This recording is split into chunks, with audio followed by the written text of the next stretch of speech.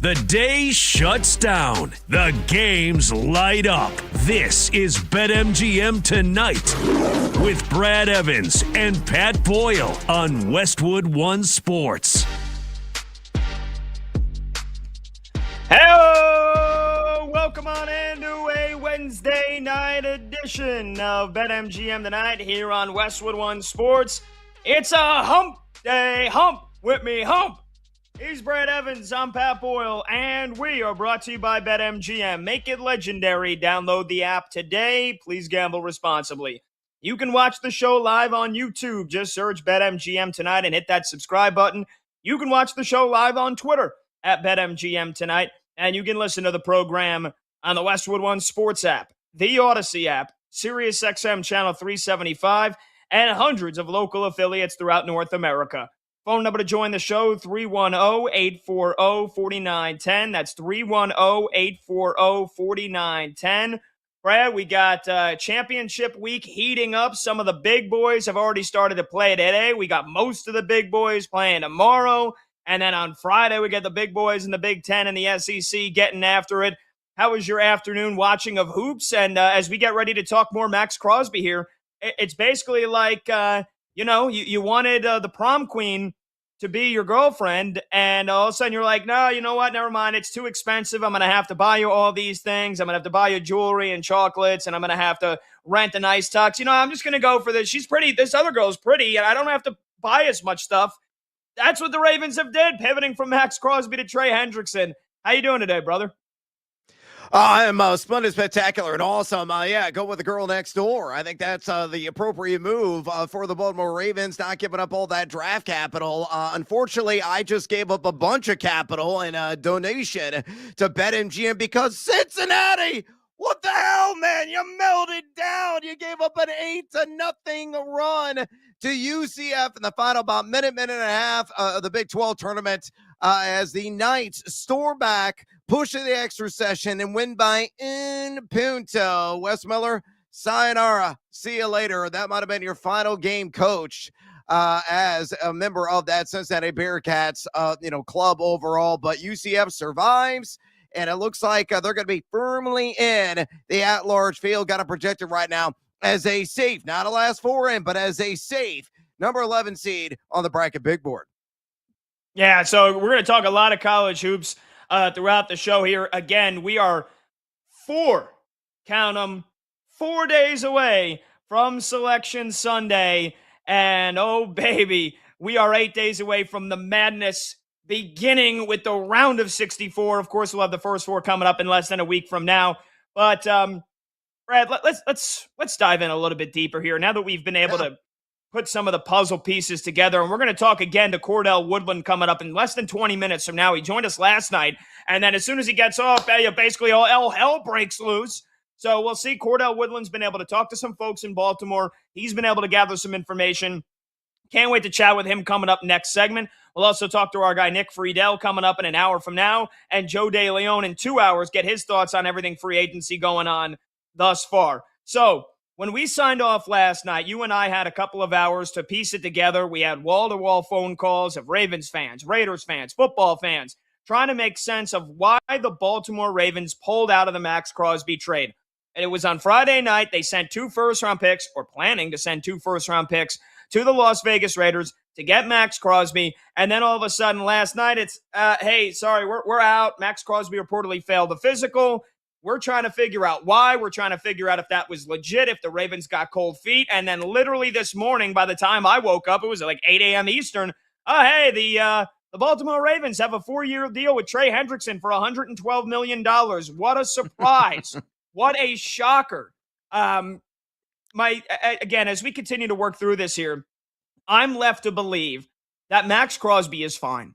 And that whether or not he passed or failed the physical, I've got pretty good belief that the guy's going to be ready to freaking go week 1. And if he was a Baltimore Raven, he was going to be ready to go week 1. The way I see this is the Ravens watched the first 2 days of free agency pass, saw that Trey Hendrickson was still on the market, and Eric DeCosta thought to himself, oof, this kind of looks like a bad deal for me. I just traded 2 first-round picks. I got to pay this guy $36 million a year. We can get those first-round picks back. It's not official, right? This trade hasn't been official yet. Yeah, hey, Vegas, sorry. Yeah, we're out, man. We're out. We don't like what the medical showed on Max Crosby. So you guys take him back. We'll take our first round picks. Get Trey Hendrickson on the phone. We'll get him in here for $8 million a year cheaper. And that's what the Ravens did. And I think it's shady business. And I don't care what anybody says. I don't care what Eric DeCosta himself, says, because apparently he said, oh, my phone's still ringing off the hook here. Okay, bud. I think what the Ravens did was completely shady. And I think that we should basically point at them and say, shame, shame, like in Game of Thrones, shame. Shame on the Baltimore Ravens for doing this, because I think it's just ridiculous. Now, again, I don't blame them. It's a crude business. They get their 2 first-round picks back, and we'll see what the production looks like between Trey Hendrickson and Max Crosby. But I just have a sour taste in my mouth looking at the Baltimore Ravens for how everything has gone down now before we get to the Las Vegas Raiders side of things. Yeah, I'm with you on that sentiment, my man. Look, bottom line is this. Baltimore had an escape hatch. They always knew they had that in their back pocket, and they had to, see how the market was going to bear. And, they got cold feet, as you said. They were second guessing immediately. They're like, oh, look at that. The escape hatch is still there. Let's go ahead and unseal it, jump down it, and protect our asses. And that's exactly what the card that they played.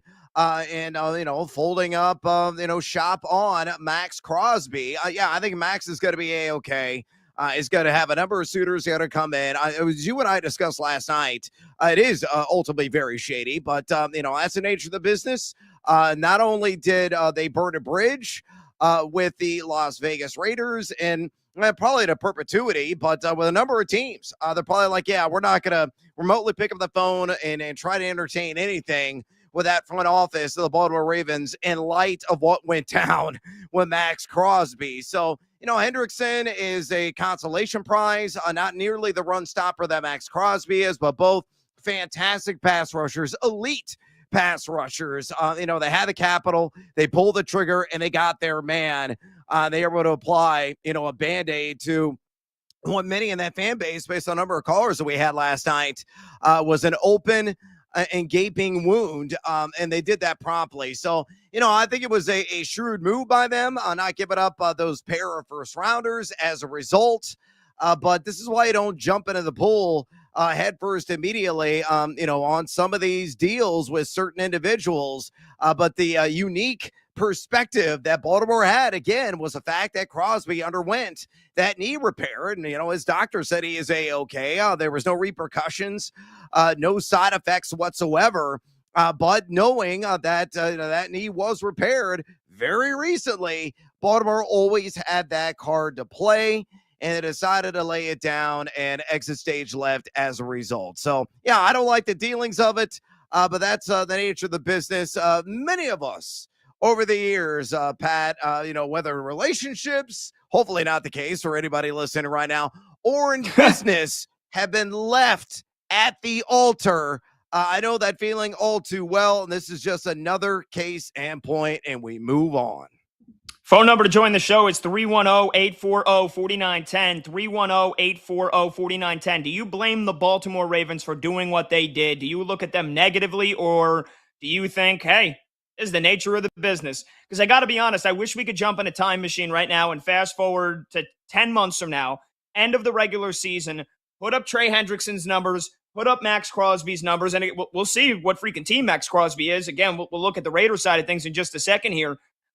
And if Trey Hendrickson has a better season, like, I'm going to hate to admit it, but Eric DeCosta is going to come away looking like a genius from this, like an evil scientist and like a genius that had a plan all along. And I wonder if that was the plan all along. Like, how calculated was this? Did they say to themselves, the Ravens front office and GM Eric DeCosta say, hey, you know what? Brian Windhorst, fingers up in the air. Let's trade for Max Crosby. But we kind of think that maybe Trey Hendrickson doesn't come off the market right away. Let's see what Jalen Phillips gets. Maybe we've heard some rumblings. He's eager to sign right away, and he does. Carolina, $30 million a year. He's probably getting more than Trey Hendrickson. If Trey Hendrickson's still on the board Tuesday night before free agency officially begins, do we swoop in, nix this trade, and grab him? Like, was it that calculated, that far ahead, like a Game of Thrones master plan here, playing chess while everybody else is playing checkers? Or did they trade for Max Crosby, and then all of a sudden, like Tuesday afternoon, Tuesday evening, They see that Trey Hendrickson is still unsigned, and then this plan was hatched. Again, either way, I guess Eric DeCosta he's a genius if Trey Hendrickson ends up putting comparable numbers up or even better numbers than Max Crosby this year. But the real question is, would Max Crosby still be a Baltimore Raven if Trey Hendrickson got signed Monday or early Tuesday? That's what I really want to freaking know, because I think Max Crosby would still be on the Ravens. If Trey Hendrickson was gone and Jalen Phillips was already gone like he was, and there's not really any big-time pass rushers left on the market. Bradley Chubb signed with the Buffalo Bills today, but again, we're talking about Trey Hendrickson, $28 million a year. Jalen Phillips got $30 million a year, and Max Crosby's cap hit is $36 million a year. If Hendrickson was gone, do the Ravens still do this move? I don't think they do. I think Max Crosby would be in Baltimore right now looking at homes to buy. Yeah, and I concur with that point of view, quite frankly. Yeah, look, I think this was precipitated really in the 11th hour. I think they might have had a contingency plan based upon, again, what I feel is what the market bared. They read the room. They read the entire industry and the entire landscape, and they said, okay, we're going to push that button and we're going to pivot, and that's exactly what they did in the moment, based on other signings elsewhere and some of those deals going down, and knowing that they can penny pinch and not give up future draft considerations and current draft considerations at a very exorbitant and hefty price. So yeah, I mean, I think this all switched in their minds basically in the last like 48 to 72 hours, bottom line. And they put their fingers in the air. They had licked those fingers and they're determining where the wind direction is coming. And they're like, oh, you know what? That storm is about to come in. The wind is going to shift. They, make that pivot as a result. And it could be a shrewd move in the end. It just comes at an expense of your reputation, right? Because there's going to be future dealings involving this organization, involving the admins and the GM. And people are going to be like, you know what? We saw what transpired with Max Crosby.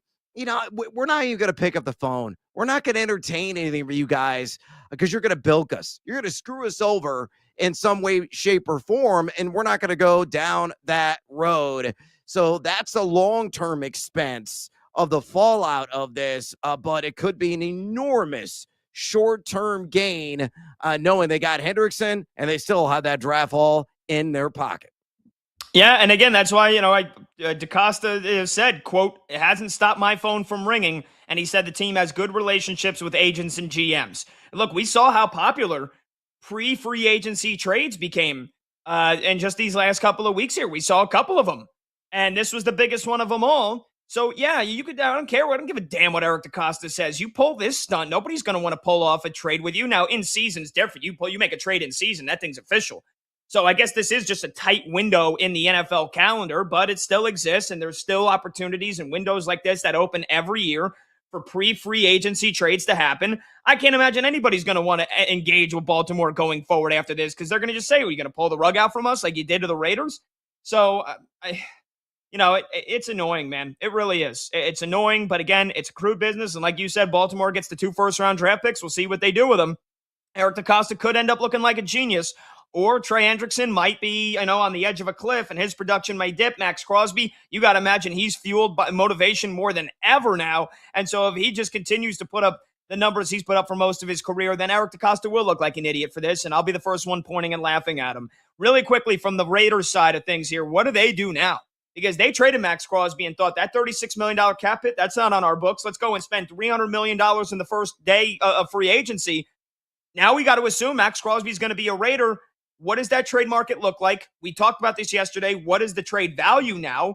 Do teams, are they still going to look for 2 first-round draft picks and say, no, Baltimore knew exactly what they were getting into. He's fine. He's going to be fine. We still want 2 first-rounders. Does somebody like the Bears give it to them?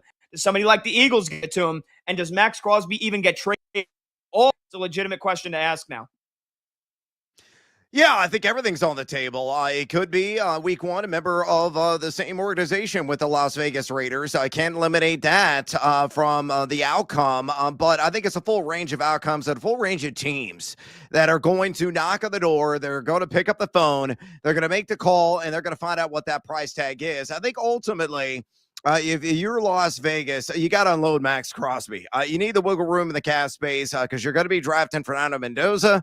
He ain't going to come cheap. Being the number 1 overall pick, you have other moves that you're already on the hook for, or you're looking to make, and you don't have a lot of cap space as it currently stands right now. So I think he is going to be dealt.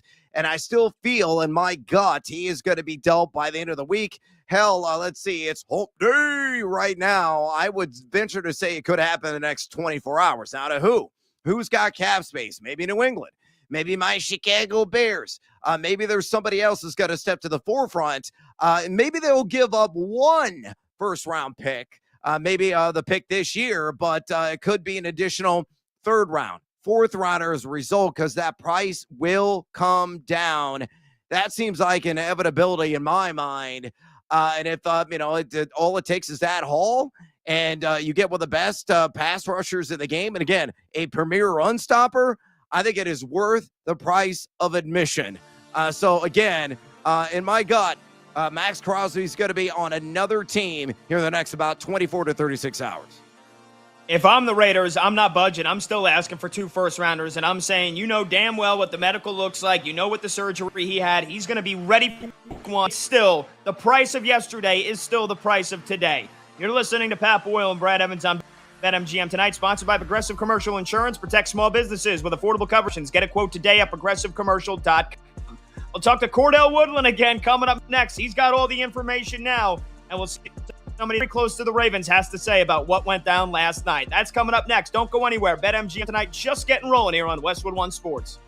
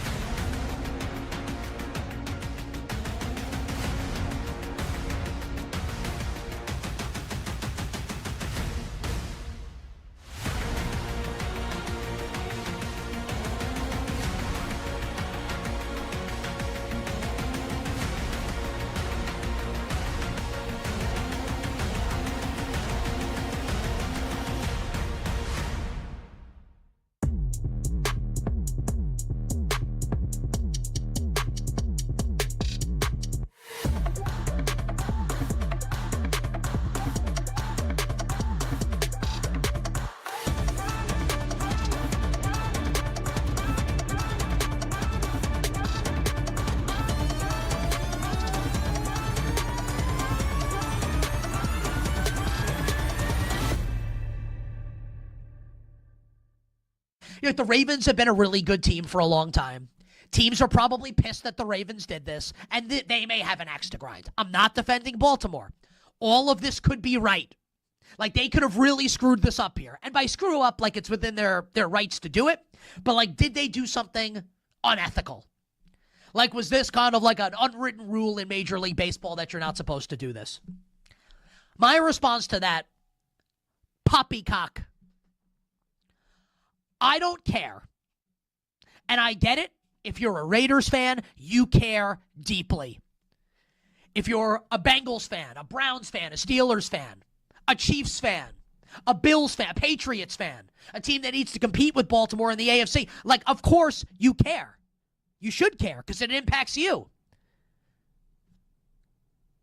Human beings, when it comes down to it, all of us, me, the Ravens, you, when the chips are down, we are going to do what is in our best interest. So the Baltimore Ravens are faced with a decision, right? And maybe they got cold feet to a degree. Maybe they did. Maybe they're like, you know what? We thought about it for a few days, and we don't want to incur this risk because we feel like we can sign Trey Hendrickson. Can you criticize the Ravens for making the deal in the first place? Of course. Can you criticize them for waiting so long, so like teams are operating for the first couple days of legal tampering as if Max Crosby's a Baltimore Raven? Can you criticize them for that? Absolutely. Also, though, if you're the Ravens, you don't care. It's not the Baltimore Ravens, and this makes it sound like I'm carrying water for them. I don't mean to make it like that. Like, they are very much worthy of criticism here for whether it's true or not that they got cold feet. But it's not the Baltimore Ravens' responsibility to make sure that the Las Vegas Raiders supercharge their rebuild. And it's not the Ravens' responsibility to make sure that the Buffalo Bills can operate for 48 hours leading into the start of the new league year as if Max Crosby is going to be playing on a big AFC rival. That's not their responsibility. Their responsibility is to try and win a Super Bowl this year, next year, and the year after, and the year after that. So, I get it. If you want to say, man, the Ravens, this is kind of unethical, or they broke an unwritten rule, we can have that conversation. My response is going to be, though, if you were them, and you have the information that they have, and remember, they wanted to make this trade. They wanted to do it, right? If you were them, and you had the information they had, would you have done the same thing? Because I'll tell you what, I absolutely would have. And I got no problem saying it. And if you're being honest, neither should you.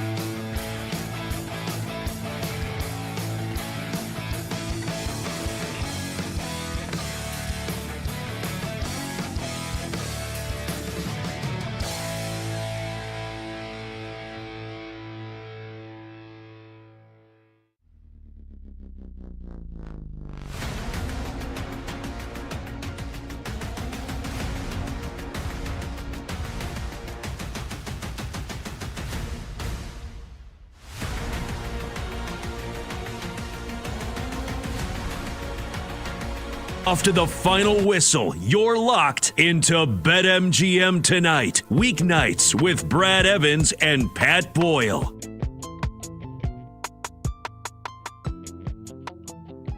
Welcome on back. BetMGM tonight, Westwood One Sports. He's Brad Evans. I'm Pat Boyle. There's no better place to be during March matchups than Vegas. This year, college basketball fans can win a VIP trip to the Court of Legends event featuring the Cavender twins. Simply place sports bets, and your position on the leaderboard will determine if you win one of the 25 grand prize packages. Just sign into your BetMGM account, opt into the promotion, and start placing sports bets of at least $10 to climb the leaderboard. Make this March one to remember. Join the Court of Legends leaderboard and make it legendary. All right, welcome on back to the program. Let's bring back Cordell Woodland, who we just talked to yesterday. I guess either good timing or terrible timing, depending on how you look at it, because we had Cordell on, and then literally, 20 minutes after he signs off with us, we get the breaking news that the Ravens pull out of the Max Crosby trade.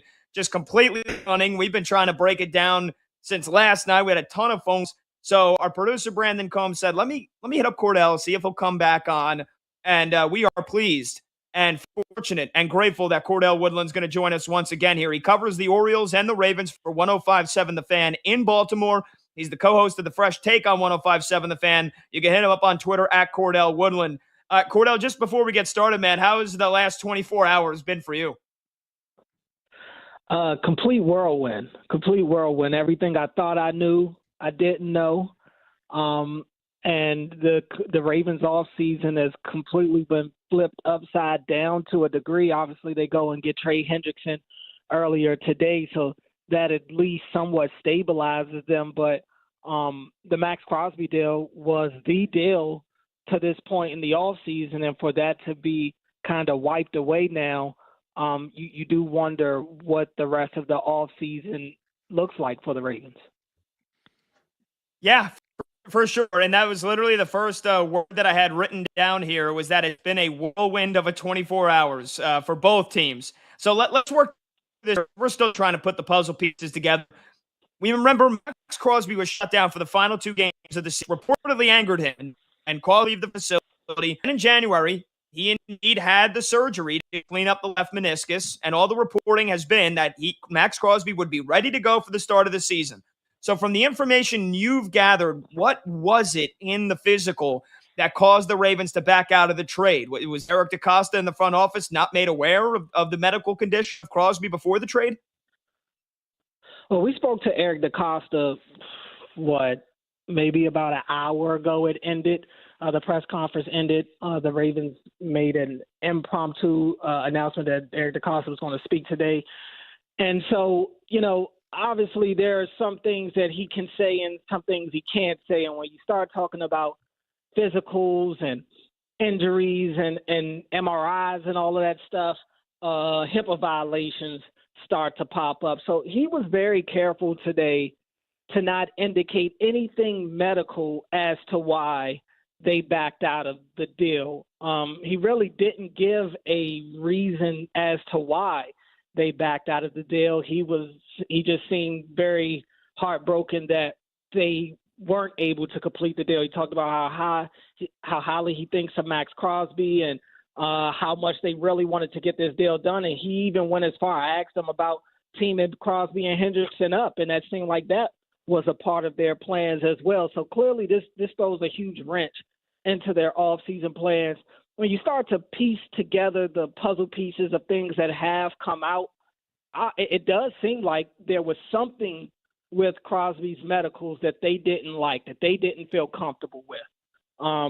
And by all accounts, it seems like Crosby just got off crutches within the last week.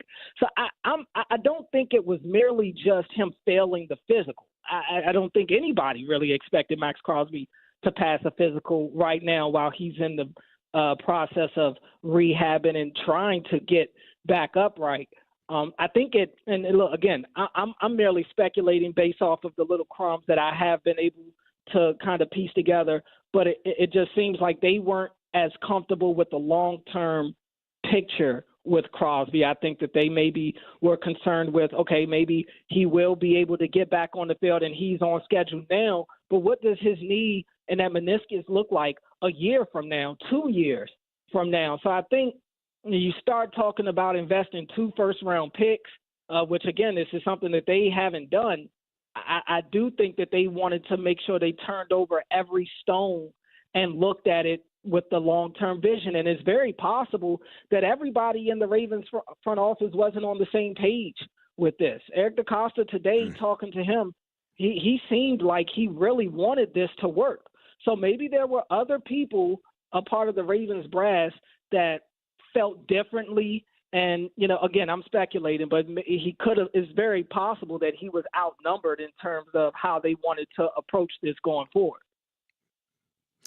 Yeah, Cordell, definitely going to be more details that will be revealed down the road, and we'll get the ultimate truth as to why that decision was made. All right, let's pan out why now. With Crosby and that deal officially next, the next immediate question in my mind is, where do you see Mad Max landing?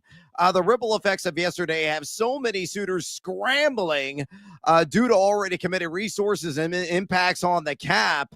But what team or teams, in your estimation, make the most sense to land Max Crosby? Yeah, I mean, I'd be surprised if anybody gets him outside of the Raiders. From some of the reports I've seen, it doesn't seem like the Raiders are coming down off their asking price of 2 firsts. And if I'm a team, I can't help but wonder, why would the Ravens pull out after doing this deal? Why would I then come behind and give 2 first-round picks? Now, I get it. Crosby's agent and also the surgeon who has a spotless reputation in the league spoke highly of Crosby's process and have said that if at worst he's right where he needs to be, if not ahead of schedule. But you see that the Cowboys team physician also helped out the Ravens in assessing Crosby's medicals. The Cowboys are another team that apparently backed out of negotiations or backed out of trade talks, I should say, for Max Crosby. So word travels. I can't imagine that they're going to get 2 first-round picks for Max Crosby as it stands right now. I think that they'd have to come down on their asking price before anybody really is seriously talking about trading for him. My best guess is he's probably going to be a Raider. Maybe we see a deal get done during the draft. But tough to know right now considering there's so much unknown information around this whole deal. Yeah, definitely. Got to take some time for this sucker to play out. Cordell, broader question. On a scale from 1 to 10, with 1 being the lowest and 10 the highest, where do you rank the chaos caused across the league from the Crosby trade not materializing? Do you feel multiple front offices were sent scrambling last night, probably brewing some coffee, probably wee hours of the morning? Was it true? Just utter chaos in your estimation, a lot of these front offices across the league? Well, I'm sure it was an eyebrow-raising situation, if nothing else. I mean, because immediately you start wondering, okay, what are the Ravens? What's the Ravens' next move now? And also with the Raiders, how does this impact, a lot of the deals they made? The Raiders spent a lot of money during the legal tampering period. There was a lot of deals being announced for them. Obviously, they paid the Ravens center Tyler Linderbaum $27 million a year right now. So they are, even though they're a team that's not expected to do much right now, they have been spending some money. And I saw Spot Track ended up tweeting out after the Crosby deal got nixed that with Crosby going back to the Raiders, that takes away $30 million of cap space from the Raiders. But all reports indicate that the Raiders are still prepared to honor all of the deals that they had set out with these guys. None of the players that had deals announced, they don't plan. They said that they hadn't heard from the Raiders that anything had changed. So it seems like they'll be able to handle that. But for the rest of the league, and look, I know a lot of people out there have wondered, how this impacts teams doing business with the Ravens or anything like that. First of all, this isn't the first time that the Ravens have kind of pulled the rug from under a deal for their own reasons. All have been medically related. But this isn't the first time that they did that. Definitely the first time it's happened to this magnitude. And talking to Eric DaCosta today at the press conference, you could sense that he doesn't, this is a very proud organization. I don't think that he likes the public reception to this, but he over and over again today said that he understands it. But by no means do I anticipate teams not wanting to do business with the Ravens or agents not wanting to do business with the Ravens. As Eric DaCosta said today when he was asked about that very thing, he said his phone has still been ringing off the hook.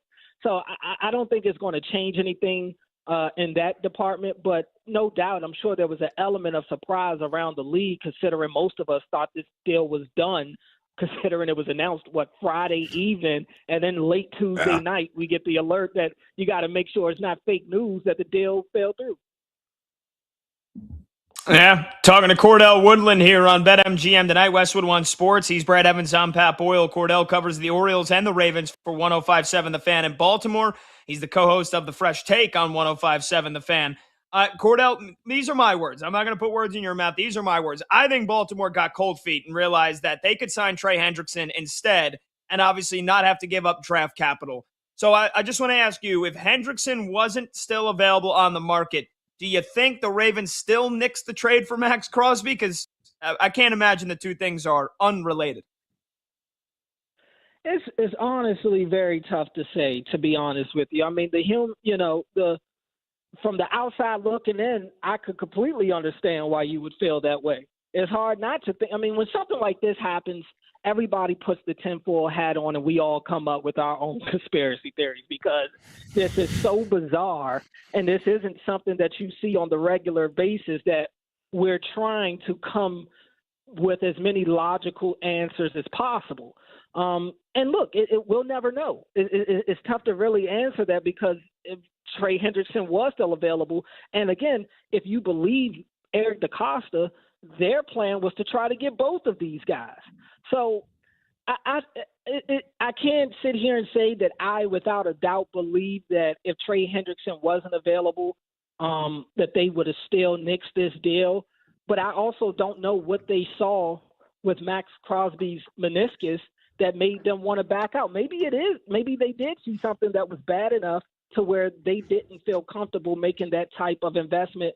And, they were just prepared to kind of bite the bullet in that. I'm not sure, but I do think that it's fair to wonder what would have been had Trey Hendrickson been taken off the board. And by all accounts, it seemed like he was headed to the Colts. So he kind of made a quick U-turn to come back to Baltimore, which kind of adds to that Ravens Colts history, if you guys know a lot about the Colts leaving Baltimore. No doubt about it. A lot of ripple effects on drama on high, to say the least. All right, Cordell, let's go on and pivot and talk about some other areas of the Baltimore Ravens. What other areas in your mind do you feel that they got to address this offseason via the draft or free agency? And is wide receiver one of them? Zay Flowers is a clear WR1 on this roster. But what's the temperature on Rashad Bateman after a down year? And WR3, Devontae Walker, do you see them going the free agent or NFL draft route if they invest in the position at all? So what are your thoughts on what Baltimore does at wide receiver, or are they going to stand pat? Yeah, I mean, I definitely expect them to make some moves at wide receiver. DeAndre Hopkins is a free agent. Tylan Wallace ended up getting a deal as well this offseason.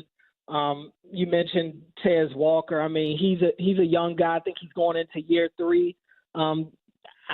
He hasn't shown a lot, so it's tough for me to imagine that they're going to put a lot of their offensive eggs into his basket. Obviously, they know what they have in Zay.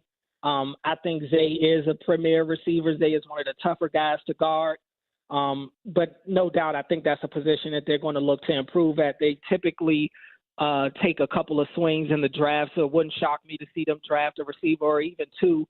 Definitely wouldn't shock me to see them add a receiver maybe late into the summer, right before training camp, or even a little bit before mini camp, add a veteran receiver. They're known to add those types. They had D-Hop last year, had OBJ a couple of years ago, had Nelson Aguilar. So they're known for bringing in those kind of long in the tooth veterans at that position. So I think that's going to be their plan. And in terms of positions that they need to be looking at, I mean, offensive line is still at the top of the list. They just lost their center, Tyler Linderbaum, to the Raiders. They did sign John Simpson back. He was with the Jets, but he was with Baltimore a couple of years ago. John Simpson's fine. He is an upgrade over the guards that they had starting for them last year, but anybody, to be honest with you, would have been an upgrade over the guards that they had starting last year. So I do think, the money that they're paying John Simpson, he's being brought in to be a starter. So I am curious to see if they lean into Emory Jones, who will be going into his second year out of LSU at the other guard position. Eric DeCosta today said that they plan to bring in a couple of free agent guys, definitely at center. So I think they're still working. They're still trying to pick up the pieces from obviously this max deal, but no doubt I think offensive line is at the forefront of their minds this offseason. Talking to Cordell Woodland here for another 2 minutes or so. He covers the Orioles and the Ravens for 107 The Fan. Find him on Twitter at Woodland. Cordell, we also got the news today. Lamar Jackson's contract was restructured, something that was speculated would happen, and that cleared up $40 million in cap space. There were some reports, though, that the restructuring was unofficially finalized yesterday, though, before the Ravens pulled out of the trade for Max Crosby. I don't know if Eric DeCosta spoke on that, but do you think the Lamar Jackson contract played a factor in them pulling out of the Crosby trade at all? I don't think so. Like you said, they ended up freeing $40 million. They got the deal done. Initially, the trade was announced before anything had been done to Lamar's contract. I don't anticipate that. I think the Ravens know Lamar Jackson enough to know that they couldn't make a move like that and make it be contingent on them getting an extension done with Lamar Jackson. That's just, it's too much of a risk. It's too much of an unknown. So I think they're financially, responsible enough to be able to make that type of deal without leaning on Lamar Jackson needing to be extended. And I still think the extension is going to happen at some point. I do think I read earlier today that by them doing the restructure right now, it does make it less likely that an extension gets reached this offseason.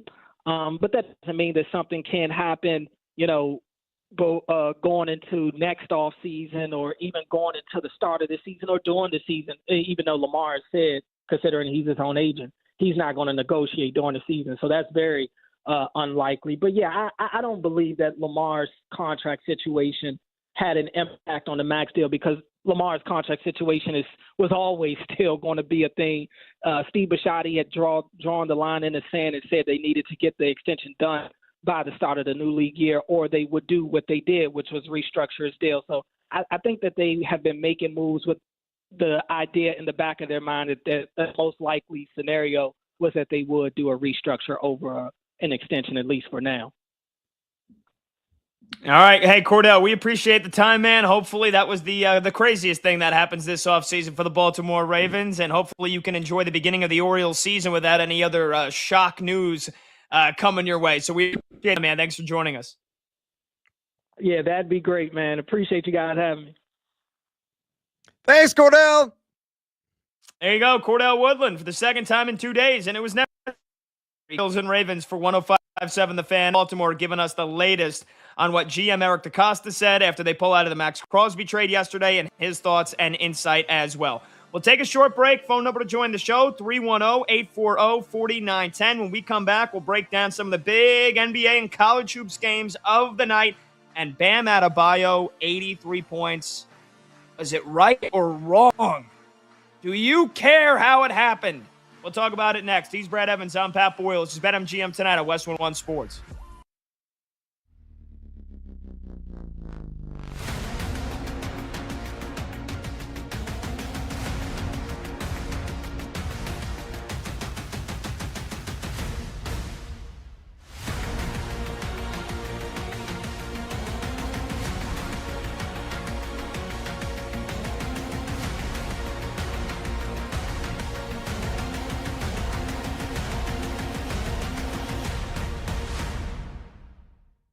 I am not, and have never been, a Kobe Bryant stan.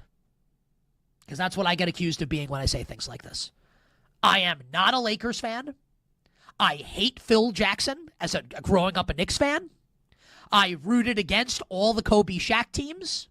The only time I ever rooted for the Lakers was when they played the Celtics in the NBA Finals, because I'm a New York sports fan. That's it. Otherwise, I never rooted for the Lakers. If Kobe were alive, I'm not saying that, like, I'd be like, yeah, screw Kobe. I'm not saying that I would feel that. I can't imagine why I would feel that way. But I probably wouldn't feel some type of way about this. And I acknowledge, like, you may think it's, like, immature for me to say that. And it might be. But, like, I'm the one with the microphone giving you an opinion. It's the fact that Kobe's not here that I guess I have to say out loud that I didn't want anyone to best his 81 points, because he's not here. And I think it is a crying shame that he's not. And it's one of those things where, as a sports fan or just as like a human being, you think about it sometimes. You're like, I can't believe this happened. Like, I can't believe that actually happened. And, you know, I always want to be honest with everybody.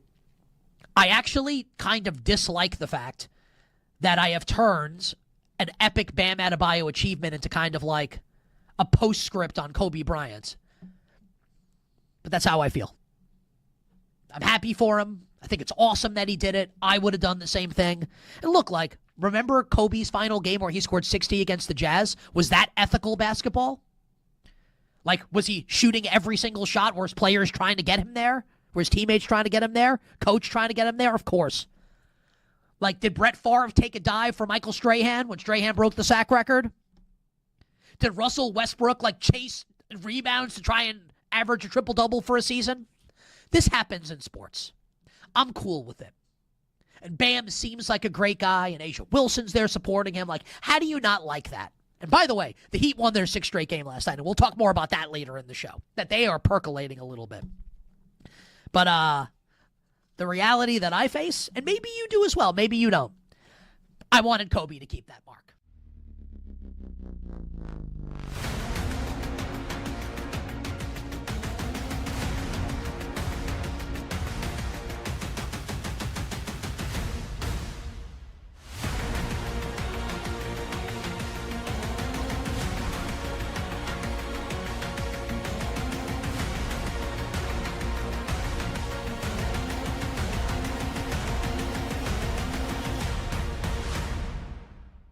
And whether you're a Raider fan, whether you're a Raider hater, I don't know how you could be at this point. They've been bad for so long. I don't even understand how you could hate them. I think you have to acknowledge that this is brutal for that organization. Think about what we said on this show on Monday morning, right? Because that's the first opportunity we have to talk about it. I loved this trade for the Las Vegas Raiders. And I said it for a long time leading up to the trade. It makes 0 points, and I still feel this way, and we'll get to that, 0.0% chance, or 0.0% sense for Max Crosby to be on the 2026 Raiders and beyond. This is a team, and there's less holes now after the spending spree on Monday to start legal tampering. This is a team in the Raiders that is not close to winning, that will start the rookie first overall pick at quarterback, and in an impossible division with Patrick Mahomes, Justin Herbert, and the team that hosted the AFC Championship game this season. So the Raiders, it made no sense to keep Max Crosby, were able to get 2 first-round picks for him from the Baltimore Ravens and supercharge that rebuild. Now, you lose those 2 first-round picks. Do I think the Raiders will still trade Max Crosby? Absolutely. Absolutely. I do think that they will still trade Max Crosby. They can say whatever they want. They can feed whatever they want to insiders who can then report it. I understand how the game works. And I've seen a couple insider tweets that are like, the Raiders are comfortable keeping Max Crosby, or this could stretch on into the season. Stop it. Stop it. Just no.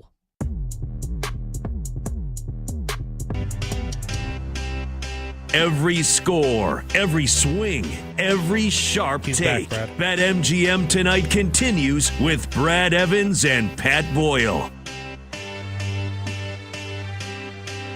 All righty, welcome home back. BetMGM tonight, Westwood One Sports. He's Brad Evans. I'm Pat Boyle. Phone number to join the show is 310-840-4910. 310-840-4910. I got a feeling that tonight's going to be a good night, Brad. I got a real good feeling tonight's going to be a good night. Huge shout out again, Cordell Woodland, giving us all the inside scoop and all of his insights around what GM Eric DaCosta had to say today at their impromptu press conference, and everything we need to know around the revolving puzzle pieces that we try to continue to fit together after their stunning nixing of the Max Crosby trade last night and then signing Trey Hendrickson today. BetMGM players will receive a college basketball odds boost token. To use the token, add a college basketball wager to your bet slip and activate the token. If you win your wager that was made with the token, you will receive extra winnings and unrestricted bonus dollars. We'll get to all the big college hoops games that have already happened today, some surprising results, some big games coming up later tonight here. But first, Brad, let's focus on the NBA side of things yesterday and just the fallout of Bam Adebayo scoring 83 points against the Washington Wizards, second most points in a single game in NBA history, only behind Wilt Chamberlain's 100-point performance back in March of 1962. He surpasses Kobe Bryant, who had 81 21 years ago. And look, man, I don't know about you. We talked about it a little bit after the game went final last night, but I feel like it's a stain. I feel like it was completely unethical. Look, 83 points is 83 points, and it's something that nobody's going to be able to take away from Bam Adebayo. The quote, Kobe, then Wilt, then me, then Kobe. He scored 83 points. Can't take it away from him. But I had a sour taste in my mouth the way it happened. 36 out of 43 from the free throw line. And for me, once the game went final and I checked social media and I'm checking all the highlights and I'm seeing what everybody is saying, because I have League Pass. I didn't turn it on because, look, it's the Heat and the Wizards. And it was like once he had 77, I was like, oh, it looks like it's going to happen. I wish I had watched it live because I probably would have had a more visceral reaction. But the fact that the Heat were intentionally fouling up by 25 points in the final 2.5 minutes, so Bam Adebayo had every opportunity to get those 83 points, I find that disgusting. I find that a joke. I wonder how most of the old school guys will think about it. But to me, again, it's 83 points. but man, it just didn't feel right. It felt dirty. It felt slovenly for me. And honestly, I don't view it as that big of an accomplishment. I wonder how we'll view it 20 years from now, if everybody will remember what transpired in those final minutes of the game. But it just didn't feel right to me. Yeah, it really took out the competitive integrity of the game in my mind. Just a blatant force feeding of epic proportions. I mean, the fact that he jacked 43 shots in that game, to go along with the free throw attempts you already laid out, 43, 22 three-point attempts. Hit 7 from way downtown. It was kind of like a look at me moment. I felt like the NBA is like, March Madness is going on. The NFL is stealing all the headlines as well. We got to do something to cast the spotlight on our sport because we're looking like the little redheaded stepchild and we're not getting enough attention. And they're like, well, yeah, okay. Miami's like, we'll pick up the torch. We'll pick up the mantle in that regard. And we're just going to blatantly go out there with a giant oversized spoon and give Bam Adebayo whatever the hell he wants. And you mentioned the fouls there down the stretch. That was shady as hell. I'm not a real big fan of this either. A lot of people, obviously very sympathetic toward Kobe Bryant for numerous reasons. Of course, he's no longer with us tragically. One of the all-time NBA greats, and of course, Lakers Nation, one of the all-time great NBA fan bases. And their, native son is no longer at the top or right behind Will Chamberlain in the all-time, single game scoring ranks. So you go 20 years down the road, maybe you're hanging out with, some people and you're a little bit long in the tooth. You got gray hair sprout on top of your dome and you go, hey, young buck, who in the modern era of the NBA trivia time has the most points in a single game? Chances are they're not going to remember Bam Adebayo. No knock on Bam. He's a phenomenal player, but his next highest scoring output in a single game this season, I believe, was 32 points. And he goes out and drops 83. Yeah, it's just a giant shade tree, to say the least, is hanging over the NBA and the Miami organization and how this went down. And naturally, it went down against the woeful Washington Wizards. So in my mind, I don't give a damn. No big whoop. I'd rather watch Mountain West Conference tournament action than a replay of Bam Adebayo scoring trash to get to 83. Yeah, shot under 50% from the field. When Kobe did it, he shot 61% from the field. And again, an NBA record, 43 free throws attempted, and an NBA record, 36 free throws made. 310-840-4910. What are your thoughts on Bam Adebayo scoring 83 points? Should we celebrate it, or does it deserve an asterisk? Because it came against one of the worst franchises in the NBA, and they're missing no Anthony Davis. They're a terrible team. The Heat had to intentionally foul to get the ball back. And again, all those free throws attempted, to me, it was not a celebratory 83 points. I don't care any way you cut it. All right, let's talk about a couple of NBA games coming up tonight here really quickly. You got the Cavs and the Magic tipping off here in the next 30 minutes or so. And the Cavaliers 40-25 on the season. They are right now the 4 seed in the East. They're only a half game back of the Knicks. The Orlando Magic right now in the play-in tournament, if the season ended today, they're only a half game back, though, of the Heat.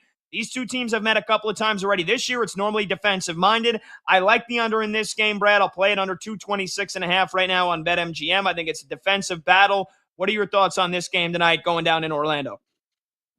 Yeah, I'm going to fade the beer, James Harden. I'll take the under on 7.5 assists at a -120. Orlando has allowed the fewest assists per game in the NBA over the last 10 at 22.2. You look at Harden, he's gone under 7.5 times in 3 of his last 5. Now, he had 8 assists in the first match against Orlando way back in November, but he's averaging only 7.8 assists per game as a member of the Cleveland Cavaliers. I think he has like 6 or 7, not a single dime more. So, again, give me the under 7.5 assists -120.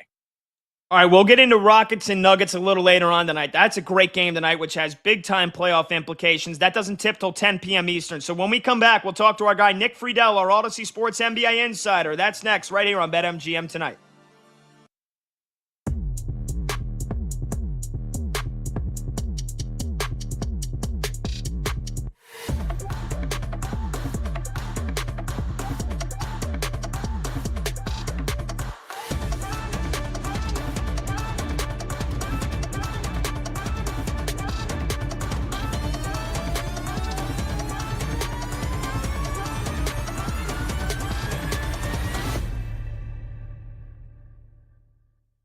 Because the Jets have spent like they are a team that is close to contending, which I think is ridiculous. But they're going to be, the Jets, A, better than they were last year, and B, way better than last year's Las Vegas Raiders. The New York Jets, I believe, are going to mess around and win 6 games. And if and when the Jets go 6-11, they're going to play themselves out of the sweepstakes for one of these top quarterbacks. Now, you might say, well, they've got 3 first-round picks. Go trade for one. If you're, the Cleveland Browns. Let's say the Browns have the first pick, and they want Arch Manning. You could offer them 10 first-round picks, and they're going to turn you down. If you are another NFL team, and you have you're the Miami Dolphins. Let's say Malik Willis isn't the answer, and you have the second pick, and you are focused on Dante Moore. You think he's the guy. The Jets can offer you as much as they want. The Dolphins are going to turn it down. In the same way, like look at the Giants, for example, right? The Giants wanted Drake May. The Giants wanted Jaden Daniels. They wanted Cam Ward. They were turned down, and who knows what those offers were. But when a team has conviction on a franchise quarterback, they ain't trading the pick. And that is why I think the Jets are screwed. They wrote me off. I ain't right back, though. Well, that is true. Gino has now written back. The Jets are screwed because I think Gino's going to win too many games.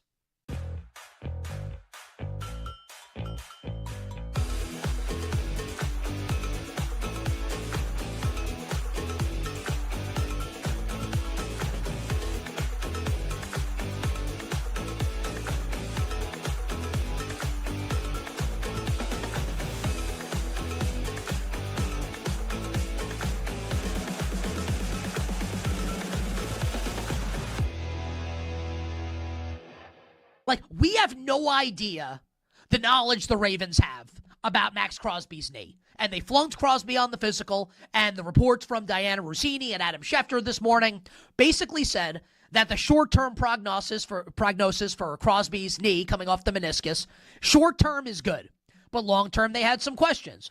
And maybe the Ravens did get cold feet. And maybe the Ravens jobbed out the Las Vegas Raiders in this instance. We may find the answers to those questions. We may find out the truth. Maybe we won't ever find out the truth.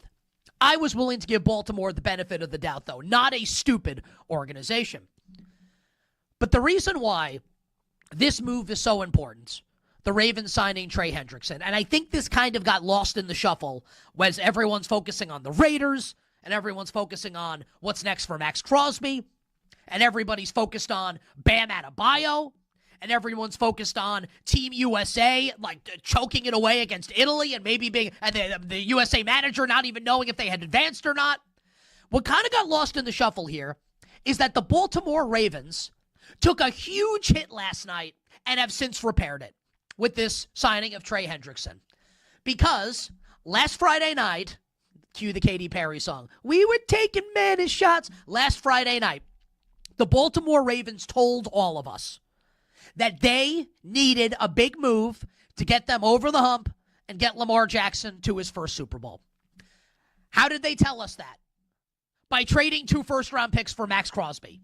Like, that's the Ravens saying, we need a move like this to really win the AFC, to get over the hump, to do what John Harbaugh couldn't do with Lamar Jackson, to get Jesse Minter this chess piece on defense, someone who can set the edge, someone who can rush the passer, someone who can stop the run.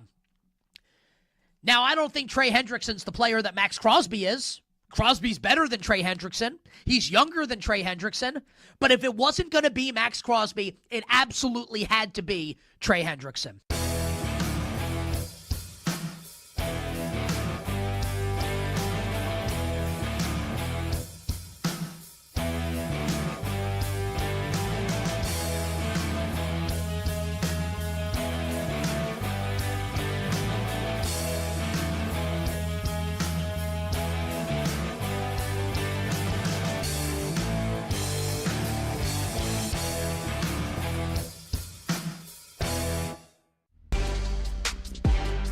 The day shuts down. The games light up. This is BetMGM Tonight with Brad Evans and Pat Boyle on Westwood One Sports.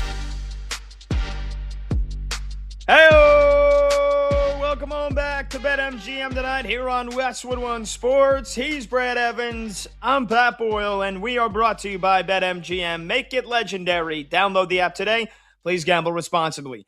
Hour number 2, you could watch the show live on YouTube. Just search BetMGM Tonight and hit that subscribe button. You could watch the show live on Twitter at BetMGM Tonight. And you can listen to the program on the Westwood One Sports app, the Odyssey app, SiriusXM Channel 375, and hundreds of local affiliates throughout North America. This segment is sponsored by Progressive Insurance. Save on commercial auto insurance from Progressive. Get a fast quote at progressivecommercial.com. Let's talk to our guy, Nick Friedel, Odyssey Sports NBA insider, here to kick off hour number 2 on what was a heck of a night last night in the world of sports because of Max Crosby, because of Team USA losing to Italy, but also because of the night that Bam Adebayo had. And Nick, I'm going to ask you about that in just a second, brother, but how you doing, man? It's great, as always, to have you with us. It's always good to be with you guys, too. I can't wait to sit down in these next couple days and watch all the college basketball action that is flooding our ways. It's my favorite time of the year, but there's plenty going on in the NBA as well, and I know there are a lot of layers we got to get into here. Oh, yeah, without a doubt. So last night in Miami, I'll just say it right off the rip here, was an abomination, in my opinion. Bam Adebayo scores 83 points on 36 of 43 from the free throw line, both an NBA record, and his 83 points, second most ever in an NBA game, passes Kobe Bryant, only behind Wilt Chamberlain's 100. The most unethical part about it for me was Miami intentionally fouling up by 25 points in the final minutes of this game so that they would get the ball back with time for Bam to score some more points.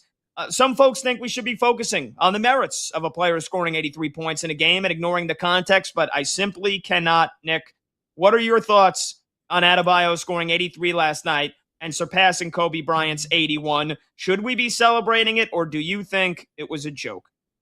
Pat, I say that no matter what side of the fence you're on, and I lean more towards, I wish it had come a little smoother in the flow of the game instead of the intentional fouls at the end were pretty rough. I'm sitting in there with a bunch of media members watching the end of the game at Chase Center in San Francisco before that Warriors game, and there were plenty of people who were like, "Are you kidding me?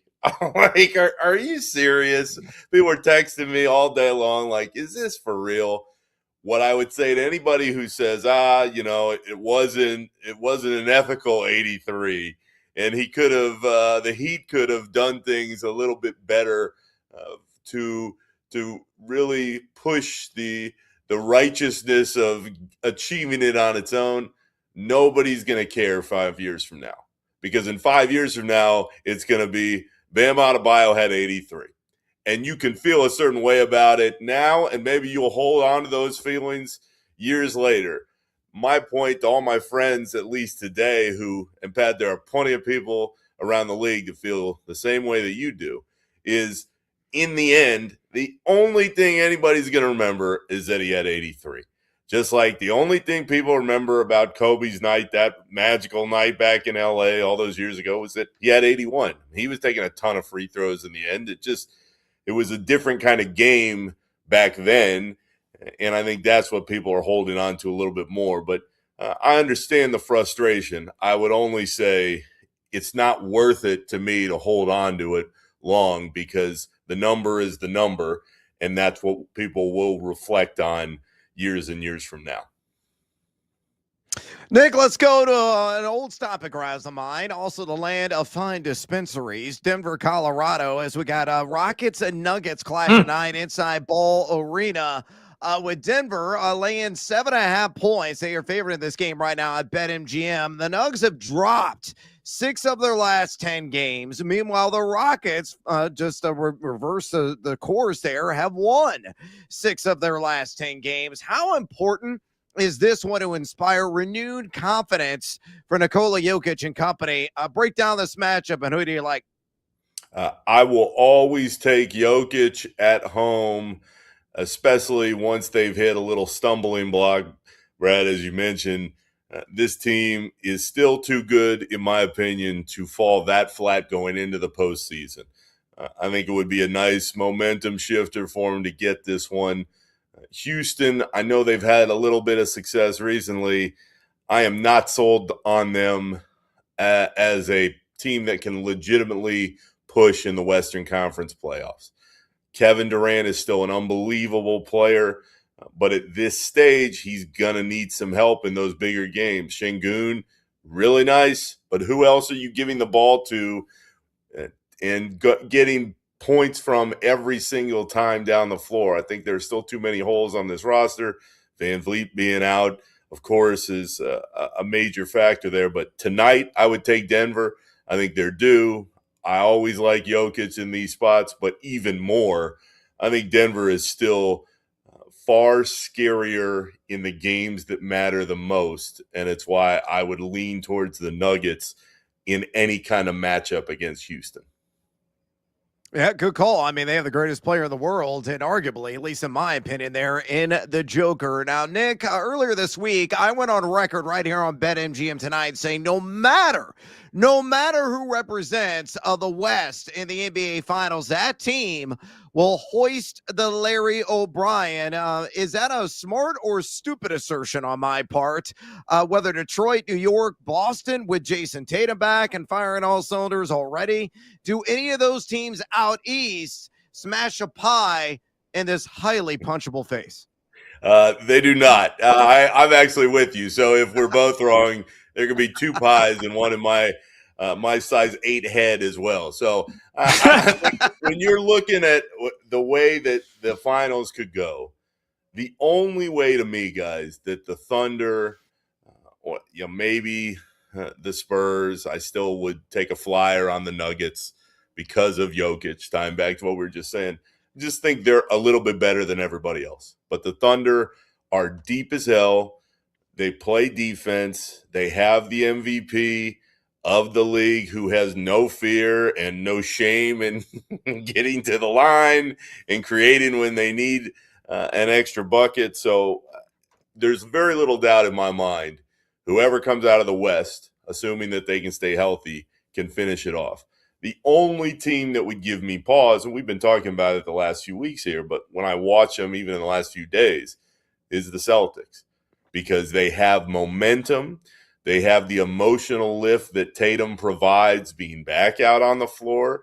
And Jaylen Brown, I know he's got some detractors around the league, but he stepped it up when he needed to without Batman out there. I mean, he became that number one option a lot of times. They're well coached. They know what to do. Having said all that, please still give me the Thunder, and I'll take my chances. I agree on the Thunder. I'm a diehard Knicks fan, Nick, as you know by now. So I'll be rooting for my Knicks, but I just don't see anybody beating the Thunder. You know, they're still the number one team in the NBA. They got the best record. All the advanced analytics basically have them as the number one team, and yet they have played 75% of this season without J-Dub, their second best player. Hartenstein and Holmgren have missed some time as well, and SGA missed, 10 games with the ab injury. So, yeah, I agree with you. We're talking with Nick Friedel, our Odyssey Sports NBA insider here on BetMGM tonight. Westwood One Sports. He's Brad Evans. I'm Pat Boyle.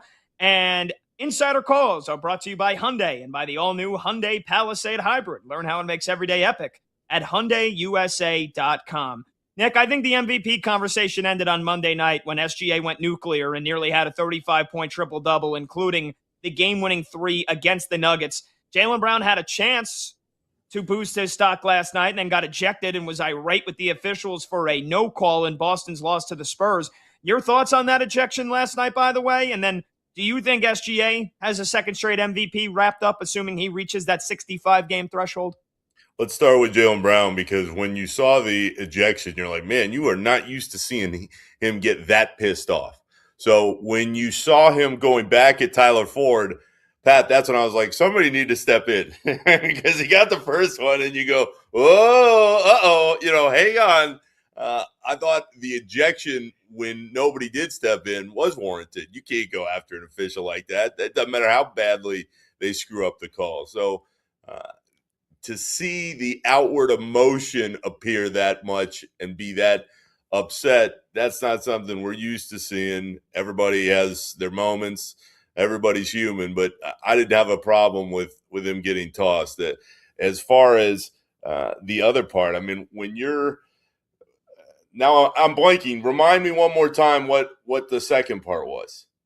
I think SGA wrapped up the MVP on Monday night, and I tied Jaylen Brown into it because he's probably got the other best chances along with Cade Cunningham, maybe Wemby, but I think SGA wrapped it up on Monday night. Pat, the second that shot went down was the second that if you had the odds before it did, you went, thank you, because I'm right there with you. It was a wrap.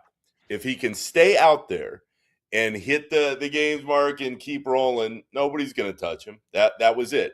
Everybody needs their moment in these MVP awards races. Everybody has to have that time where you go, I remember when he did whatever, fill in the blank. It, in a lot of ways, guys, it reminds me of the Heisman conversation because we're always looking, especially at the end of the year, for somebody to have that moment or that play where you go, that was it. For SGA, for the second one, that was it.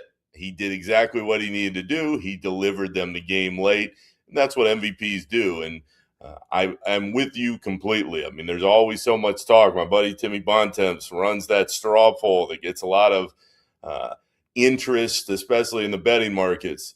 SGA hitting that shot put the poll to rest. It's over so long as he's out there.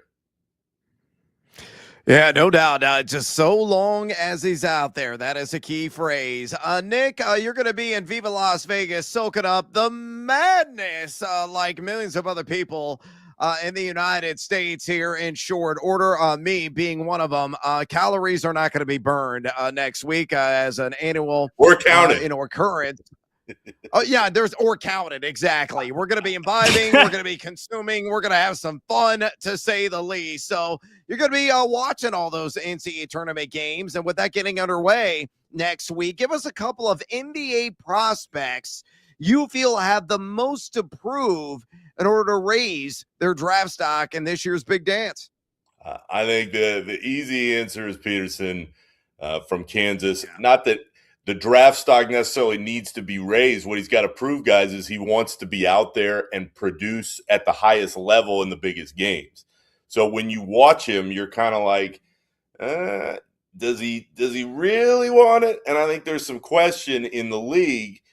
Okay, we know the talent is there, but can he show us that when his team's going to need him the most, that not only he can be on the floor, but he can produce and take over. So that's one of the guys I'm watching the most. I'd tell you, and it's not necessarily a deep cut, but as I've talked to people around the league, even in the last week, there is a lot of push behind Boozer in being the guy who maybe can move up a rung or two on a draft board with a strong performance in the dance, because Duke, they're always going to be towards the top, but they haven't been able to get over that hump, at least recently, and win another title. If he can deliver that for them and he can show, all right, I'm the most consistent prospect there is. I'm the guy that you want to build around in the league because every night that I go out there, I'm going to get you 20 and 10. If he does that over these next few weeks, going into the ACC tournament and into the big dance, I think there's a chance that at least the conversation starts to take place. Hey, we know what DeBonta can do. We know what Peterson can do. If Boozer can be the guy late and they can dump it down to him and he can dominate, I think at least it makes it a little more fascinating heading into the draft. Yeah, good call. Good answer. Yeah, we're talking with Nick Friedel here, our Odyssey Sports NBA insider, for another couple of minutes or so here on BetMGM tonight, Westwood One Sports. Nick, finally, the 76ers, they're in hot water. Paul George is suspended for another 2 weeks for PEDs. Joel Embiid has missed 11 of the last 13 games with an oblique injury and maybe comes back next week. And now Tyrese Maxey is out at least 3 weeks with a tendon injury in his pinky. Philly is 8th in the East. They're only a game and a half out of the top 6 in the standings. I don't give them a shot to avoid the play-in tournament. And honestly, I don't know if they even get out of the play-in. It seems like another lost season in the city of brotherly love. What's the best case scenario for the rest of the season for the Sixers? That somehow they can make it out of the play-in and push somebody in the first round. This is a team, Pat, that just does not have enough. It's been the case for several years. I'd go back to that moment in time, and we've had a lot of conversations about Harden in the last few weeks.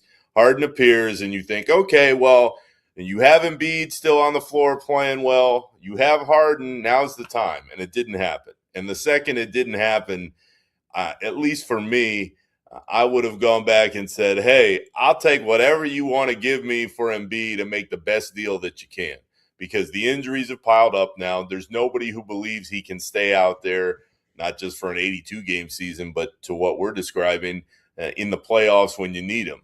The Sixers tried. The process is just about done, though, because they have some nice pieces. Maxi's a hell of a player, and he's getting better.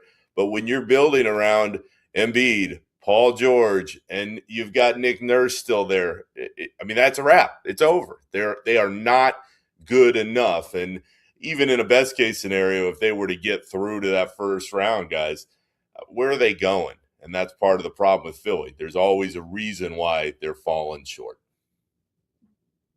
Yeah. It's time to end the process. I think that's what you said. That probably summed it up the best. Nick, we appreciate it, man. You're going to Vegas this weekend. Enjoy it. Wish we'd be joining you, but it's going to be a hell of a time, brother, and we can't wait to catch up with you next week. Guys, I always enjoy being with you. And, Pat, to go from Vegas on the red eye to the Garden on Sunday, that's going to be a trip. I cannot wait to see that place rocking with a little intensity, but I might need a little nap on that plane on the way over. Yeah, that's why it's a red eye. Hopefully you don't get off it with red eyes. Nick, right. We appreciate it, man. Enjoy. See you guys. Hydrate, Nick. There you go. That was Odyssey Sports NBA insider Nick Friedel. Insider calls are brought to you by Hyundai and the all-new Hyundai Palisade Hybrid. All right, we'll take a short break. Phone number to join the show and talk anything hoops is 310-840-4910. That's 310-840-4910. When we come back, we're going to preview the Big East tournament, speaking of the Garden, and the Mountain West tournament. And also, we've got breaking news out of the Big 12. Somebody's going to be looking for a new coach. We'll break it down when we come back. He's Brad Evans. I'm Pat Boyle. This is BetMGM tonight on Westwood One Sports.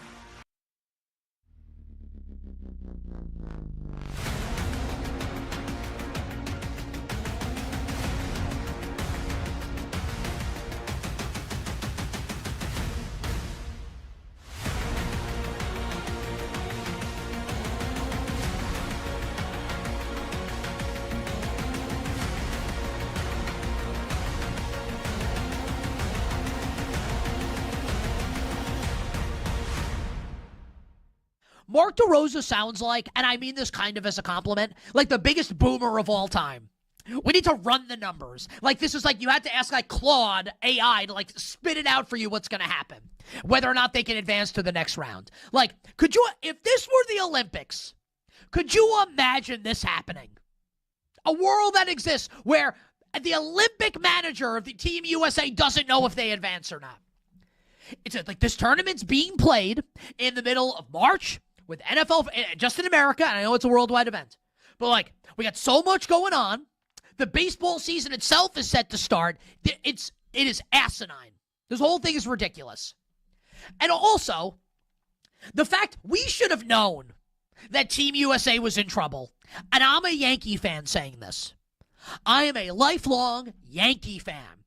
I love the Yankees. I want the Yankees to win the World Series every year. We should have known when Aaron Judge was named the captain of Team USA that they weren't going to win. And I'm a Yankee fan saying that. And of course, with the United States making their comeback last night, PCA is amazing in the game. Bobby Witt gets on base. It's 8-6 at the end of the game. And here comes Aaron Judge with a chance to tie the game and instead strikes out. Almost like the game could have been played in the Bronx. Just ridiculous.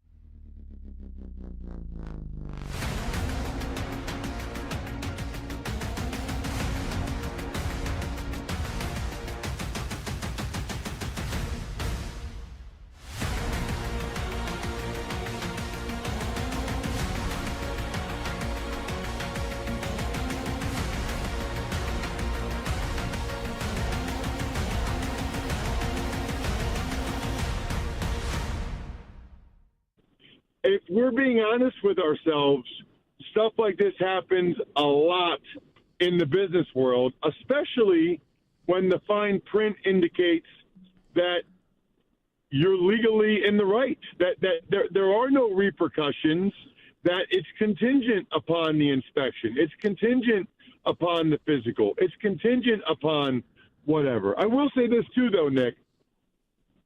You know, you're talking to a guy that in 2007 was a free agent, and I went to Washington. They offered me a contract. I passed the physical. Then I went on a free agent visit to Atlanta. I mean, Nick, I was in a limo with Joe Horn. I felt like way cooler than I really was. And we did the physical. Joe Horn was like a big money free agent receiver. And it was like just me and Joe in this limo. We went to get physicals. Then we were going to go out to Flowery Branch, the Falcons facility. The Falcons failed me on my physical. They said you had a back surgery at multiple levels. We knew you had a bad back. We didn't know it was multiple levels. We're out. So I had to call my agent literally in the car on the way to the airport. I never even got to the Falcons facility. I've never even seen the Falcons facility because you met with the doctors in downtown Atlanta first, called my agent and said, tell the Redskins we accept. So there are different standards for different teams when it comes to physicals. So that is great. A thing, too, and that's notable for if and when Crosby gets traded to somebody else.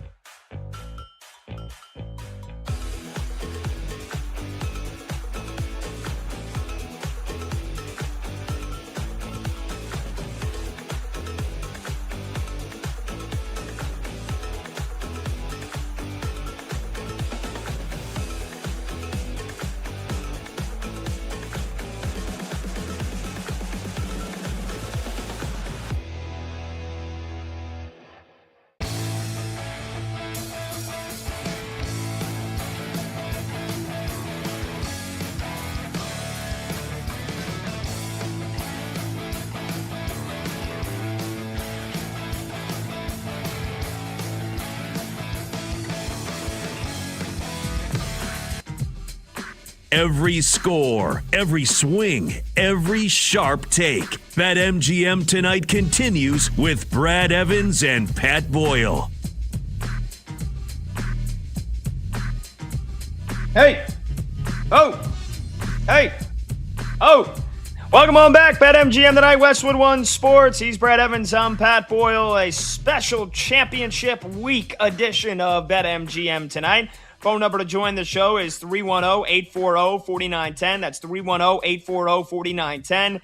NFL free agency officially kicked off today, although most of the action happened on Monday. We've been breaking it down all week. We got conference championship week going on in college hoops that we've been talking all about, and we've got you covered for any and every one of your needs, and we appreciate you being a part of the show. There's no better place to be during March matchups than Vegas. This year, college basketball fans can win a VIP trip to the Court of Legends event featuring the Cavender twins. Simply place sports bets, and your position on the leaderboard will determine if you win one of the 25 grand prize packages. Just sign into your BetMGM account, opt into the promotion, and start placing sports bets of at least $10 to climb the leaderboard. Make this March one to remember. Join the Court of Legends leaderboard and make it legendary. All right, Brad. So on Monday, we previewed and broke down the Big 12 and the Big 10 tournaments. Yesterday, we previewed and broke down the ACC and the SEC tournaments. And now today, we're going to break down the Big East and the Mountain West tournaments, both which began today, but plenty of, obviously, the most exciting action still to come here in the coming days. So before we do that, though, before we get into the Big East tournament at the Garden, let's get an update, though, because this is one of the these next 2 days, Wednesday and Thursday, probably one of the most busiest and best days of championship week where you got the most games. We've already got 14 games that have gone final here today. We've got another, 15 or so that haven't even started. And we got another 10 or so that are in action right now. So out of all of that, your biggest reactions from the games that have gone final so far today, what are your thoughts here on this Wednesday? Yeah, I think one of the biggest takeaways from the earlier games today was Central Florida getting a key win against Cincinnati. Cincinnati now bounced officially off the bubble conversation. They're going to be head of the crown or the NIT, but Central Florida was a team that was kind of teetering on that 10-11 line. I know Joe Lenardi had the Knights as a member one of his last four in. I had him on safer ground, but that slams the door. I think they're officially going to be in the big dance no matter what happens in the next round of the Big 12 tournament. They came from 8 points down with under 2 minutes to go. Cincinnati had a 99% chance of winning that thing, and UCF improbably came back, pushed it to the extra session, and then won by un punto. 65-64 in a rock fight, low-scoring game. So that was one of the big takeaways right now. BYU up 17-11 on West Virginia. They're actually playing some defense as the Mountaineers have not scored a field goal in over 6 minutes so far in this game. Though BYU only shooting 34.8%, 1 of 8 from downtown, still up 6. They're in the Big 12. Cal backs against the wall, and right now they're falling into the wall. They were up early on Florida State in a must-win situation. A team squarely on the bubble. They got to beat the Noles. Well, they have given up an 18-2 run here the last about 5 minutes. They're down 13 in that game, 28-15, with 6 minutes to go in the first half. Texas down 10, surprisingly to Ole Miss. Texas right now in that last 4 in conversation, though, could get a little bit more precarious if they lose to the Rebels. Lehigh up a deuce right now. The Patriot League title game against BU, 18-16. Marquette and Xavier tied up in the Big East tournament. We're going to break that down here in a second. 38 all at the half, and Nevada is up, and this is a real score, folks. 68-25 in the second half.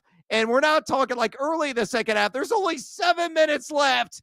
Air Force has only scored 25 points. The Puddle Jumpers are one of the worst teams at any level of college basketball this season.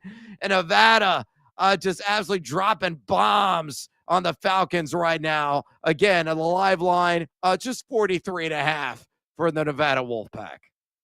Yeah, if you thought that was bad, how about what happened in Kansas City today to kick off the day's proceedings at the Big 12 tournament? I think Iowa State, they were playing a different sport than Arizona State. 91-42 the final score. And I watched the second half of this game. They weren't running up the score. They weren't doing anything out of the ordinary. Arizona State, they couldn't make a shot. They couldn't hold on to the basketball. They couldn't do anything right. Iowa State beats them by 49. It's the most lopsided victory in Big 12 tournament history. And I guess they beat them so bad that Arizona State basically dismissed their head coach after the game. And I don't want to get him wrong with any of his other brothers here. Bobby Hurley. Bobby Hurley gets canned from Arizona State. I don't think that's a big surprise. I don't know what the next direction would be for this program that has struggled for the majority of the last decade here. Is that surprising at all to you, Bobby Hurley out in Arizona State? No, the wind was blowing in that direction. Had been for the last couple of weeks. He had 1 foot out the door. That was the full-blown expectation. I'd be curious to see where Bobby Hurley goes next. Maybe Providence. Going back east, that would make a ton of sense. And I was listening to the Field of 68 podcast this morning, our buddy Jeff Goodman on that show, and he said, watch out, Randy Bennett could be in the conversation. Head coach of St. Mary's, Bennett St. Mary's for an eternity. They're probably going to name the floor after him once he leaves.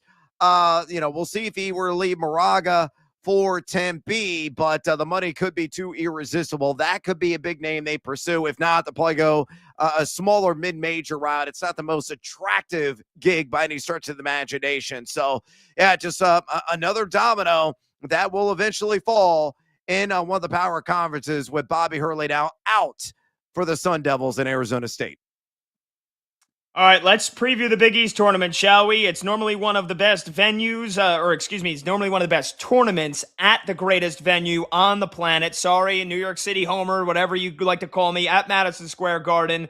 It already kicked off earlier today. We did get one final score from the Big East tourney, and that was Providence beating Butler 91-81, two of the teams towards the bottom of the conference. But, that UConn loss to Marquette over the weekend, Brad, it means that them and St. John's will still avoid each other till the championship, but that flipped the seed. St. John's the number 1 seed in the Big East tournament. UConn number 2. You've got, let's see here, off the top of my head, who's the 3 seed in the Big East tourney? It is, I believe, Villanova. That's correct. The Villanova Wildcats. Yep. The Villanova Wildcats are the 3. Seton Hall is the 4, and Creighton, the Blue Jays, are the 5 seed.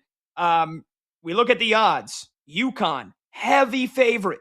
About as heavy of a favorite as you'll find for most of the power conferences. UConn minus 125 odds on BetMGM. St. John's plus 210. Villanova at plus 650. And then the Seton Hall Pirates at 18-1. We've been talking about this conference for the last couple weeks. It's a down year for the Big East. It feels like it's UConn and St. John's a cut above the rest. But then again, neither of those teams have really done a whole lot this year to make you want to back them, to give you a whole lot of inspiration. And UConn was a number 1 seed in the NCAA tournament, probably up until this past weekend. So can UConn still prove that they're the best team in the Big East? Or is the door open for the Johnnies and Villanova? Hopefully the games and the action itself make up for what has otherwise been a lackluster year in the Big East. But what do you make of the tournament at the world's greatest and world's most famous arena, Brad?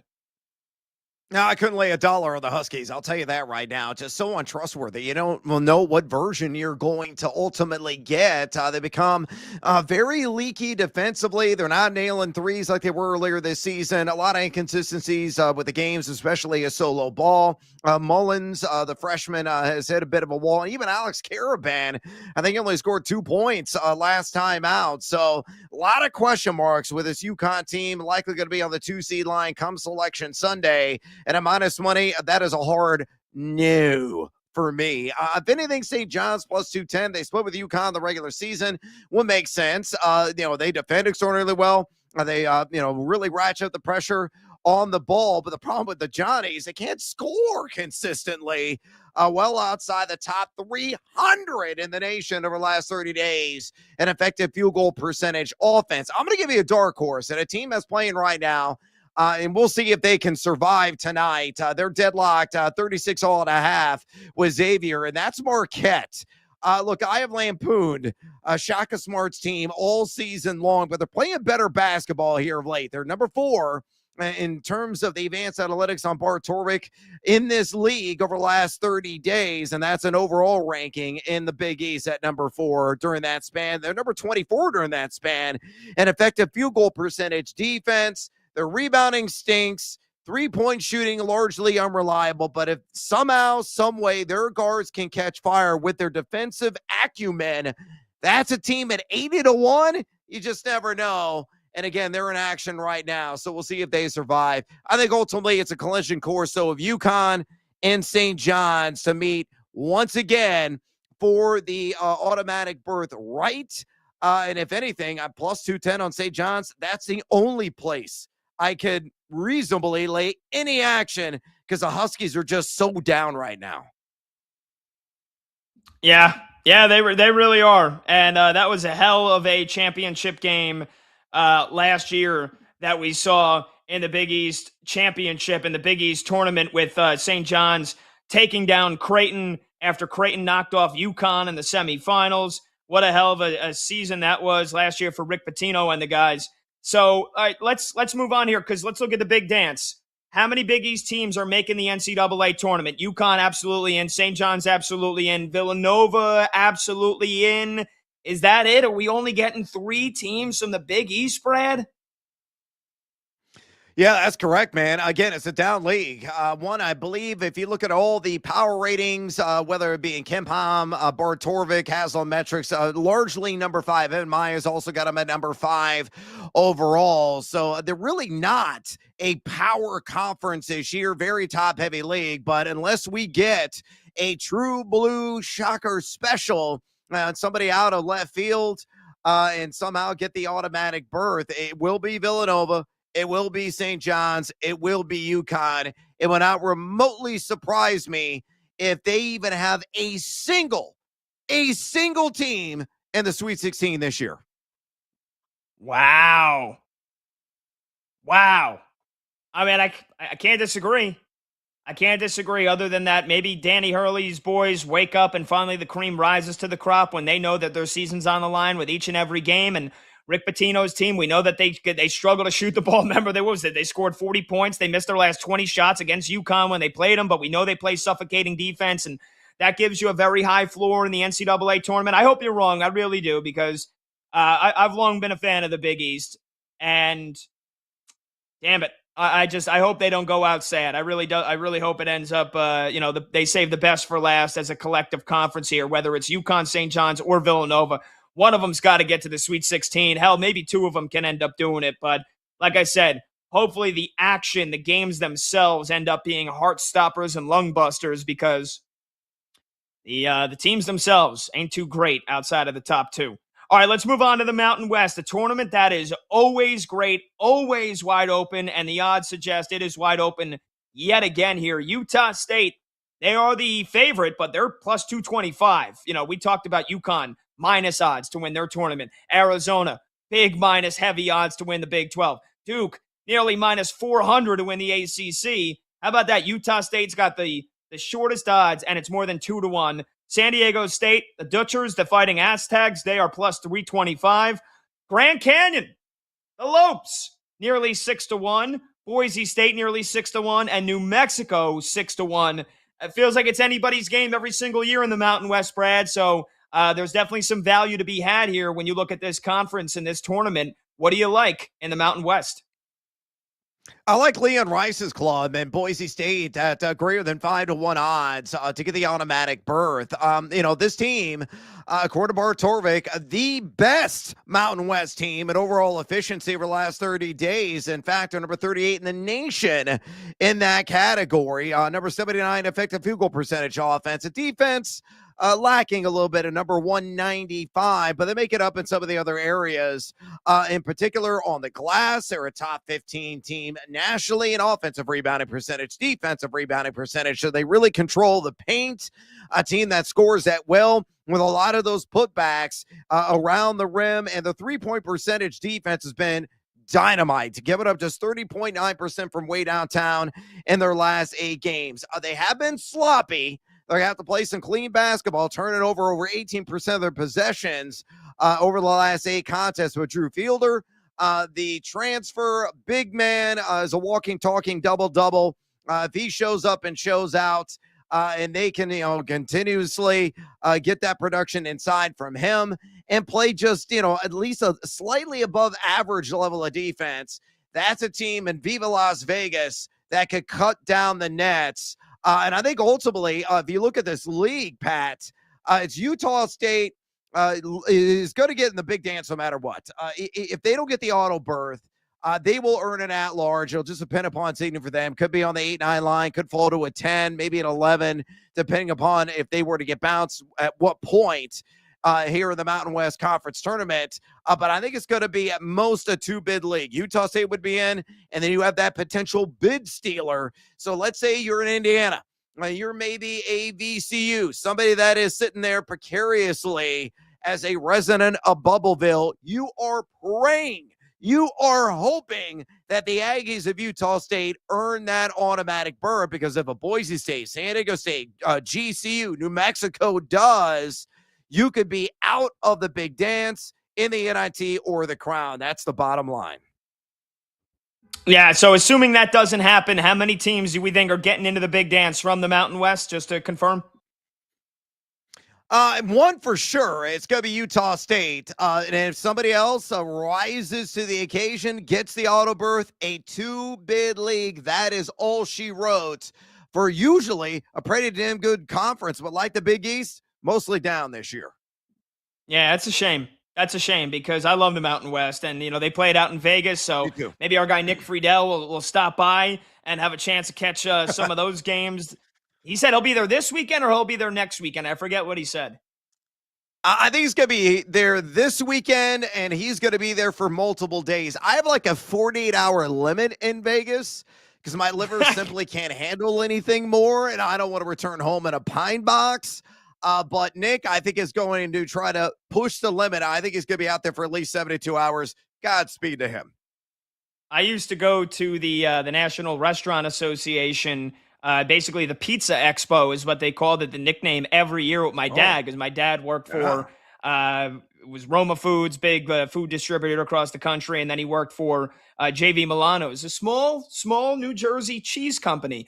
And so, my pops was still alive for the last, it was basically from the year I graduated college, and because college baseball wasn't in the way. So that was like 2017 for like a 4-year stretch until COVID happened, honestly. We would go every March to the Pizza Expo in Vegas, and it always coincided with either the start of the NCAA tournament or the second weekend of the NCAA tournament. And I tried to keep it, very, very casual. Try not to embarrass my dad, because we're staying in a room on his bill. But man, that was a hell of a time. Hell of a time. So I would normally spend 4 or 5 days in Vegas, but it's not the Vegas that most people would experience. But I actually have never been to Vegas just for like a weekend of debauchery. And I gotta agree with you. I don't know if I could make it more than 48 hours. Trust me, you got to adhere to that. Make it a golden rule that must be followed, a 48-hour maximum. And I've been to Vegas probably 15, 20 times in my life now. I've been there for the NCAA tournament. I was there for the Fairleigh Dickinson upset when I had Live on Line, my nationally syndicated television show. That was crazy. Pure pandemonium at the Mandalay Bay when that did occur. I even went to the bar, and dudes are ripping shots, and the guy goes, "I had Fairleigh Dickinson on the money line." I said, hogwash, he did. He showed me the ticket, and he bought me around. Dead serious. Wow. Well, that's a hell of a story. All right, we got to take a break. When we come back, we'll get to some of the NFL free agency leftovers because there have been deals springing in today. Not the big blockbuster ones, but definitely ones worth talking about. We're going to get to them when we come back. He's Brad Evans. I'm Pat Boyle. This is BetMGM tonight on Westwood One Sports.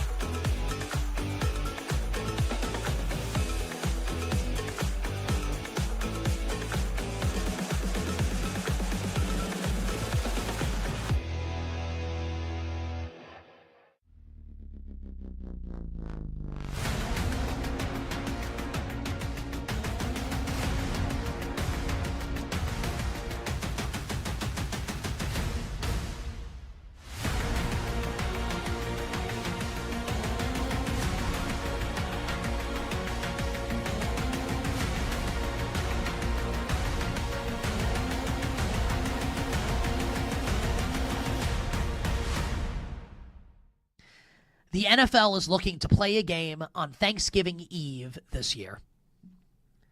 To which I say,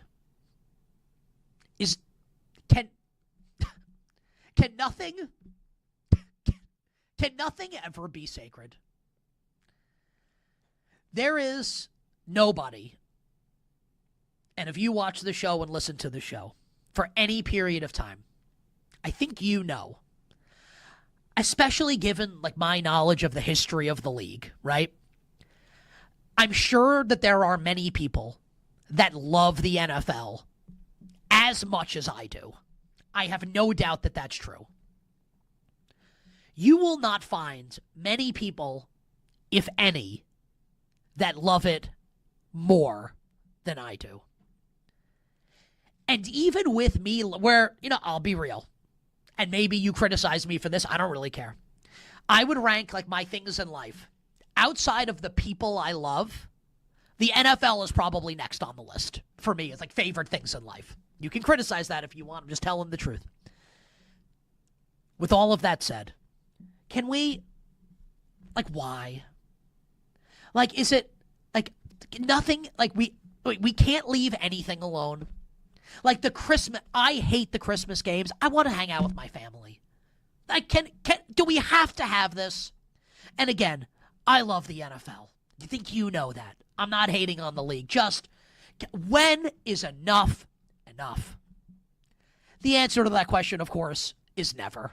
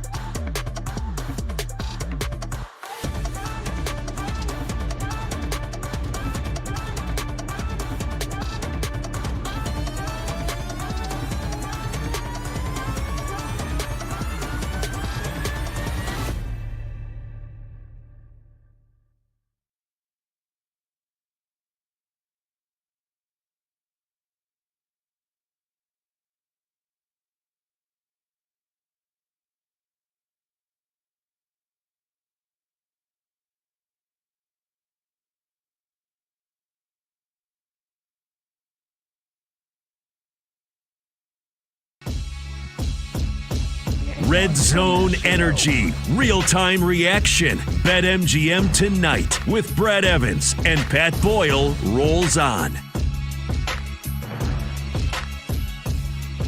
Welcome on back. BetMGM tonight, Westwood One Sports. He's Brad Evans. I'm Pat Boyle. The phone number to join is 310-840-4910. That's 310-840-4910.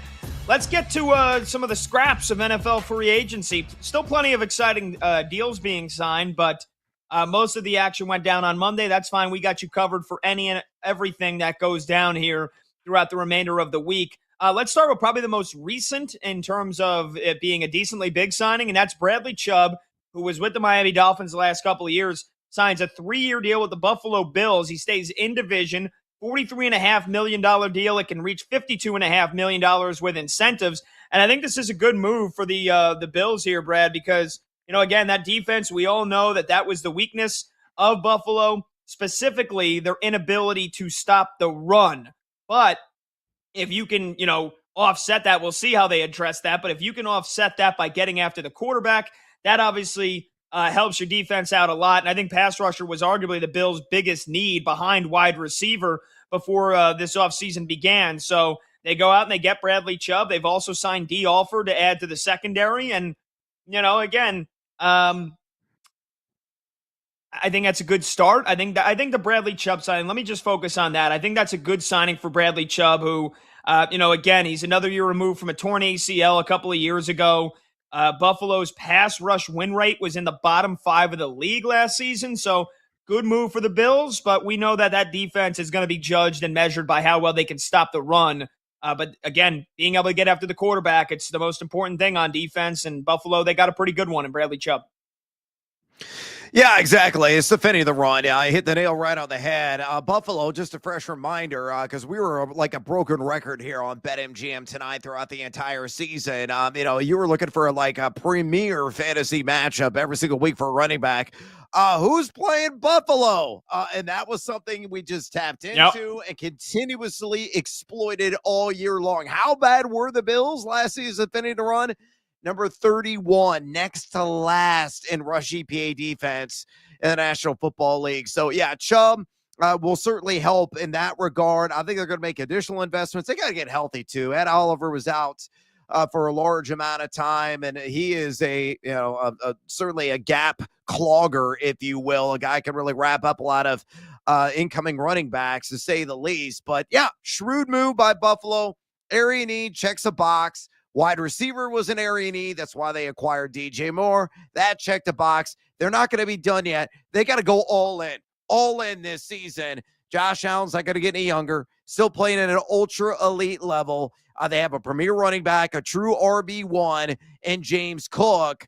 They have, improved weaponry. A lot of people are undecided about how good DJ Moore could be in that offense. I think DJ Moore is going to be a 1,000-yard receiver. I think he's going to catch 75, 80 balls. Probably going to get to around 6 to 8 touchdowns as well. He will be, in my estimation, a WR1 in this system, along with Khalil Shakir, along with their tight ends, Dalton Kincaid. They also signed an extension, I believe, with Dawson Knox yesterday, if I saw that correctly. So, and their center, Connor McGovern, making the right moves.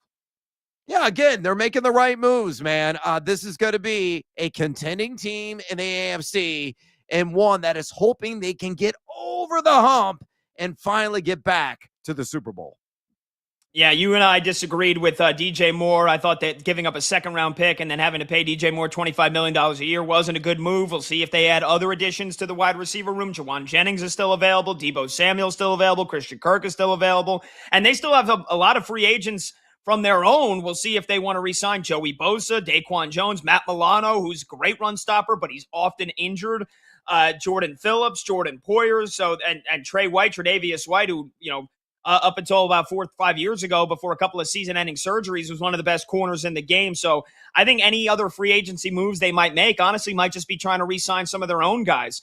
All right, let's talk Jacoby Brissett here, because we got the news that he is set to start next season for Arizona, and Gardner Minshew, who they signed to be their backup. Is this like the official plan for the Cardinals, or does this mean that they're going to draft a quarterback? Highly unlikely to do it with the 3rd overall pick, but maybe they trade back into the end of the 1st round. Maybe they're a player for Ty Simpson. Either way, it's like, they're kind of the same story as the Jets. It's like, what's the direction? Like, Jacoby Brissett was pretty good last year. I got to give him credit. His numbers were good. They had no run game. They were forced to throw the ball 45 times. But, like, is this the Cardinals quarterback room going into the season? Jacoby Brissett and Gardner Minshew? That doesn't bring a lot of inspiration. It does for me for fantasy purposes. I will say that. I like Brissett, man. I really do. He was doing some of those insurance commercials, being the backup, and nobody really kind of remembered him. They threw him in a lineup, and he flourished. He had a number of quarterback one performances in 12-team fantasy league, so he was much better than advertised. And look at the weaponry around him, right? Trey McBride in the conversation for being the best tight end in the NFL, the Bridezilla, and they have other key pieces. Don't underestimate Jacoby Brissett. I think he's going to be a top 12 producer yet again. Wow. Top 12. That's pretty lofty. All right, we come back. We'll get you some more college basketball updates, and we'll do a little March multiple choice. We'll get producer Brandon Combs in the mix. It's exam time. He's Brad Evans. I'm Pat Boyle. This is BetMGM Tonight.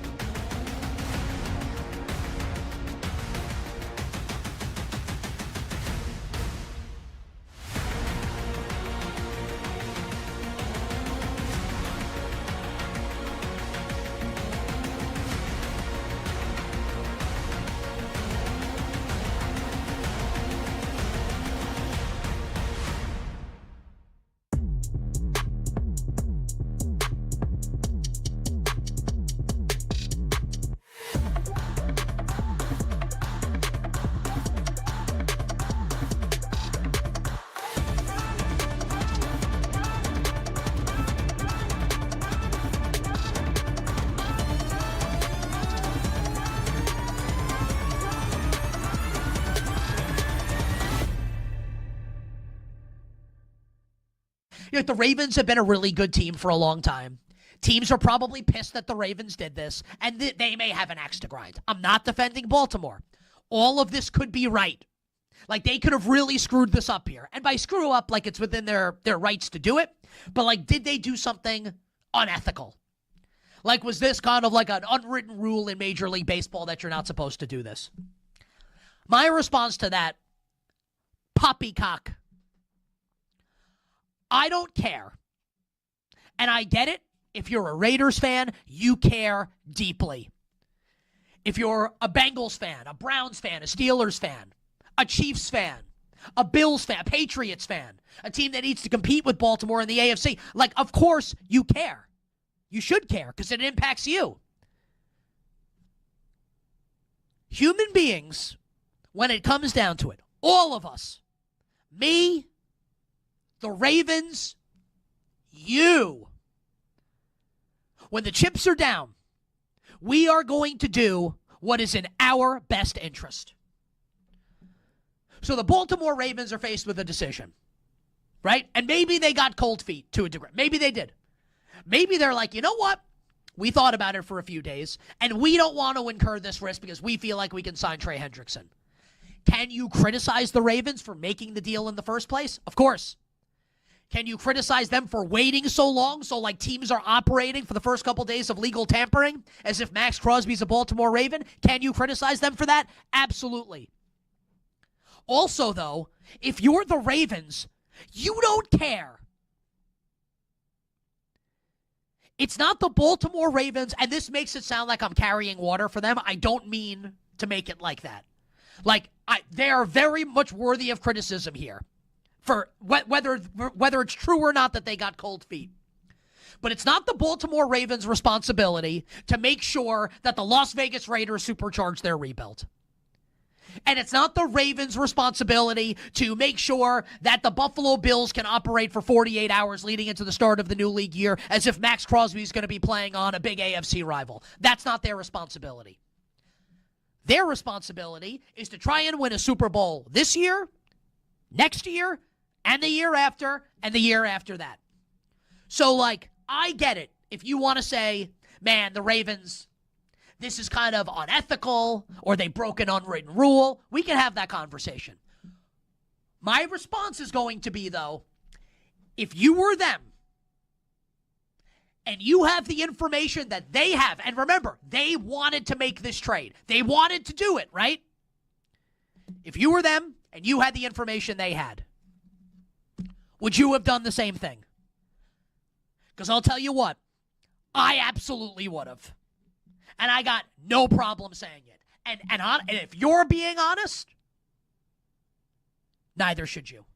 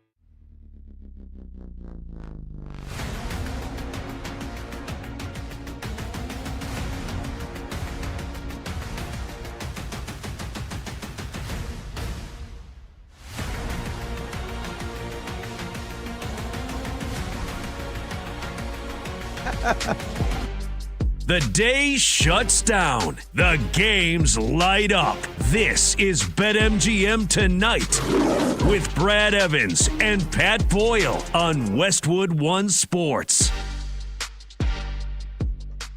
Hey-o! Welcome back to BetMGM Tonight here on Westwood One Sports. He is Brad Evans. I'm Pat Boyle, and we are brought to you by BetMGM. Make it legendary. Download the app today. Please gamble responsibly. You can watch the show live on YouTube. Just search BetMGM Tonight and hit that subscribe button.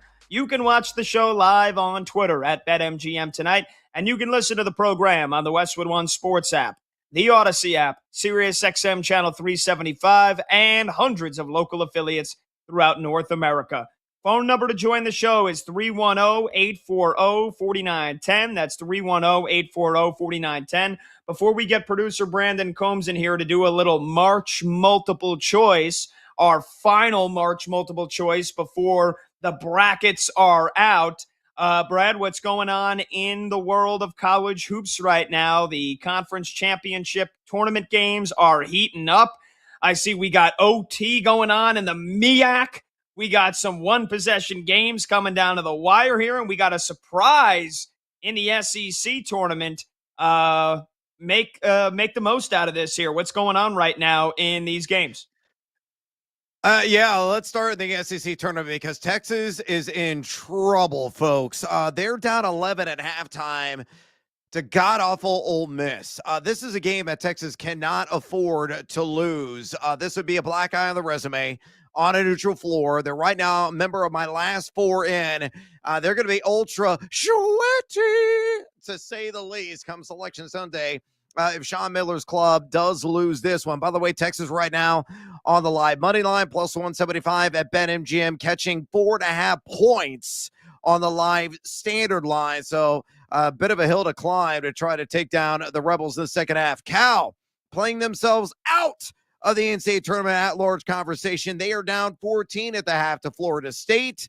That's a team that's got to roar back, get a victory to remain in the bubble conversation. BYU, surprise development. They can actually defend as they limited West Virginia to only 23 points the first half. Second half about to get underway as the Cougs up 31-23. They're in Big 12 action. Lehigh up 11 right now over BU. That's Boston University. And the Patriot League championship game at the half. Memphis down 8. Just fire that damn school in the sun. Penny Hardaway, how you still employed? I have no idea. Oh, that's right, because you're a legend who played at Memphis. Marquette down 10 to Xavier with 11 minutes to go. Liberty down 4 to Missouri State. And Liberty was a heavy favorite to win that conference tournament. Right now on the outside looking in. And in that MEAC action, Morgan State up a deuce right now on Delaware State. 3 minutes and 30 seconds remaining. It's a madness, folks. And we got yet another couple of sessions remaining tonight. Somebody get me some caffeine. It's going to be a late night for your boy. That's right, baby. And by the way, speaking of BYU, how about the show that A.J. DeBonsa has put on here in the first 2 nights of the Big 12 tournament? Yeah. Yesterday, they beat Kansas State 105-91. He had a 40-burger, 40 points, 9 rebounds, 6 assists, and 3 steals. He shot 15 for 21 from the field. And at that halftime that you mentioned, they're beating West Virginia. They got 31 points. DeBonsa's got 17 of them to go with another 2 steals. The man is a one-man wrecking crew. He might will BYU all the way to the Big 12 title game. I'm just saying, man, we're wondering whether or not Darren Peterson's going to step up. No more questions about A.J. DeBonsa's future as an NBA prospect because the dude is ice freaking cold. Okay, let's get producer Brandon Combs in the mix. Combs, this segment's called March Multiple Choice. Explain to the folks listening and watching at home what the hell we're doing. So we are going to give you a group of questions, and we're going to give you multiple choice answers. And it's just like when you were in the 4th grade. You get a bunch of options with each question, and you just got to choose the right one. And unlike when you're in the 4th grade, going B, C, A, B, C doesn't work here. Yeah, there was always a good rhythm. There was always a good formula to those. And I always figured if I didn't know a question, the last couple were C. It can't be C again, right? Yeah. And right. Do we get a Scantron? No. Do I get to fill out? Can you give us Scantrons, Combs? Can you send me one? And 90% of the time, if all of the above was an option, it was all of the above. Yeah. 90% of the time. So yeah, Miss Landy was never fooling me with that mumbo jumbo. You put all the above in there, Miss Landy, I'm banging it. I'm banging all the above. Yeah, Miss Landy and the banging. Unreal. All right. Among No, the no, current projected number 2 seeds on Brad's probably a good bracket time. big board, which one do you believe goes furthest in the NCAA tournament? Is it A, UConn, B, Houston, C, Illinois, or D, Michigan State? Pat? Well, I have a feeling what Brad is going to say, so I'll go with a team that consistently makes deep runs in the NCAA tournament, and that is the Houston Cougars, led by head coach Kelvin Sampson. They got the stud freshman Flemings, who has been a revelation this year. Here is what Houston has done in the last couple of years. Last year, lost in the championship game, which they should have won. They should have beat Florida. They blew that one. The year before that, Sweet 16. The year before that, Sweet 16. The year before that, Elite 8. And the year before that, Final 4. So they've made the Elite 8 in 3 of the last 5 years. And I think that if anybody's going to knock off any of these big 1 seeds that we look at as a cut above the rest, Michigan, Arizona, Duke, and now probably Florida, I think Houston's got the best chance to do that. And I think if they get drawn in the same region as, let's say, I'm trying to think off the top of my head, what would be probably the best matchup for the Houston Cougars? Honestly, I think they would do well against the Duke Blue Devils. So if Houston's in the same region as Duke, I think they'll have a shot to make the Final 4. But either way, it's which 2 seed goes the furthest. I like the Houston Cougars. Yeah, naturally, I'm going to go see ILL again as objectively as humanly possible here. Here's the reasons why I think Illinois is built to make the deepest run of the projected number 2 seeds. They're the longest team in the nation, folks. They have some question marks defensively. They struggle against quick backcourts. See the Wisconsin game. See what Donovan did in that UCLA matchup in which they fell a couple of weeks ago. If they get the right draw, they could create problems for a lot of teams, including whatever the number 1 seed is. I think I actually match up quite well with Duke. Despite some of their defensive ills, they're a phenomenal offensive team, the best in the Ken Pom era. That is a fact. They can splish and splash them outside. Keaton Wagler is in the conversation of being an NBA lottery pick, and they're generating a second chance on 39% of their possessions over the last 30 days. So, again, it's all about matchups, all about path. But Illinois, I think, is built out of the 2 seeds to make the deepest run of the batch. I am floored that you took Illinois. I can't believe it. It's unreal. Unbelievable. I mean, numbers back it up. Yeah, I think it's Houston. I mean, if I'm picking a team, I'm going with the team with the best defense, and that's Houston. This team is ridiculous. But you have to score on them. Like 60 can win a game for Houston. So that's what I like, especially heading into this tournament. All right. On a 1 to 10 scale, with 1 being totally chill to 10 being freaking out, you could tell Brad wrote the question. What is the appropriate number association on foot injury ravaged Duke, sans Caleb Foster for the foreseeable future, and Pat, Ngongba. Got it. Ngongba. Also iffy. A, 1 to 2, B, 3 to 4, C, 5 to 6, D, 7 to 8, or E, 9 to 10? Brad?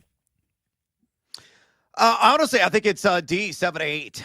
It's not quite freak out, but it's at a high level that you should be very concerned. I think it's going to be a Hail Mary shot at the buzzer for Caleb Foster return anytime before, say, the Final 4. And Duke is going to win the first round game, more likely to win their second round game. It gets interesting in the Sweet 16 and possibly Elite 8 when the level of competition, we presume, really ratchets up. They don't have a whole lot of depth. Caleb Foster's a guy that's shooting 40% from distance. He's a primo distributor. Without him on the floor, and Ngongba is no sure thing to be back, and that really thins out their front court depth. They got issues. They're a phenomenal defensive team. They're very well-oiled offensively as well when Foster is on the floor, but this raises questions. I'm not totally freaking out, but, man, I am nervous if I'm there in Durham expecting this Duke team to make it to the Final 4. So 7-8 for me on that 1 to 10 scale. Yeah, and look, that's the expectations, right? We have to clarify. What are the expectations for the Duke Blue Devils here? So it's the Final Four, and it's, get to the national championship game. So, like, you're talking about the first 2 rounds, it's A. They're going to blow over whoever's in their path. Even in a tough 8-9 matchup, Duke will be able to get by. But we're talking about get to the Final Four, get to the championship game, win the whole damn thing, which has evaded Duke for, decades now, a long, long time. Then for me, it's oh, freak out. Freak out. So it's E. It's 9-10. They're not winning a national championship if both of these guys are out for the big dance, or even if one of them's out for the entire big dance. Again, you look at I could see them getting knocked down in the Sweet 16. Honestly, if both of these guys are out, 2 of their 5 starters. You look at who a 4 or 5 seed could be lurking in Duke's region if they get drawn them. Alabama and Arkansas right now, a 4 and a 5 respectively on Brad's bracket big board.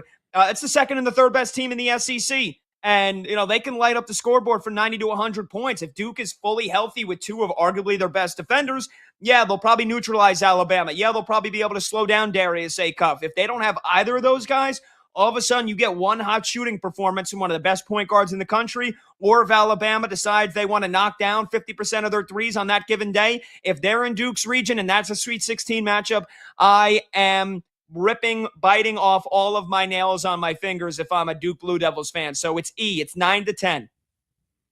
I like it. All right. Of the following non-Power 5 conference teams projected to be number 8 or lower seeds in this year's Big Dance, which one do you not want to see in your bracket? A, Utah State, B, VCU, C, Miami of Ohio, D, Santa Clara, or E, St. Louis? Pat? Well, I got to give some love to the undefeated Miami of Ohio Redhawks, but look, I mean, unlikely. I don't know if they can make a big, deep run in the Big Dance and knock off a number 1 seed in the second round. I'm not sure if anybody can here, or even if they're even lower and they're playing a 2 seed in the second round. But I'll give some love here to the Santa Clara Broncos here. Because I was really inspired with the way that they knocked off St. Mary's, and then they battled Gonzaga tough all the way down to the wire. So Gonzaga likely to be a 3 seed, and they show that they can go toe-to-toe with them. I like that they've got balanced scoring, with Christian Hammond and Alan Graves leading the way for them. 2 guys that can shoot the rock over 40% from deep as a team. They shoot at 35%, so they're really well balanced. They do a good job. They're very big. They get, almost 4 blocks a game as a team. So, Santa Clara, unlikely, but if I have to pick one of these teams, I'll give the edge to the Broncos out of the WCC. Yeah, you stole my answer because that's who I'm going to go with as well. I think Santa Clara is a very dangerous team. You mentioned their ability to shoot the 3. You look at what they have done here over the last 30 days. They're shooting nearly 42% from way downtown. That's just outlandish, to be honest with you. And really, I think the key to this team is one, Bucky Aboye, the big 7-footer, long drink of water. Guy, it's an excellent shot blocker, cleans up on the glass. He has certainly improved as the season has gone on. Herb Sendak is a master tactician in drawing up offensive plays, and this team is playing better defensively. Number 66 on effective field goal percentage defense. I think Santa Clara likely going to be now on the 10 seed line come Selection Sunday.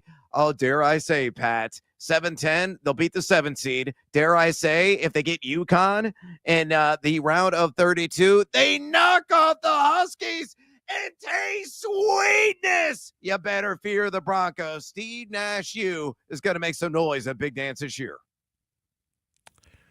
I mean, one of these teams is not like the others, right? Like, I mean, I'm gonna go with the team that hasn't lost yet, Miami of Ohio, because I'm gonna go with the unknown. Look, a lot of people say Miami of Ohio is overrated. A lot of people say they haven't played anybody, but they also haven't lost to anybody, and that's a team that, with the unknown, I don't know what they're going to be like versus these good teams. I don't know if they're good enough. Like, if they should have been ranked higher, then what were they, 20th in the country, 21st in the country? Like, this team, Miami of Ohio to me is the variable that I do not want in my bracket. Just saying. All right. On Brad's latest bracket big board, the projected number 4 seeds all have unique question marks. Which one of the following is the most vulnerable to an early round knockout? Is it A, Texas Tech, B, Virginia, C, Kansas, D, Alabama, or E, all will reach the Sweet 16? Brad? It's got to be C, Kansas, in my estimation. This team has taken a backward step here the last couple of weeks. They're only number 37 overall on Bartoric over the last 30 days. And their defense is still excellent. They're clamping down in that area. It's offensively, yes, with Darren Peterson, Melvin Council, Badunga. I mean, they have some guys that can score. They're just not really putting together, and they're slumping at the worst time. They're number 315 in the country, folks. You heard that correctly. Number 315 in the nation at effective field goal percentage offense over the last 30 days. They're only shooting 45.1% inside the arc, and they're turning the rock over way too much. Over 17% of their possessions are in that same span. They have coughed it up. So their defense will keep them in games. Their offense, however, will lose those games. We'll see what the draw is. But if Kansas, if they land, let's say, on the 4-seed line, I think they could lose to a 13 if they're lucky to survive and make it to the round of 32. They're going to lose in that next round. They are not going to taste sweetness this year. A down season, once promising season for the Jayhawks. They're just, hitting the skids at the worst time. I'm going to go with the Texas Tech Red Raiders, and it's most notably because they lost JT Toppin, who was averaging 22 points and 11 rebounds per game. He was one of the best players in the country before he tore his ACL in the loss at Arizona State. And then Texas Tech, it's like, whoa, can Texas Tech still win without a guy that's giving them 22 and 11 per game? They knock off Iowa State in Ames. Since then, the shine has come off. They lost at home to TCU. They lost to BYU. And you look at this team, Christian Anderson and Donovan Atwell, two guys that are shooting over 42% from deep this year, but their numbers have been down since the Toppin injury. When you have double teams on him almost all the time, that opens up the perimeter. That makes Texas Tech so much dangerous as a three-point shooting team. Now without JT Toppin, can they create those same shots without him? I think it's unlikely, and I think Texas Tech is going to be going home, either in the second round, probably, maybe a first-round exit for the Red Raiders, because it's a damn shame the JT Toppin injury. I just don't think they're going to be that good without him. I think that this is the question on the test that the teachers put in there just so nobody can get 100. Because if these are your number 4 seeds, there will not be a 4 seed in the Sweet 16. They all lose prior to the Sweet 16. Wow. They all lose. That's bold. That's bold. They all lose. So you're going opposite of Miss Landy here. F. You think None she of try the to get above. you with all the above. You're going none of the above. Correct. We're banging none of the above, Miss Landy. No banging for you. All right, when we come back, we're going to talk to Joe DeLeon. Yeah, I'd probably take a break after that one. We're going to talk to Joe DeLeon. He's Brad Evans. I'm Pat Boyle. This is BetMGM tonight on Westwood One Sports.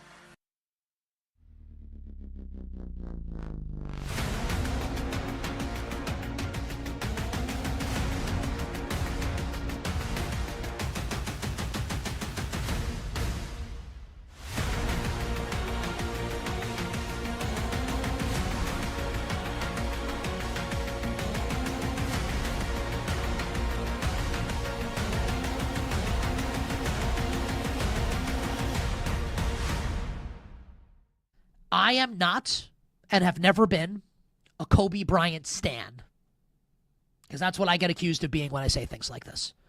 I am not a Lakers fan. I hate Phil Jackson as a growing up a Knicks fan. I rooted against all the Kobe Shaq teams. The only time I ever rooted for the Lakers was when they played the Celtics in the NBA Finals, because I'm a New York sports fan. That's it. Otherwise, I never rooted for the Lakers. If Kobe were alive, I'm not saying that, I'd be like, yeah, screw Kobe. I'm not saying that I would feel that. I can't imagine why I would feel that way. But I probably wouldn't feel some type of way about this. And I acknowledge, you may think it's, immature for me to say that. And it might be. But, I'm the one with the microphone giving you an opinion. It's the fact that Kobe's not here that I guess I have to say out loud that I didn't want anyone to best his 81 points, because he's not here. And I think it is a crying shame that he's not. And it's one of those things where, as a sports fan or just as like a human being, you think about it sometimes. You're like, I can't believe this happened. Like, I can't believe that actually happened. And, you know, I always want to be honest with everybody. I actually kind of dislike the fact that I have turned an epic Bam Adebayo achievement into kind of like a postscript on Kobe Bryant. But that's how I feel. I'm happy for him. I think it's awesome that he did it. I would have done the same thing. And look, like, remember Kobe's final game where he scored 60 against the Jazz? Was that ethical basketball? Like, was he shooting every single shot? Were his players trying to get him there? Were his teammates trying to get him there? Coach trying to get him there? Of course. Like, did Brett Favre take a dive for Michael Strahan when Strahan broke the sack record? Did Russell Westbrook, like, chase rebounds to try and average a triple-double for a season? This happens in sports. I'm cool with it. And Bam seems like a great guy, and Asia Wilson's there supporting him. Like, how do you not like that? And by the way, the Heat won their 6th straight game last night, and we'll talk more about that later in the show, that they are percolating a little bit. But the reality that I face, and maybe you do as well, maybe you don't, I wanted Kobe to keep that mark.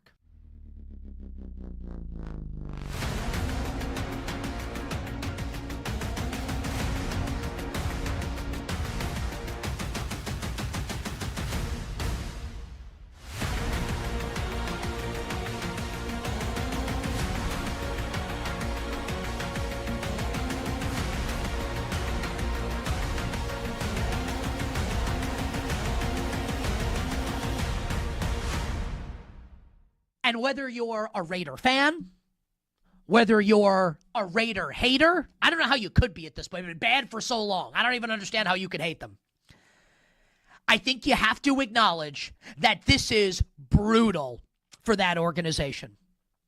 Think about what we said on this show on Monday morning, right? Because that's the first opportunity we have to talk about it. I loved this trade for the Las Vegas Raiders. And I said it for a long time leading up to the trade. It makes 0 points, and I still feel this way, and we'll get to that, 0.0% chance, or 0.0% sense for Max Crosby to be on the 2026 Raiders and beyond. This is a team, and there's less holes now after the spending spree on Monday to start legal tampering. This is a team in the Raiders that is not close to winning, that will start the rookie first overall pick at quarterback, and in an impossible division with Patrick Mahomes, Justin Herbert, and the team that hosted the AFC Championship game this season. So the Raiders, it made no sense to keep Max Crosby, were able to get 2 first-round picks for him from the Baltimore Ravens and supercharge that rebuild. Now, you lose those 2 first-round picks. Do I think the Raiders will still trade Max Crosby? Absolutely. Absolutely. I do think that they will still trade Max Crosby. They can say whatever they want. They can feed whatever they want to insiders who can then report it. I understand how the game works.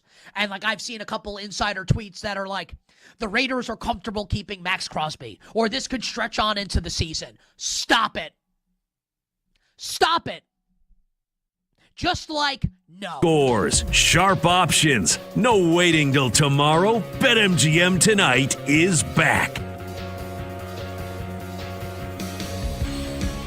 Coming out of my cage. Welcome up back. BetMGM tonight, Westwood One Sports. He's Brett Evans. I'm Pat Boyle. Phone number to join is 310-840-4910. That's 310-840-4910. But let's first bring in our guy, Joe DeLeon here, weekly guest spot for Joe. He covers college football and the NFL draft for A to Z Sports. He also is the host of the Ruffino and Joe Show and the Hack City Pod. And, of course, former Rhode Island football long snapper. Joe, great to be with you once again, brother. How you doing? Good, minus my mid-major bets that I placed today, none of them hitting. We were just talking about that in the break. Stephen F. Austin, you did me so well this whole year, and you cost me today getting embarrassed. But other than that, I'm doing pretty good. Well, hey, look, good news is it's only Wednesday, and so you got some more mid-major action Thursday and Friday, and you could always take a swing at the big boys and the big tournaments. But Joe, let's start with last night's fiasco in Baltimore. The Ravens pull out of the Max Crosby trade after he reportedly failed his physical. Crosby was shut down final 2 games of the season this past year, reportedly left the building in frustration, but then ended up having surgery in January to clean up the meniscus in his left knee. And the assumption is he was always going to be ready for the start of next season, whether that was with the Raiders or another team. The Ravens had to have known that before they made the trade. And then this morning they signed Trey Hendrickson to a 4-year deal for $112 million. Did Baltimore get cold feet in your opinion, or do you think there was legitimate concerns with Crosby's medicals? And was it BS for the Ravens to pull out of this trade? Well, it definitely was BS to do this retroactively after you agreed to the deal. You knew the guy was hurt. You knew the guy ended the season not with great health. You have to understand the implications of what you're jumping into, not to mention the fact that you just signed a pass rusher who's also coming off of his own injury and was really not available for a good portion of last year. Clearly, there was no problem with taking that risk on with Trey Hendrickson.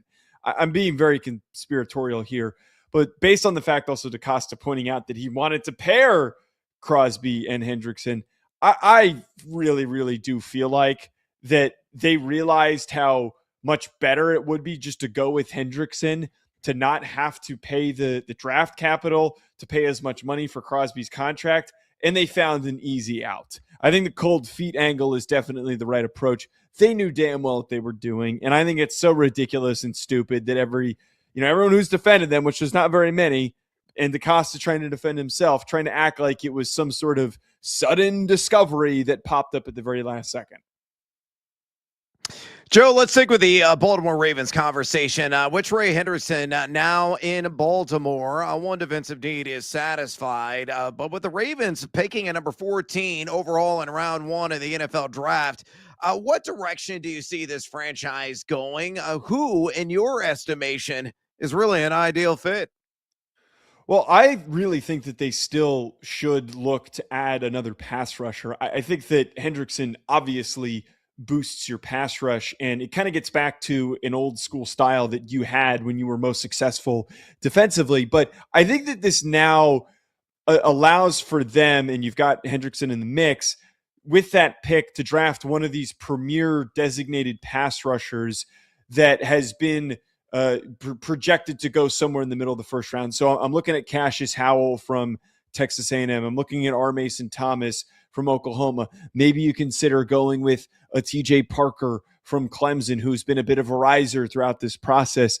The fact that they have this pick and they also have Hendrickson allows for them to take maybe a swing on a player who is just going to be a third down pass rusher, or a guy who needs a little bit more progression and development like a TJ Parker. As much as we can really criticize them for their handling of this situation, they are in a really advantageous spot. I think having that 14th overall pick at the end of the day enables them to do that. And defensively is where they need to improve the most, because it became so clear that not only did they not have the right pieces, but they also lacked the depth. So for me, I still point to pass rusher being that primary need and what they need to be aggressive at targeting. It will be interesting to see what they do. Joe, Pat and I describe Romeo Dobbs' signing in New England as a slight upgrade over the departed Stephon Diggs. How do you assess the former Packer and now New England Patriot? Can he or will he be the WR1 for Drake May this upcoming season?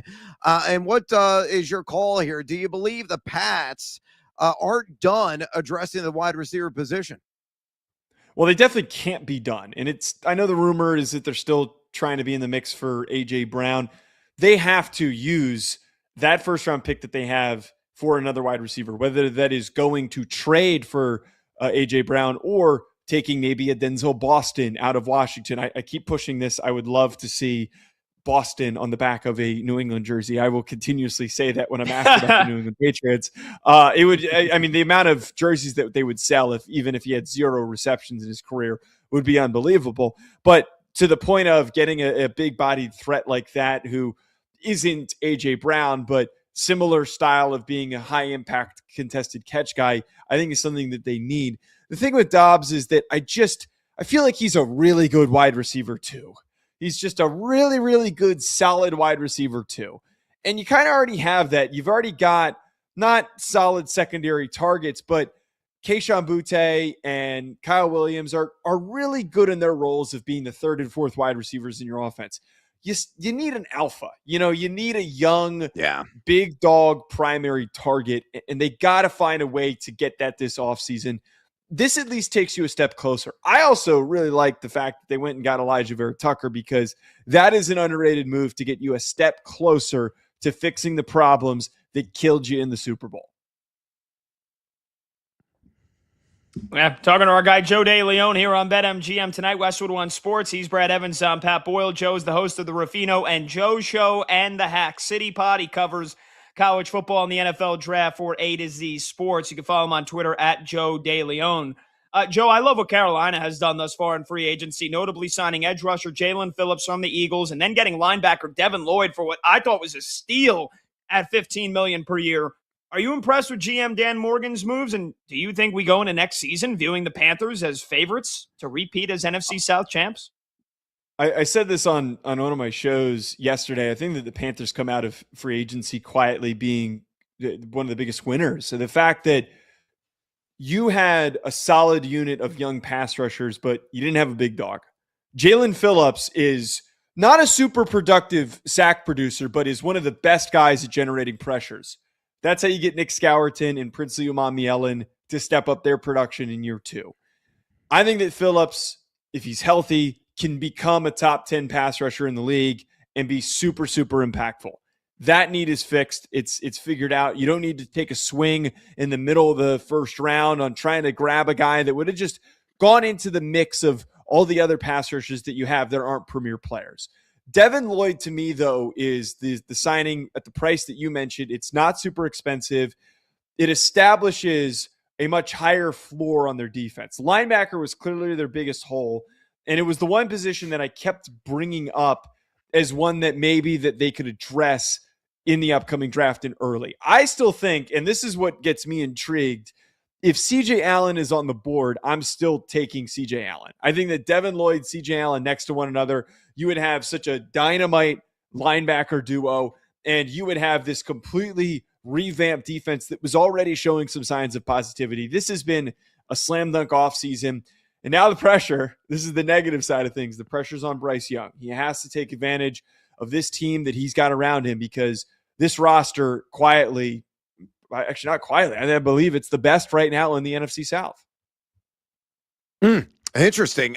Joe, among the vast array of NFL moves that have been made so far this week, give us one or two that really grabbed your attention, whether ones that prompted a second guess or ones you considered major wins. So again, what really caught your eye? Yeah, outside of the Devin Lloyd signing and the Elijah Vera Tucker one was the other one that I was really blown away by. I think that I know that this is technically last week, but the decision to go and get Trent McDuffie as well as bring in Jalen Watson for the Los Angeles Rams, that is everything that the Rams needed to do. It would have been risky to a degree where they were sitting. I know that they've got the early first round pick, which they still hold, by the way, which makes this offseason even more impactful for the Rams. I really think that they needed to be aggressive to boost their secondary, to set them up to be as impactful as they could to go on a championship run. They need to go all in. They need to push all their chips on the table. You do not know what the future will hold at the quarterback position if Stafford theoretically retires at the end of this year. You also don't know if maybe he wanted to keep running it back, if he fell off of a cliff like Aaron Rodgers has done at the very end of his career. Go all in and do that by boosting your secondary with two impactful starters that played together. I think now with that 13th overall pick, the board is theirs. They can do whatever they want. They can go best player available. It doesn't even need to be a player who's going to play right away. Maybe that is the Ty Simpson selection and he ends up being the future chip, which that makes them even more successful for the long-term future. But they have the opportunity to look and go, we'll take a guy who'll just be a rotational player, somebody that we can build up and develop. I almost can't even really tell you which player they'll go with, because I feel like they've done such a great job of addressing their needs in free agency and through trades that they're really, really primed for this run. Maybe it's a receiver, maybe it's Mekhi Lemon, but they feel like the best positioned team right now after free agency. Talking to Joe DeLeon here for another 2 minutes or so on BetMGM tonight, Westwood One Sports. Joe, finally, how do you grade the offseason so far for the New York Football Giants? The most notable departure is receiver Wan'Dale Robinson, who links up with Brian Dable in Tennessee, but the Giants add tight end Isaiah Likely from Baltimore, along with fullback Patrick Ricard. I love that signing. They land linebacker Tremaine Edmonds from Chicago, re-sign some of their own. Don't remind me about Evan Neal. And then they give big money to a punter, Jordan Stout. And finally, by the grace of God, they upgrade the kicking position with Jason Sanders. Although knowing the Giants' luck, he'll probably pull his hamstring in week 1. Overall, what grade do you give Joe Shane, or what grade do you give John Harbaugh, who's really running the show, for this offseason so far for Big Blue? Yeah, I would give him a B+ because I think that this is out of the right moves to add finishing touches to the roster. I think that there's clearly an identity shift, a attention to be Irene Ricard and Likely. Likely is obviously receiving beautiful tight end and tight end room to be impactful and a lot for you. But where I'm a little disappointed, admitted, you didn't make the moves to improve the interior of your offensive line. I really was hoping that they would get Vera Tucker. Bringing back Illuminor is the right thing because of the draft, having to concoct some sort of group of rookies to make your offensive line play a little bit better this upcoming year. He did well enough. He's at the end of his career. It wasn't for a ridiculous price. But I really wanted them to see them grab or someone to make the interior group better. And I'm quite at the way this receiver room looks right now. Malik Neighbors is dynamite. He's a phenomenal player. He's a great, great player. And I think that he is a future star, as we already saw from his rookie year. But gosh, I don't know who his second running mate is. Like, I really think that this now puts a lot of pressure on the Giants with one of their first 2 picks to take a receiver. And one of the worst things the team could do is reach because of a need. And I'm a little fearful that maybe they would reach on taking Carnell Tate, even though he doesn't really make a lot of sense to me as the 5th overall pick. And I really don't want them to make a mistake like that. The last piece with this, I'm quite a bit intrigued by them getting Edmonds. Does that mean Sonny Styles is off the table? And do they now end up going with Caleb Downs instead? Does that open the door for that ending up being a lock for their selection? Please, Caleb Downs. Caleb Downs. Caleb Downs. Caleb Downs. I hear, and there's I think it's, look, we do sports talk radio, but if I hear one more of my friends on WFAN say Jeremiah Love at number 5, I'm going to freaking lose my mind. I'm going to lose my mind, Joe. Yeah, we can't go with a running back. As I love Jeremiah Love, but that is not the biggest need. They need to go somewhere on defense, maybe take an offensive lineman.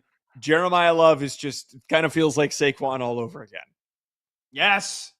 All right, Joe. All right. Love it, man. Appreciate it. All right. We love having you on, dude. Enjoy the rest of your week. Enjoy the conference tournament. Hopefully all your mid-major bets hit, and can't wait to chat with you next week, brother. Of course. Thanks, guys. See you, Joe. There you go. The great Joe DeLeon covers college football and the NFL draft for A to Z Sports. Make sure you give him a follow on Twitter at Joe DeLeon, DeLeone. Good Italian. I'm sure he's happy with what the Italians are doing right now, getting Team USA into the knockout round, as long as that game doesn't go 13 innings, Brad. We'll take a short break. When we come back, we'll go to Brad's College Basketball Corner, get you updated on all the championship week games going on right now. Phone number to join the show is 310-840-4910. He's Brad Evans. I'm Pat Boyle. This is BetMGM tonight on Westwood One Sports.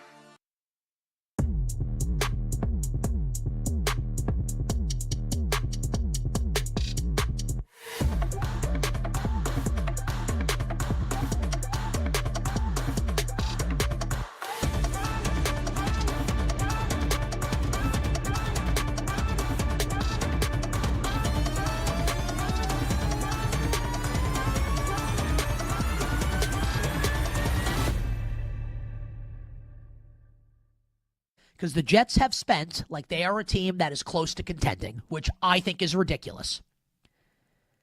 But they're going to be, the Jets, A, better than they were last year, and B, way better than last year's Las Vegas Raiders.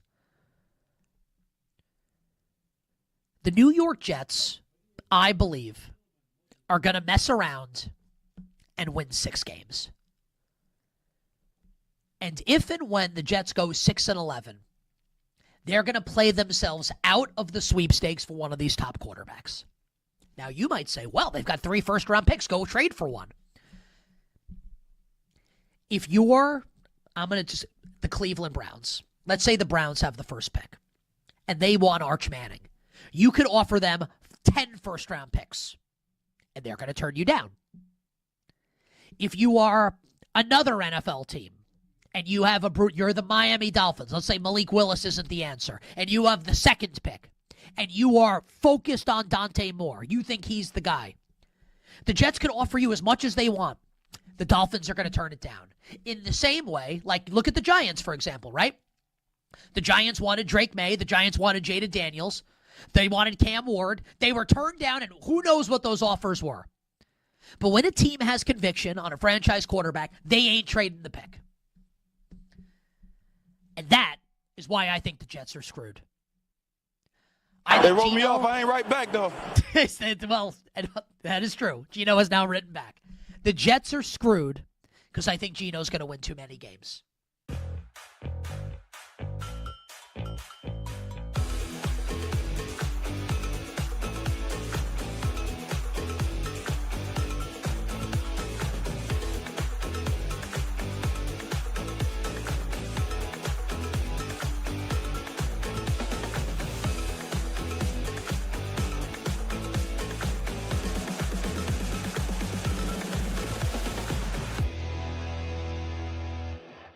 Like, we have no idea the knowledge the Ravens have about Max Crosby's knee. And they flunked Crosby on the physical, and the reports from Diana Rossini and Adam Schefter this morning basically said that the short-term prognosis for Crosby's knee coming off the meniscus, short-term is good, but long-term they had some questions. And maybe the Ravens did get cold feet. And maybe the Ravens jobbed out the Las Vegas Raiders in this instance. We may find the answers to those questions. We may find out the truth. Maybe we won't ever find out the truth. I was willing to give Baltimore the benefit of the doubt, though. Not a stupid organization. But the reason why this move is so important, the Ravens signing Trey Hendrickson, and I think this kind of got lost in the shuffle, was everyone's focusing on the Raiders, and everyone's focusing on what's next for Max Crosby, and everybody's focused on Bam Adebayo, and everyone's focused on Team USA, like choking it away against Italy, and maybe being the USA manager not even knowing if they had advanced or not. What kind of got lost in the shuffle here is that the Baltimore Ravens took a huge hit last night and have since repaired it with this signing of Trey Hendrickson. Because last Friday night, cue the Katy Perry song, we were taking many shots. Last Friday night, the Baltimore Ravens told all of us that they needed a big move to get them over the hump and get Lamar Jackson to his first Super Bowl. How did they tell us that? By trading 2 first-round picks for Max Crosby. Like, that's the Ravens saying, we need a move like this to really win the AFC, to get over the hump, to do what John Harbaugh couldn't do with Lamar Jackson, to get Jesse Minter this chess piece on defense, someone who can set the edge, someone who can rush the passer, someone who can stop the run. Now, I don't think Trey Hendrickson's the player that Max Crosby is. Crosby's better than Trey Hendrickson. He's younger than Trey Hendrickson. But if it wasn't going to be Max Crosby, it absolutely had to be Trey Hendrickson.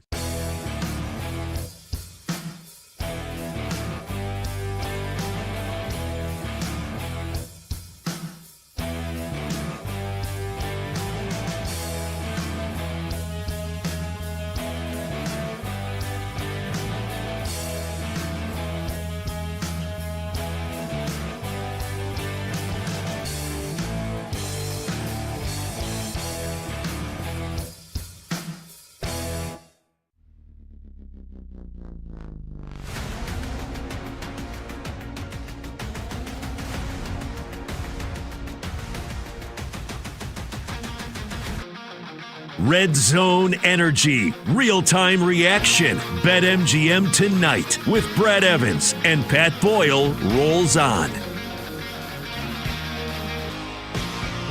You're in the jungle, baby! Welcome back, BetMGM tonight, Westwood One Sports. He's Brad Evans. I'm Pat Boyle. Phone number to join is 310-840-4910. That's 310-840-4910. We got fun and games. And how about this? There's no better place to be during the fun and games, during March matchups than Vegas. This year, college basketball fans can win a VIP trip to the Court of Legends event featuring the Cavender twins. Simply place sports bets, and your position on the leaderboard will determine if you win one of the 25 grand prize packages. Just sign into your BetMGM account, opt into the promotion, and start placing sports bets of at least $10 to climb the leaderboard. Make this March one to remember. Join the Court of Legends leaderboard and make it legendary. All right, Brad, we've got madness going on in the Big Ten tournament because a team that was on the bubble just got bounced, and that is the Indiana Hoosiers, or they're on the verge of doing so. So what the hell does this do to one of the worst bubbles in history? Even though it may not be a good one, it's still going to be exciting. What's going on with your thoughts here as Indiana is looking like they're going down? Yeah, I have just small asks in life. I don't really demand or expect much from anybody or anything. I walked into the day and woke up this morning thinking, the bracket big board. Oh, she looks so good. She's so damn pretty. It's nice and neat. I feel really good about my prognostications and projections. And then Indiana goes out and lays an ostrich-sized against, of all teams, Northwestern in the Big Ten tournament, losing 74-61, an L they could ill afford to catch against a not-so-quality opponent, to say the least. So this it just leaves a perplexing dilemma for yours truly on who should be the last team in, because Indiana was the last team in on my bracket big board projection entering the night. But they got a bit to do.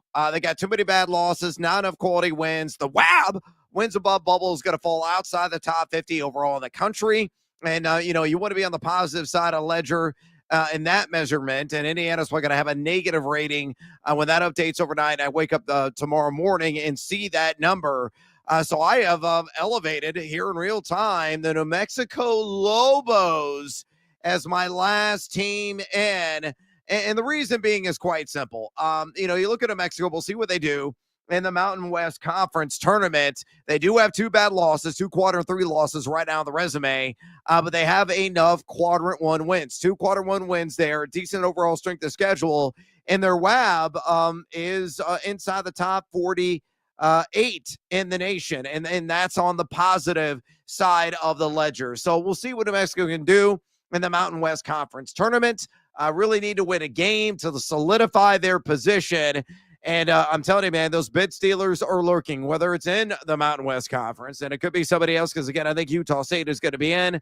New Mexico could play themselves way in with a couple of wins, but maybe somebody else will rise to the occasion and earns the auto berth in that wide-open league. Remember, I like Boise State at plus 550 to cut down the nets there in Vegas, but how about the Atlantic 10?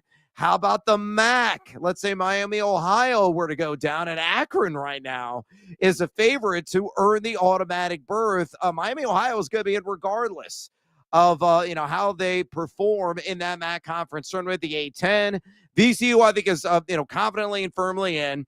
St. Louis is way in. There could be a third team that comes out of the work. Maybe it's like a George Mason, St. Bonaventure, somebody off the charts that gets white stinking hot and steals that bid. So a lot is going to go down here. And again, this just prompts the question immediately. Why, NCAA, are we thinking about expanding? Pull your head from your ass. There is no justification whatsoever. We need to expand to 76 teams. And I love basketball. I love betting on college basketball. But please, for the sake of my soul as a bracketologist, let's keep it at 68. I agree with you. I agree. There is just some things that are pure and should be untouched. And I thought even going from 64 to 68 was unnecessary. But yeah, you'll always have the Tiger Campbell, Johnny Juzang, Jaime Jaquez, UCLA Bruins, first four to the Final Four. But outside of that, I mean, we don't need to get to 76. Like you said, we've had some of the worst bubbles in history in just the last decade. This is the worst bubble. Like, we go to 76 teams, and you're going to have Auburn, who's going to have 16 losses, barring a miracle run to the SEC title. And they would be in. Like, they'd be comfortably in. You'd have some even worse teams that have no business of being in the field getting into the tournament. And I know, again, you and I disagree on college football playoff expansion. You want to go to 24. You want to go to 32. I'm surprised you don't feel the same way with the college football playoff as you do with the Big Dance, because there's certain teams that just don't belong in the merits of what they've done in the regular season. Anybody can get hot for a 2, 3, 4 game span in March Madness, and so you should only be in there if you deserve to be in there. And if we expand to 76 teams, which the NCAA is considering doing, you're making pure unpure, Brad. We don't need to make it unpure.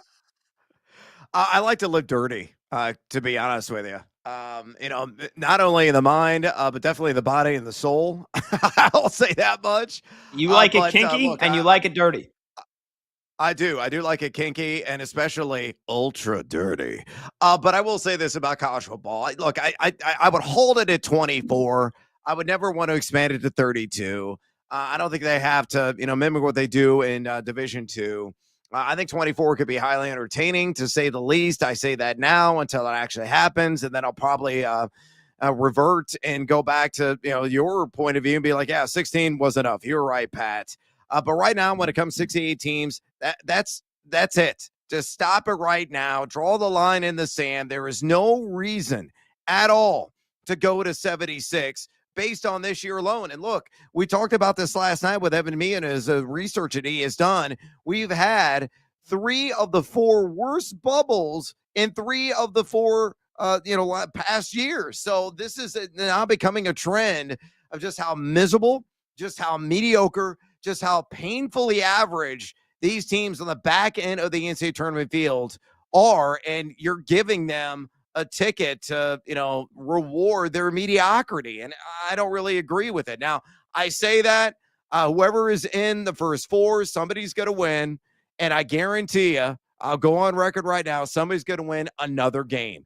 It happens almost every year of the existence of the first 4, all but 1 year, Pat, has not a first 4 team advanced into the round of 32. So whoever that team is, maybe it's going to be Texas, who right now is, in a fight with Ole Miss, and they're going to be on the outside looking into that contest. They're going to be squarely on the bubble, and that's looking like a team that's going to wind up in Dayton, no matter what the outcome is against the Rebels tonight. But that's just one example of the just joylessness that completely exists right now on the backside of the bubble. Guys like me, what was Brad pouring out for the poor bracketologist? I'm racking my brain every single night trying to figure out what the hell the committee is going to do. Again, I'm begging bid stealers to rise the occasion and punch their card. All right, brother. Well, enjoy the you still got 3.5, 4 hours left of college hoops tonight, man. Enjoy it. Coffee! All right, well, bid adieu to Brandon when we come back. Why Kevin O'Connell might be putting his job on the line this season in Minnesota. This is BetMGM tonight here on Westwood One Sports.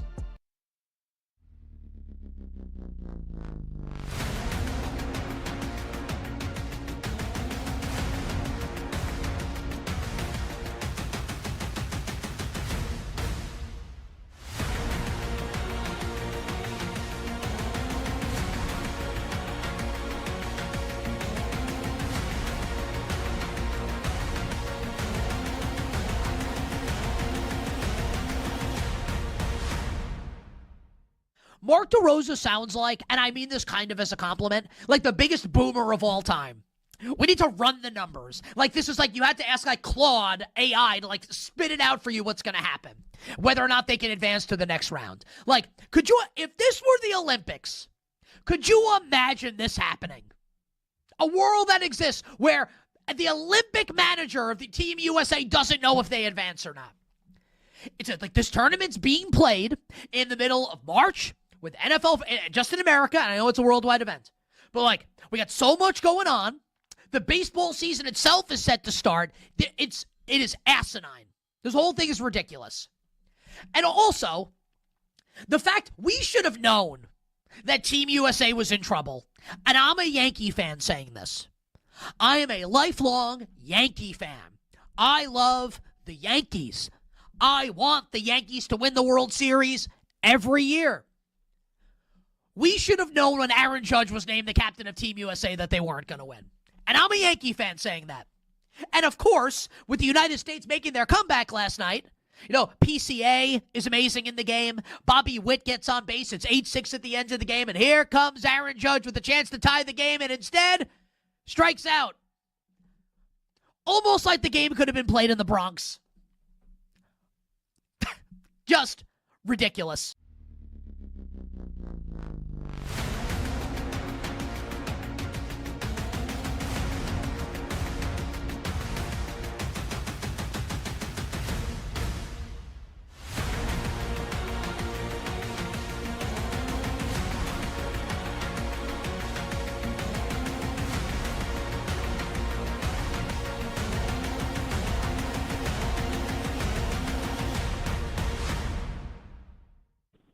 If we're being honest with ourselves, stuff like this happens a lot in the business world, especially when the fine print indicates that you're legally in the right, that there are no repercussions, that it's contingent upon the inspection. It's contingent upon the physical. It's contingent upon whatever. I will say this too, though, Nick.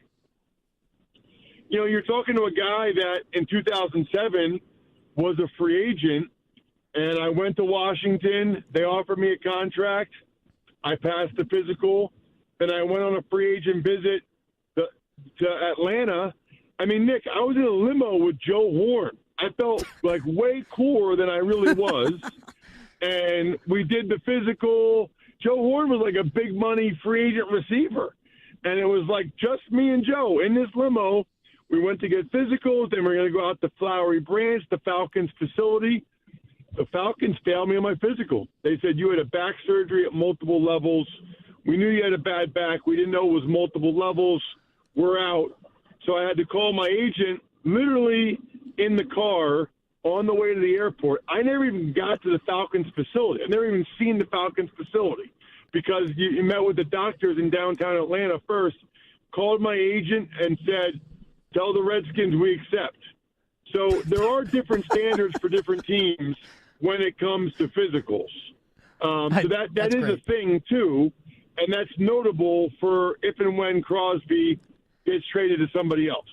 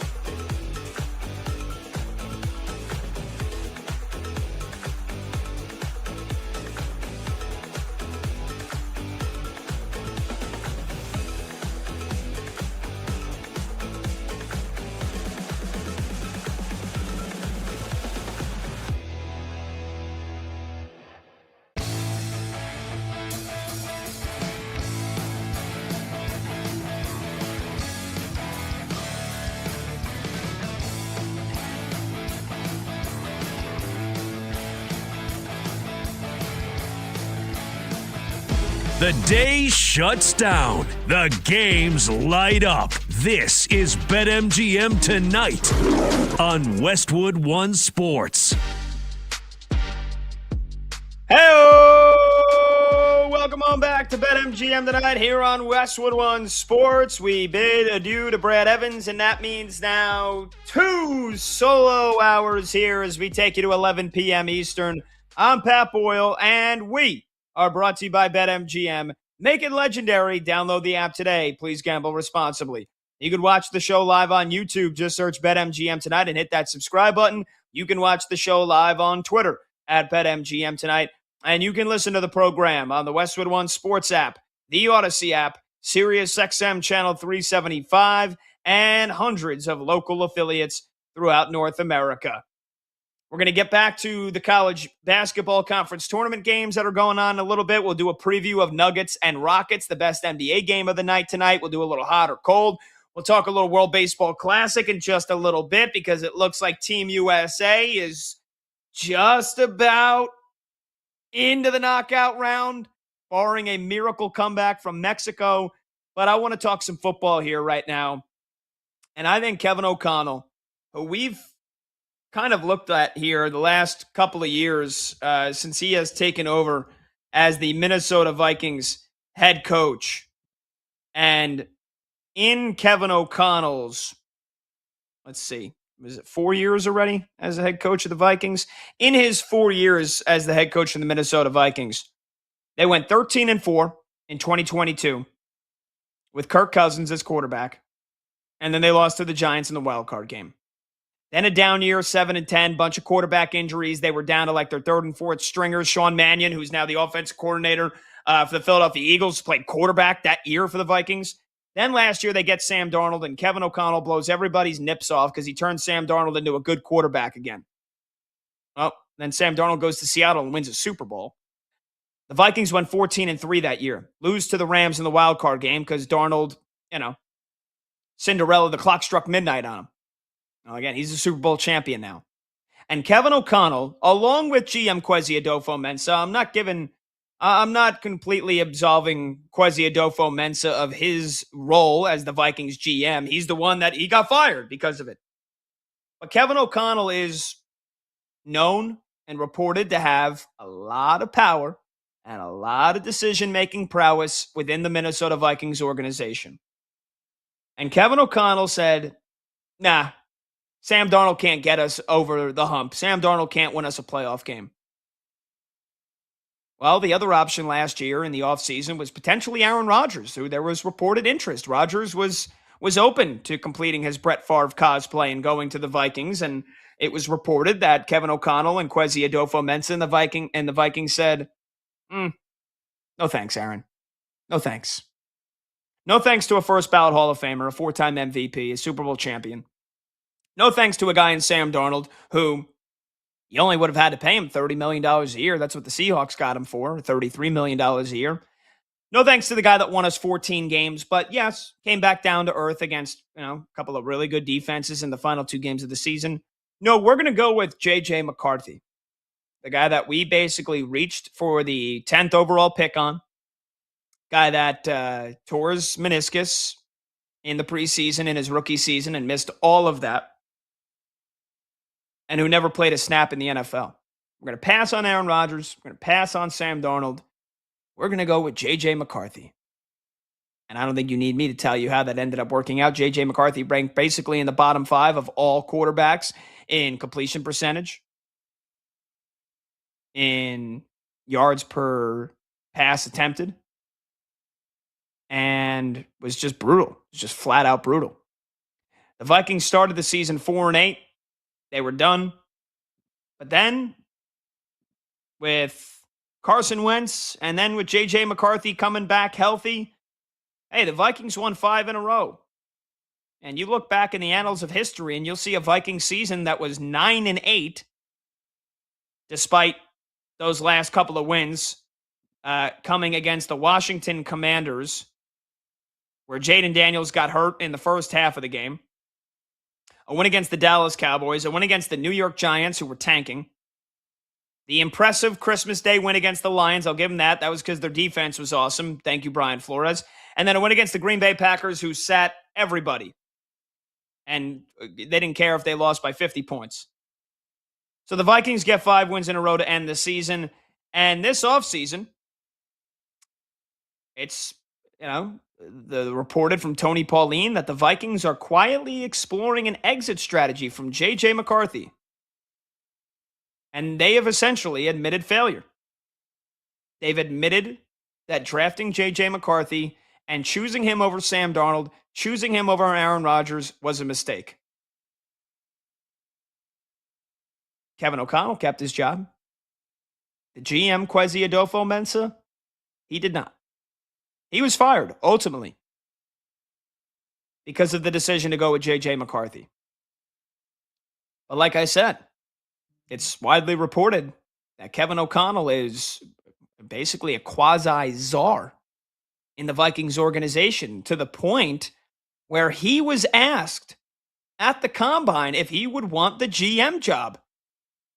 Imagine that. Bill Belichick status. Kevin O'Connell, the play caller, the head coach, the quarterback whisperer, the quarterback guru, and maybe the GM. Right now, they don't have a GM. Rob Brzezinski, who's been with the Vikings organization for like 2 decades, he is the interim de facto GM, if you will. He's the one answering all the questions. He answered all the questions at the combine. And the plan is, the reported plan is, they don't plan to hire a GM until after the draft. So that means it's Rob Brzezinski, Kevin O'Connell, working. What's the word I'm looking for? Working. I don't want to say in cahoots, working together. Sometimes you try to be smarter than you are. I probably should have just said working together. Kept it simple, like a simple man. You be a simple man, Pat. It's Kevin O'Connell and Rob Brzezinski working hard together on the draft and who the Vikings are going to select and in free agency. And that leads us to what's the biggest thing in free agency for the Minnesota Vikings. Find out who your quarterback's going to be.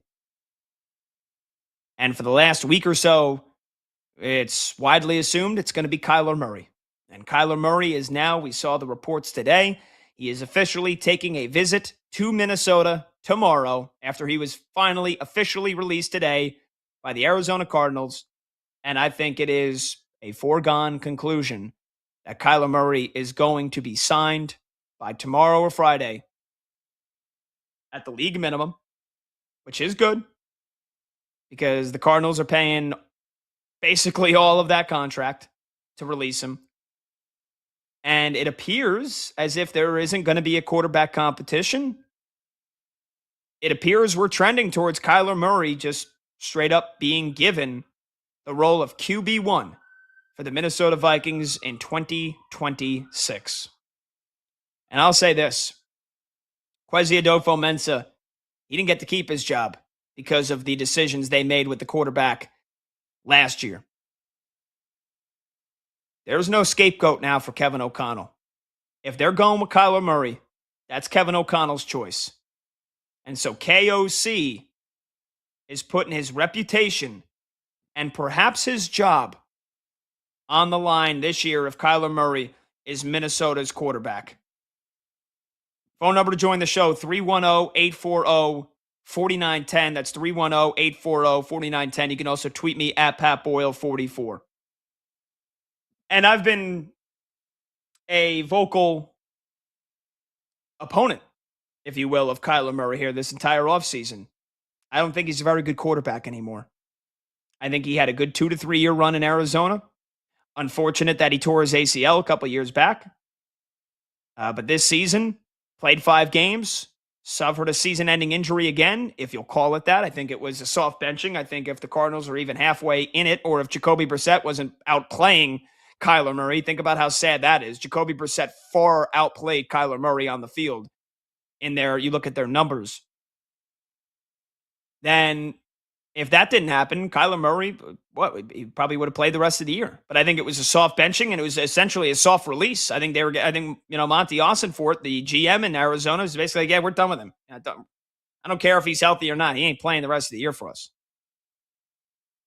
And the first 5 games that Kyler Murray played, I wasn't impressed with at all. At all. Threw for less than 200 yards a game. When I watched him run, I didn't see the prime, bushy-tailed, athletic prowess Kyler Murray showed when he was in his prime, making Murray magic, making plays happen, using his legs. I didn't see that. My eyes could be wrong. They've been wrong before. They've been right before. I think Kevin O'Connell perhaps risking his job and his reputation to go with Kyler Murray. It's one hell of a gamble. It's one hell of a gamble that I don't know if he makes it to 2027 to tell the tale of. So, what were the other options this year in free agency for the Minnesota Vikings? Well, they could have signed Malik Willis. I would have went all out to beg for Aaron Rodgers to play quarterback for them. Who knows if that conversation was had? Maybe they called Aaron Rodgers in the first day of the offseason, or maybe, legal tampering. Maybe they did a little illegal tampering. I mean, who the hell is ever going to know if Kevin O'Connell talked to Aaron Rodgers on a cell phone? Nobody. And maybe they did say, maybe Kevin O'Connell said, hey, Aaron, I screwed up, man. I'm willing to admit I'm wrong. Here's my humble pie. But we want you. We need you. We need you to play quarterback for the Minnesota Vikings here this season. Maybe he did say that. And maybe Aaron said, hey, man, I'm going to tell you guys the same thing I told the Pittsburgh Steelers. I'll do my best Aaron Rodgers impression here. I don't know if I'm coming back to play football. I'm got a lot of family things I got to figure out. I'm here. I'm looking at the beach. I'm enjoying things right now. I can't give you an answer. And maybe Kevin O'Connell said, well, I kind of need one because we can't do what the Steelers did last year. We can't just wait for you, man. Can't wait till April. Can't wait till May. I got to have a backup. I have to have a plan by the time free agency starts. And maybe that was the end of it. But I would have went all out for Aaron Rodgers. I don't care. At 42, going to be 43, I think he's a better quarterback still at this time than Kyler Murray is. Hell, I even think Kirk Cousins would have been a better option. He knows the system, played for Kevin O'Connell, had success, won 13 games with him a couple of years ago. Now, sure, Kirk Cousins ain't the same quarterback that he was 5 years ago. He's got a torn Achilles to his name since then. Still, you want familiarity. You want comfortability. That's what so many of these coaches and so many of these GMs, they as smart as we think they are sometimes, they revert back to this. They panic if things are out of their control, if things are out of their comfort zone. What would have been in Kevin O'Connell's comfort zone more than Kirk Cousins? But instead, they're risking it all on getting Kyler Murray to be committed, to be healthy, and to be the quarterback that he once was in Arizona. And I just don't think he's that anymore. 310-840-4910. I mean, I've said it time and time again.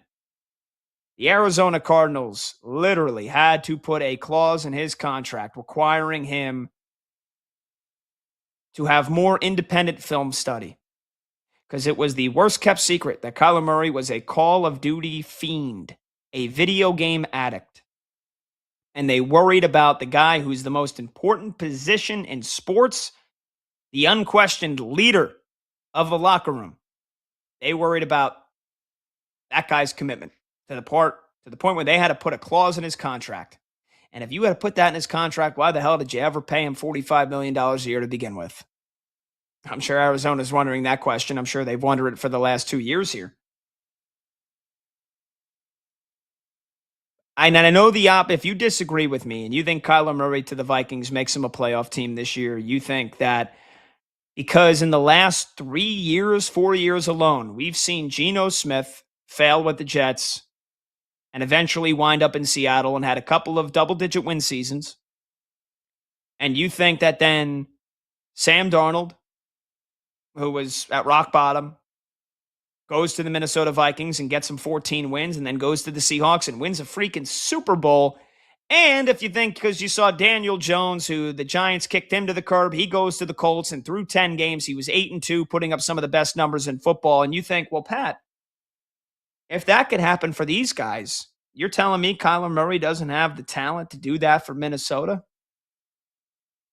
And I'll tell you that for every Geno Smith and for every Sam Darnold and for every Daniel Jones and for every quarterback that doesn't have success with one franchise and one organization, that they'll have success with another one. For every one of those quarterbacks, I can point you in 100 different examples of guys that bounce from team to team and never have success, and they turn into perennial backups. And I think we'll see. History will tell if I'm right or if I'm wrong. But I think in another 3 years from now, Kyler Murray will be a perennial backup. We will look at him the way we look at Jacoby Brissett, who's the starter again in Arizona this year. So who knows? Maybe Jacoby Brissett has his Sam Darnold year or his Daniel Jones year. We will look at Kyler Murray the same way we look at Gardner Minshew. We'll say, yeah, I wonder what team he's going to be the backup for. And I don't think Minnesota's going to the playoffs this year with Kyler Murray as their quarterback. Because straight up, I just don't think he's that good of a quarterback anymore. And that's Kevin O'Connell's decision. He wants Kyler Murray. Kwesi Adolfo-Mensah got fired because they wanted J.J. McCarthy. If the Vikings go 6-11 this year, should Kevin O'Connell get fired? If Kyler Murray is the reason why they go 6-11 or 7-10, despite what I think is a damn good defense led by Brian Flores once again, despite them having Justin Jefferson, despite them having Jordan Addison and TJ Hawkinson, I don't think Kyler Murray has given you the quarterback play that you need to be a playoff team. Can't see over the line of scrimmage. Never had a big arm. And I think what he would use to make up for that, his legs, his ability to make plays happen on the run, outside the pocket. The guy that's had 2 season-ending injuries in the last 4 years. I don't think you could say, oh, he's only 26 or he's only 27. Kyler Murray is 28, actually. Turns 29 in August. So he'll be 29 at the start of the season. Well, Pat, he's not even 30 years old. I don't think Kyler Murray's a winner.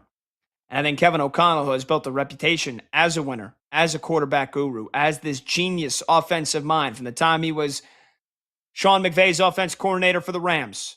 And in the 2 years where he looked like a damn genius, with Kirk Cousins getting him 13 wins and Sam Darnold getting him 14 wins.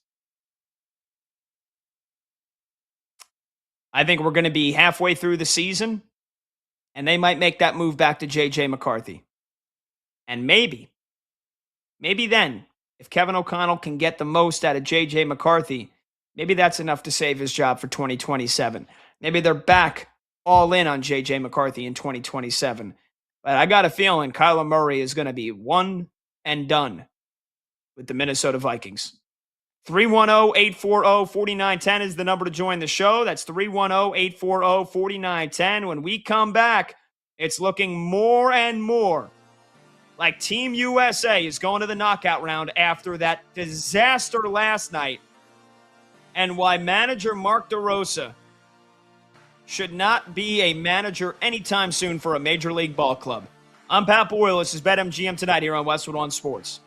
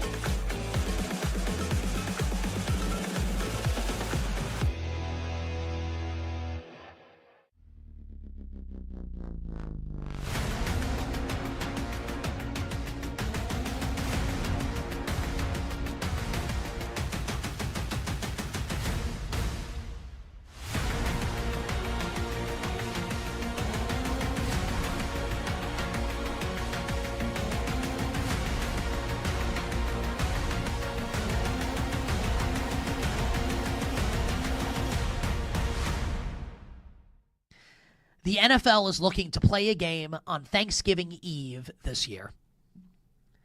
To which I say, can nothing ever be sacred? There is nobody and if you watch the show and listen to the show for any period of time, I think you know, especially given like my knowledge of the history of the league, right?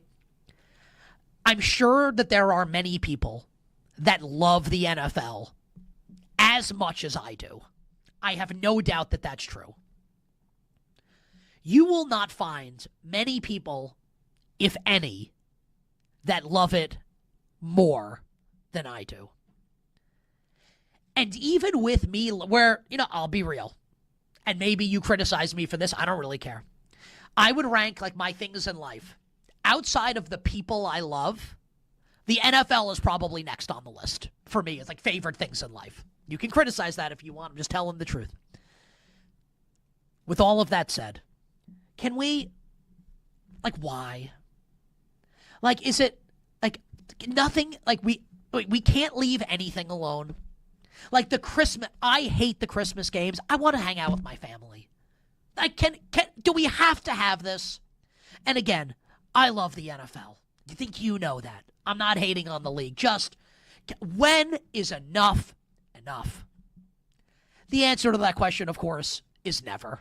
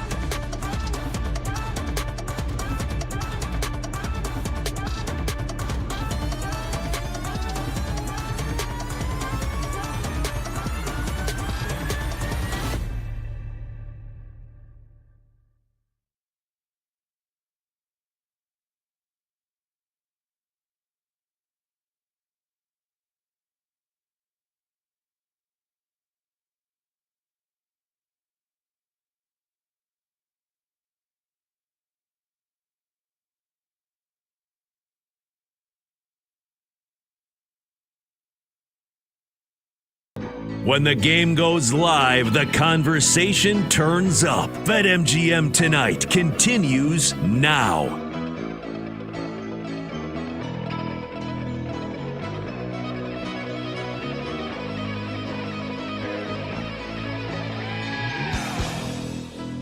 I seen her in a smoking room, smell of wine and cheap perfume. For a smile they can share the night. It goes on and on and on and on. Welcome back, BetMGM Tonight, Westwood One Sports. You're welcome for that rendition. I'm Pat Boyle.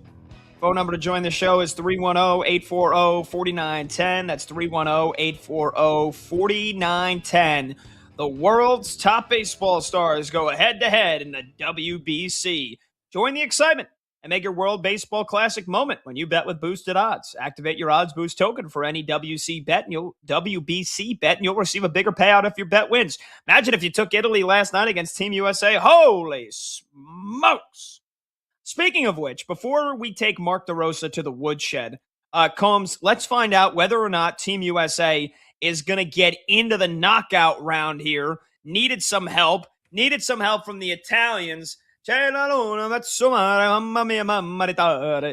Needed them to beat Mexico, and Italia is doing their job. It's 7-1 at the end of the 7th inning, but I guess we have to wait till this goes final to officially declare if Team USA is going to get the help they needed and advance to the knockout round. Can you explain this tiebreaker scenario to me, please?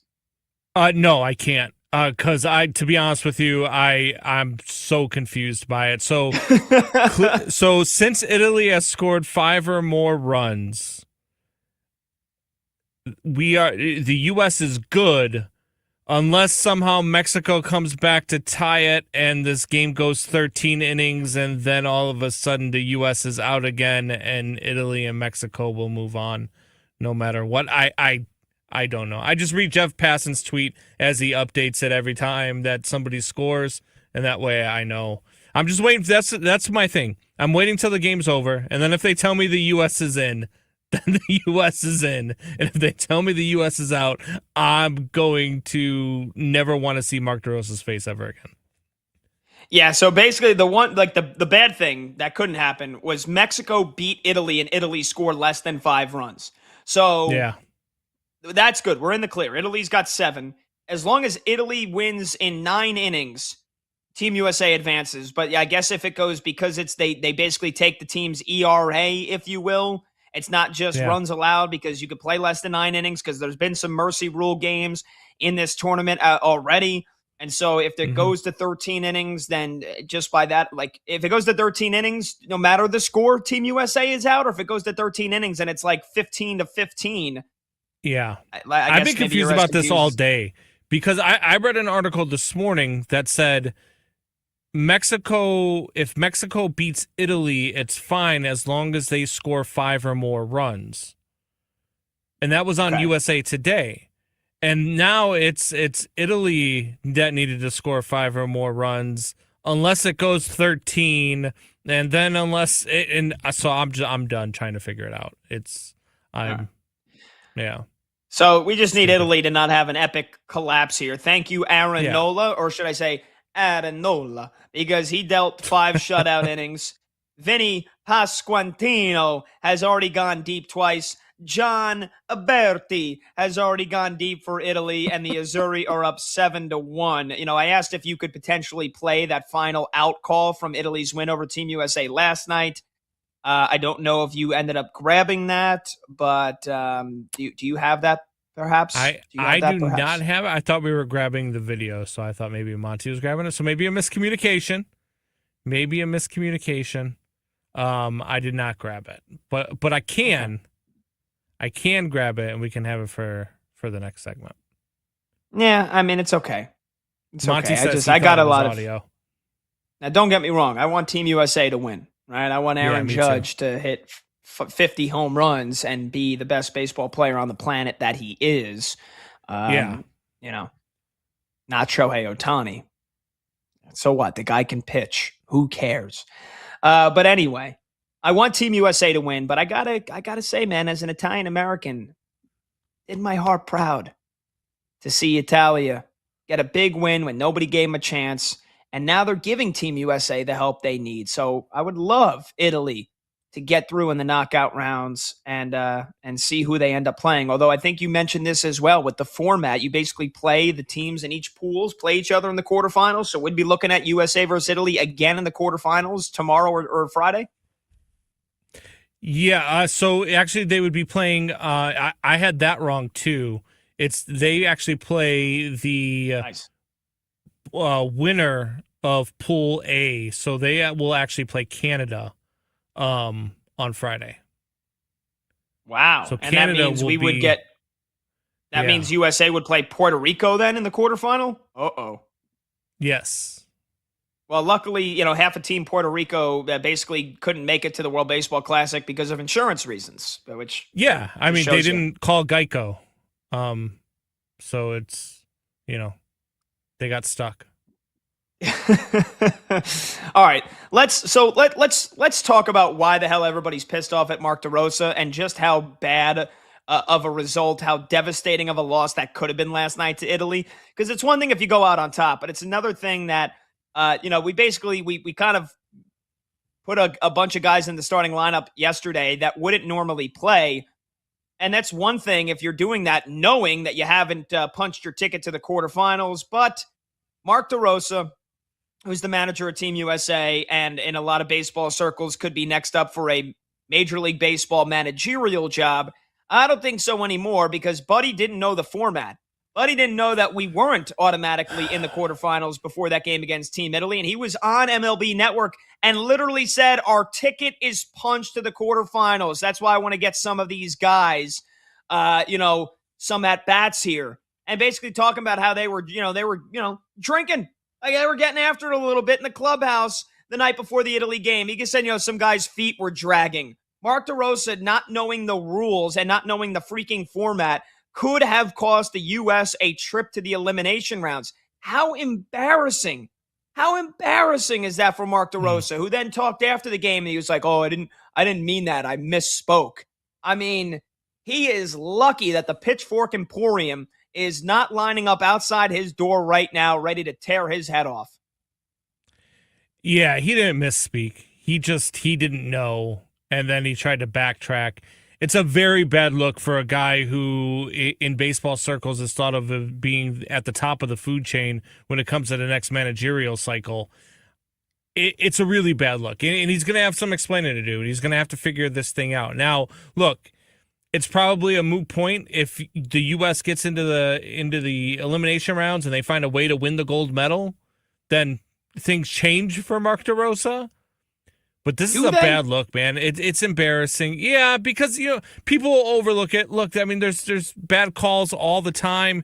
You see people that do things and they don't necessarily make sense. They don't understand. I mean, we watched Tony La Russa one time, call for an intentional walk when his pitcher had an 0-2 count on a batter. So we've seen smart baseball guys make really dumb decisions at times, right? So I think it gets better if the U.S. comes back and wins this thing. But it's a really bad look, man. It's a really bad look because this U.S. team, for them, how does the whole team not know? Like, how does not one person on the coaching staff or on the roster be like, hey, coach, just so you know, like, it looks good for us, but if we stumble against Italy, we're in trouble. Or even the guys on the broadcast on where he's on MLB Network when he was on. I forget what Inside the Clubhouse or whatever show he was doing on the MLB Network. How did none of those guys? They're covering the tournament.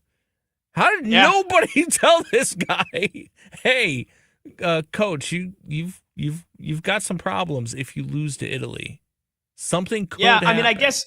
Yeah, we're not. I'm not absolving Mark DeRosa of his fault, but yeah, it does appear that nobody knew the format. Nobody knew the fact that USA was not already guaranteed a spot in the quarterfinals before that game last night. It still we just went over all the scenarios, all the tiebreakers. Like, how could anybody really understand what's going on here? I don't know why they don't just go. Like, first of all, go head to head. So you have a round robin. If everybody's 2-1, but or 3-1, but Italy beat Mexico and the U.S. beat Mexico, Mexico's out. Like, how is that not the tiebreaker? Or then instead of all of these stupid runs given up, why don't you just go to runs scored? Yeah, the head to head.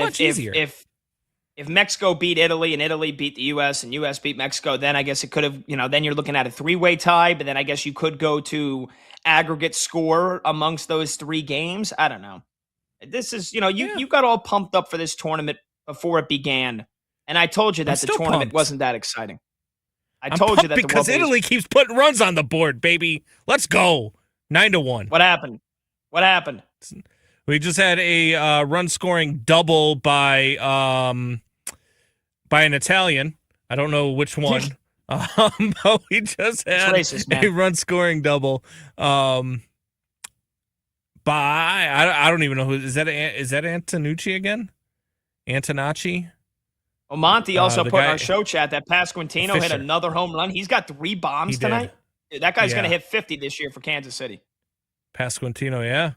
And you know what I loved last night was after you talked so poorly about my guy PCA. He ended up with 2 bombs last night. And they lost. Hit 2 bombs. Well, let's see him do something against Ohtani and Japan or Puerto Rico when it really matters. Can't wait. Okay? Can't wait. Let's see him do something in October for the Cubs because he did nothing last year. What? Am I wrong? Yeah, you're wrong. What did he do in the playoffs? What do you mean? What did he do in the playoffs? I'm asking. A What big did he part do of in that the team. playoffs? His defense alone is enough in the playoffs. But he hit decent. so I mean, now I don't know what the exact numbers are. But he wasn't terrible in the playoffs. I'm gonna look it up. So but now he we're wasn't lauding, terrible in the playoffs. now we're lauding a guy who was an all-star last year who you act like is one of the best players in baseball because of his defense. I never said he's one of the best players in baseball. Is he one of the more exciting players in baseball? Yes. But I'm very honest when it comes to my teams and my players, regardless of what you say, Pat, regardless of how you are, I am honest with my players and my teams. He's very exciting, but is he the best player? No. So last year in the postseason, he had 5 hits and 3 RBIs in 8 games in the postseason. Okay. 5 hits in 8 games. What was the batting average? What did he hit? 200? Let me see here if I can pull it up. Or probably worse. What did he hit? 185. 165? 185. Very fitting. 5 hits in 8 games and 3 RBIs. Yeah, he hit 185. I mean, he had a 3-for-4 game in the clinch game against San Diego. Oh, congrats. They got to the I division. mean, that's a high pressure game, right? The game that you need to clinch. Final game of the winner go home game, and he went 3-for-4 in that game. All right. That doesn't count for anything in your world? So what else happened in the World Baseball Classic? So we got Japan undefeated, no surprise. They actually took care of business. They have a manager that probably knows what they're doing. So they're the 1 seed. And then Korea clinched the 2 seed because a tiebreaker over Chinese Taipei. Damn, so Australia, they were 2-2. So was Chinese Taipei, so was Korea. But Korea had the tiebreaker because they had the most runs scored. Yes. And then they will play the Pool D between Dominican Republic and Venezuela. And they are playing right now. Last I looked, Dominican Republic was up 3-2. That score may have 7-3. changed. I'm pulling it up now. 7-3. 7-3. DR is winning in the top of the 5th. So this game is just for 1 and 2 seed. Both teams have already clinched. So both are in. Juan Soto. This is just for Juan one's Soto the 1 homered. seed, the other one's the 2. Juan Soto homered, Ketel Marte homered, Vladdy homered, and Fernando Tatis hit a 3-run bomb. So Venezuela will then play Japan. Dominican Republic will play Korea. Okay. And probably give the edge to both Japan and the DR. And do we avoid both of them? Does the U.S. avoid both of those teams until the championship? Yes. Wow. All right, good. Good. That sounds like Team USA is going to back their way into the final and watch us get smoked by Japan. That'll be fun. That'll be. Why would that be fun? Oh, that was sarcastic. I figured. Right. I don't know with you. I mean, you love Shohei Ohtani, so it might be fun for you. You think he's the GOAT? Who said I love Shohei Ohtani? I just said Judge is the best player on the planet, not Shohei. All right, so hopefully Italy just keeps pouring this on. It's 9-1 Italia. If they hold and win and don't collapse and win this game in 9 innings, which they're blowing them out, then that means Team USA will advance to the quarterfinals. And Mark DeRosa can take a sigh of relief. He sounds Italian. Maybe he blew the game on purpose. DeRosa. Maybe he wanted Italy to get in. A little conspiracy theory here? Maybe he did a little, what's it called? A little Pete Rose. Maybe he bet on Italy. Maybe he threw the game. Oh, we're not going to put that out there, are we? No, that's a joke. That's a joke. I'm joking. All right, we'll take a short break after that one. 310-840-4910 is the phone number to join the show. We'll preview Rockets and Nuggets when we come back. The biggest basketball game tonight in the NBA, and it's a good one. Playoff implications abound. Why I think the favorite is going to roll in that one. That's coming up next. I'm Pat Boyle. This is BetMGM tonight here on Westwood One Sports.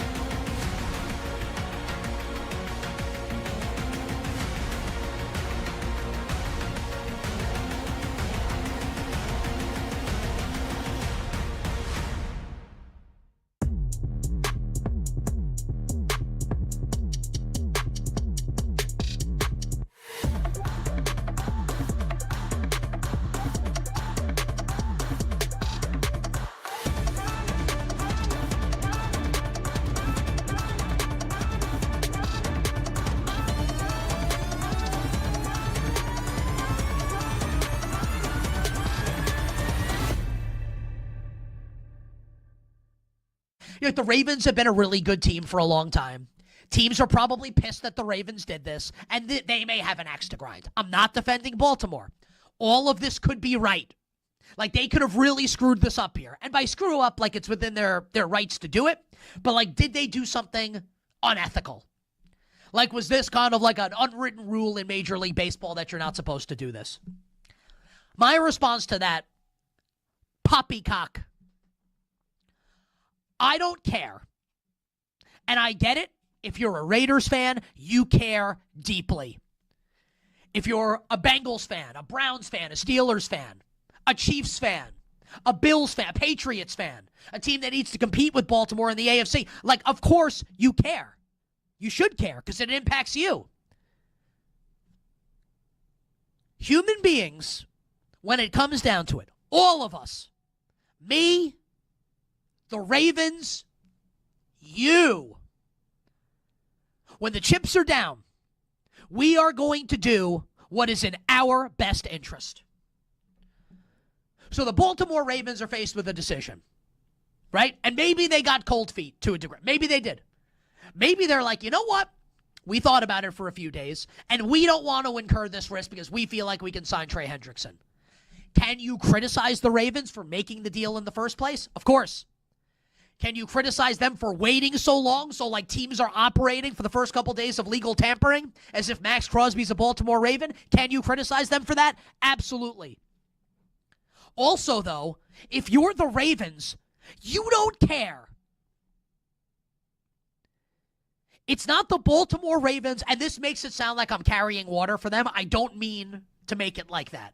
Like, they are very much worthy of criticism here. For whether it's true or not that they got cold feet. But it's not the Baltimore Ravens' responsibility to make sure that the Las Vegas Raiders supercharge their rebuild. And it's not the Ravens' responsibility to make sure that the Buffalo Bills can operate for 48 hours leading into the start of the new league year as if Max Crosby is going to be playing on a big AFC rival. That's not their responsibility. Their responsibility is to try and win a Super Bowl this year, next year, and the year after, and the year after that. So, like, I get it. If you want to say, man, the Ravens, this is kind of unethical, or they broke an unwritten rule, we can have that conversation. My response is going to be, though, if you were them, and you have the information that they have, and remember, they wanted to make this trade. They wanted to do it, right? If you were them, and you had the information they had, would you have done the same thing? Because I'll tell you what, I absolutely would have. And I got no problem saying it. And if you're being honest, neither should you.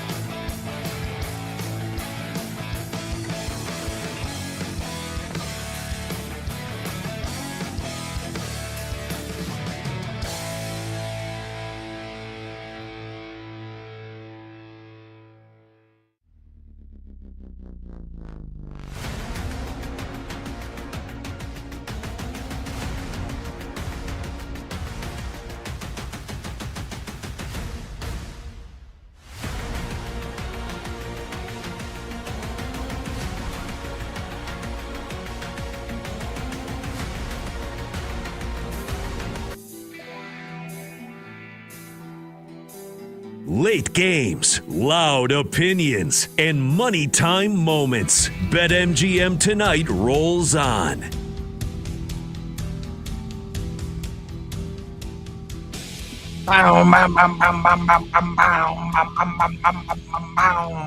Welcome back to BetMGM Tonight here on Westwood One Sports. I'm Pat Boyle. Phone number to join the show is 310-840-4910. That's 310-840-4910.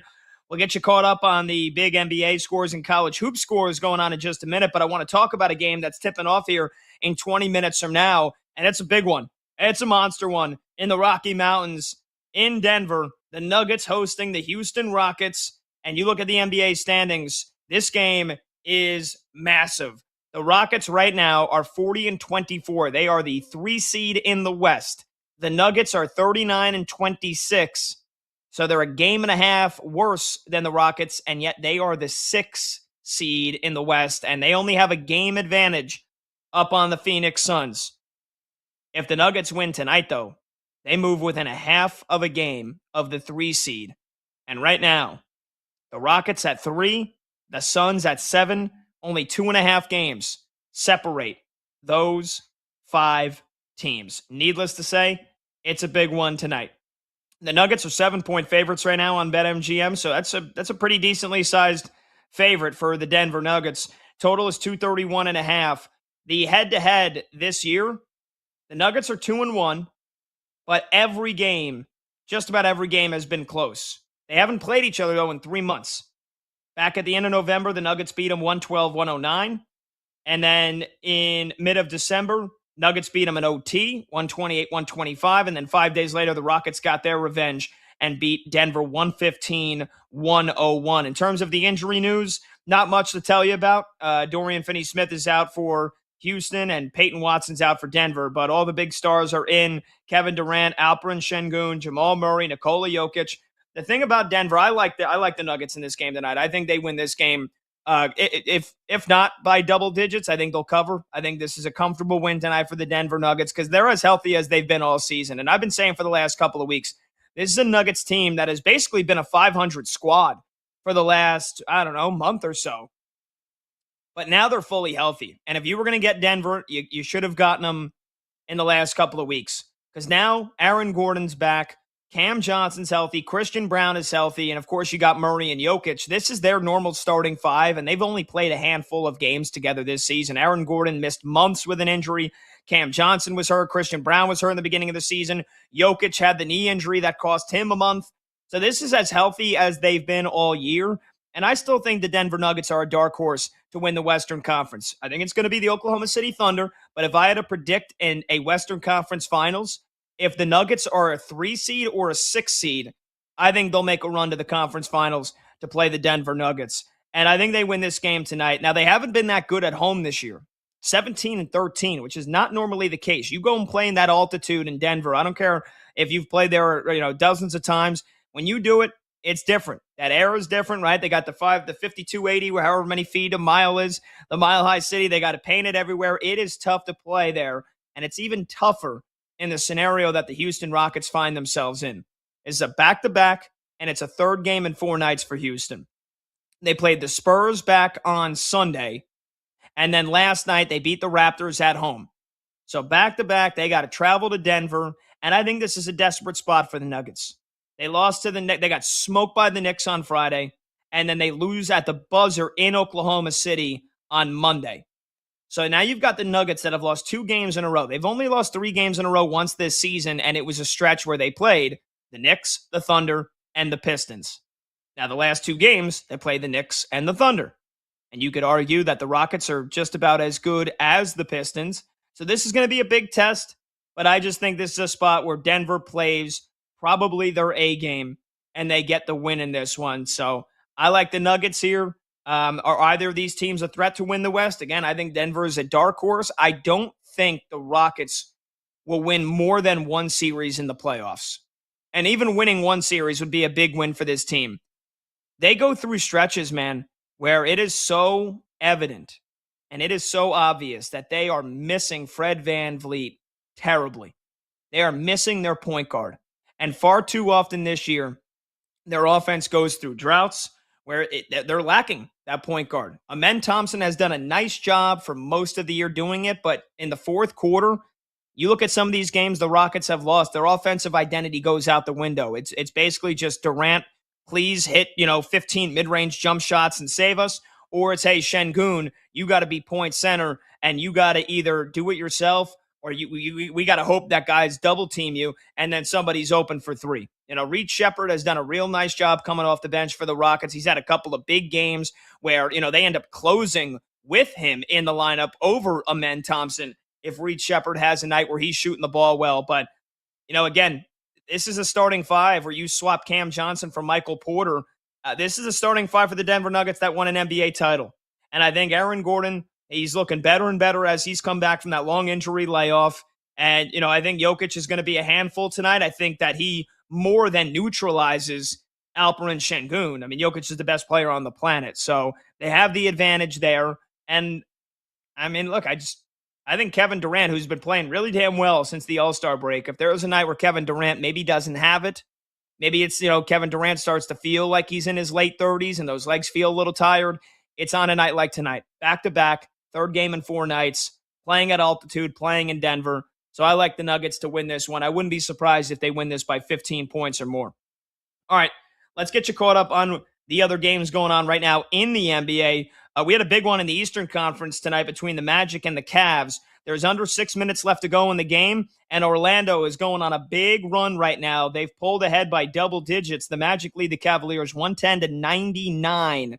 And in this game, Donovan Mitchell's got 22 points. James Harden's got 24 points. But for Orlando, Paolo Banchero's got 25, 8, and 7, flirting with a triple-double. But it's Desmond Bane, who they made the big trade for in the offseason. And for so much of this season, Desmond Bane's played well, but the Magic, they have taken a big step back. Remember, they tested the Celtics pretty damn good in the first round of the playoffs last year. The Magic were a team that was supposed to be, along with the Pistons, these young guns that were going to finish in the top 4.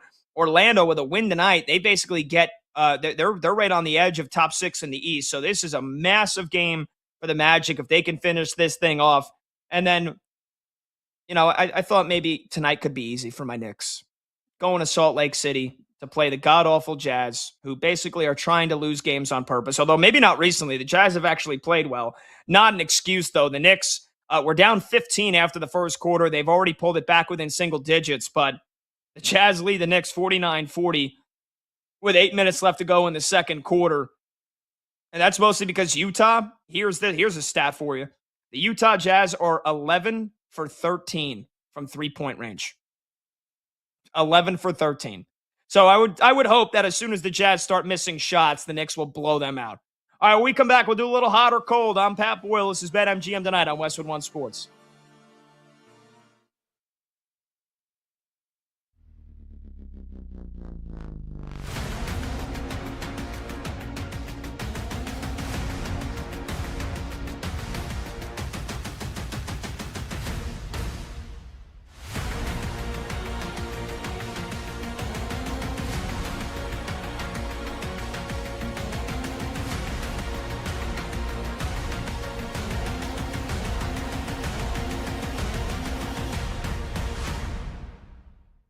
I am not, and have never been, a Kobe Bryant stan. Because that's what I get accused of being when I say things like this. I am not a Lakers fan. I hate Phil Jackson as a growing up a Knicks fan. I rooted against all the Kobe Shaq teams. The only time I ever rooted for the Lakers was when they played the Celtics in the NBA Finals because I'm a New York sports fan. That's it. Otherwise, I never rooted for the Lakers. If Kobe were alive, I'm not saying that, I'd be like, yeah, screw Kobe. I'm not saying that I would feel that. I can't imagine why I would feel that way. But I probably wouldn't feel some type of way about this. And I acknowledge, you may think it's, immature for me to say that. And it might be. But, I'm the one with the microphone giving you an opinion. It's the fact that Kobe's not here that I guess I have to say out loud that I didn't want anyone to best his 81 points because he's not here. And I think it is a crying shame that he's not.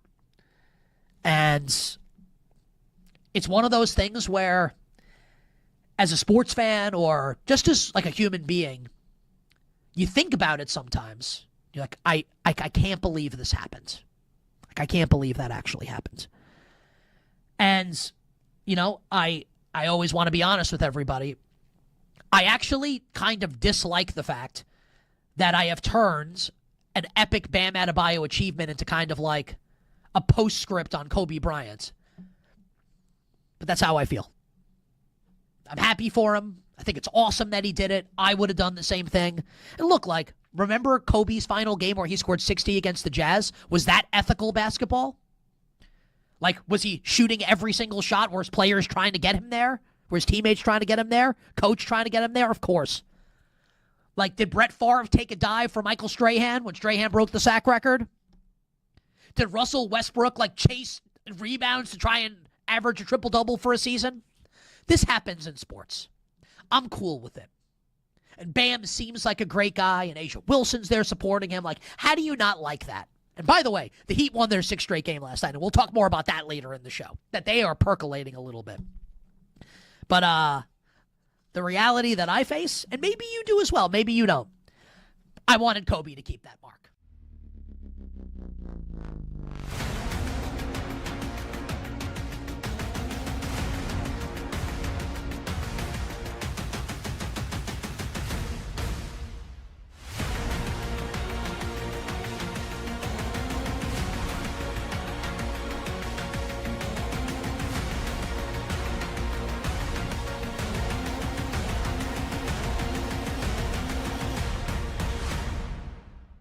And whether you're a Raider fan, whether you're a Raider hater, I don't know how you could be at this point. They've been bad for so long. I don't even understand how you could hate them. I think you have to acknowledge that this is brutal for that organization. Think about what we said on this show on Monday morning, right? Because that's the first opportunity we have to talk about it. I loved this trade for the Las Vegas Raiders. And I said it for a long time leading up to the trade. It makes 0 points, and I still feel this way, and we'll get to that, 0.0% chance, or 0.0% sense for Max Crosby to be on the 2026 Raiders and beyond. This is a team, and there's less holes now after the spending spree on Monday to start legal tampering. This is a team in the Raiders that is not close to winning, that will start the rookie first overall pick at quarterback, and in an impossible division with Patrick Mahomes, Justin Herbert, and the team that hosted the AFC Championship game this season. So the Raiders, it made no sense to keep Max Crosby, were able to get 2 first-round picks for him from the Baltimore Ravens and supercharge that rebuild. Now, you lose those 2 first-round picks. Do I think the Raiders will still trade Max Crosby? Absolutely. Absolutely. I do think that they will still trade Max Crosby. They can say whatever they want. They can feed whatever they want to insiders who can then report it. I understand how the game works. And like I've seen a couple insider tweets that are like, the Raiders are comfortable keeping Max Crosby, or this could stretch on into the season. Stop it. Shuts down. The games light up. This is BetMGM Tonight on Westwood One Sports. Hey, welcome on back to BetMGM Tonight here on Westwood One Sports. I'm Pat Boyle, and we are brought to you by BetMGM. Make it legendary. Download the app today. Please gamble responsibly. You can watch the show live on YouTube. Just search BetMGM Tonight and hit that subscribe button. You can watch the show live on Twitter at BetMGM Tonight. And you can listen to the program on the Westwood One Sports app, the Odyssey app, SiriusXM Channel 375, and hundreds of local affiliates throughout North America. Hour number 5 of our 5-hour program begins now. If you want to join the show, phone lines are open. Any and all of your thoughts on NFL free agency, on the Max Crosby Knicks trade, and then the Ravens subsequently signing Trey Hendrickson this morning. We talked about that earlier in the show. Any and all thoughts on conference championship week for college basketball and in the NBA. We'll take all your phone calls. And hey, the World Baseball Classic. Do you think Mark DeRosa is a complete buffoon for not knowing that the USA actually did not clinch a spot in the quarterfinals? And we've been begging Italy to take care of Mexico all night. It looks like they will. So we're going to make it into the knockout round anyway. 310-840-4910 is the number to join the show. But let's kick off hour number 5 with a segment that always delivers. It's called Hot or Cold, and it features producer Brandon Combs.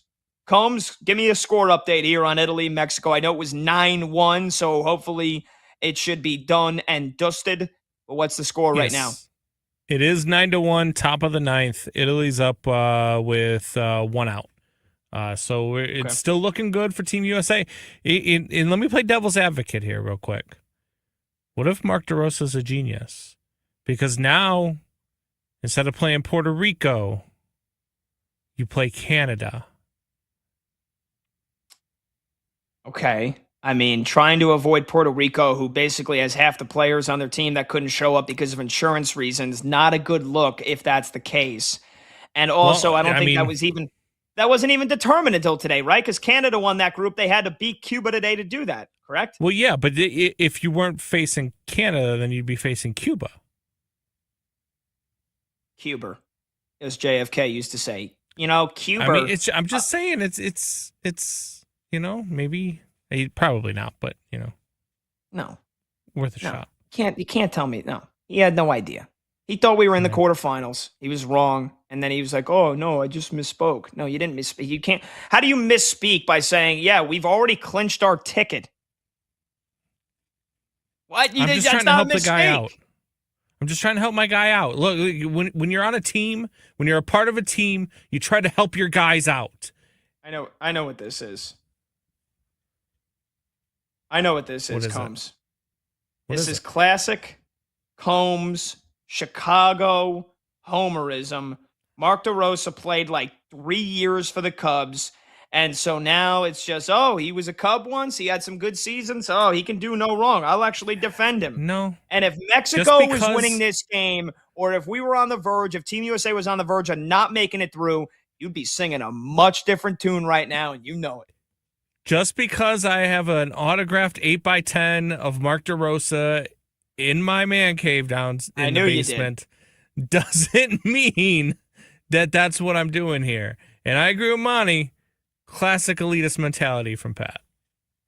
How is that elitist of me? For blaming Mark DeRosa? For not thinking that it's possible. Maybe he was being smart. He sat half the starting lineup thinking we were already in the quarterfinals, and it nearly cost us. Or he was saying, hey, we could either take on Puerto Rico or we could take on Canada. That's embarrassing. That's even worse. Trying to avoid Puerto Rico. I'm trying. God. I'm trying. Yeah, you are trying. You're failing, but I know you'll do much better in hot or cold. So let's kick it off. You go first. We'll go back and forth with each other. What's the first one you got? The NFL should make the NFL referees full-time and also should have yearly requirements and tests to maintain your status as an official. Hot or cold? Hot. I mean, I like this. Officiating continues to be the biggest probably mishap in the NFL year over year. I mean, we scream about it every single week and every single Sunday that the refs get easy calls wrong. They miss blatant stuff. And you find out, these guys and these women are part-time. Like, this is part-time jobs to them. A lot of them are lawyers in the offseason. A lot of them have other jobs and other trades.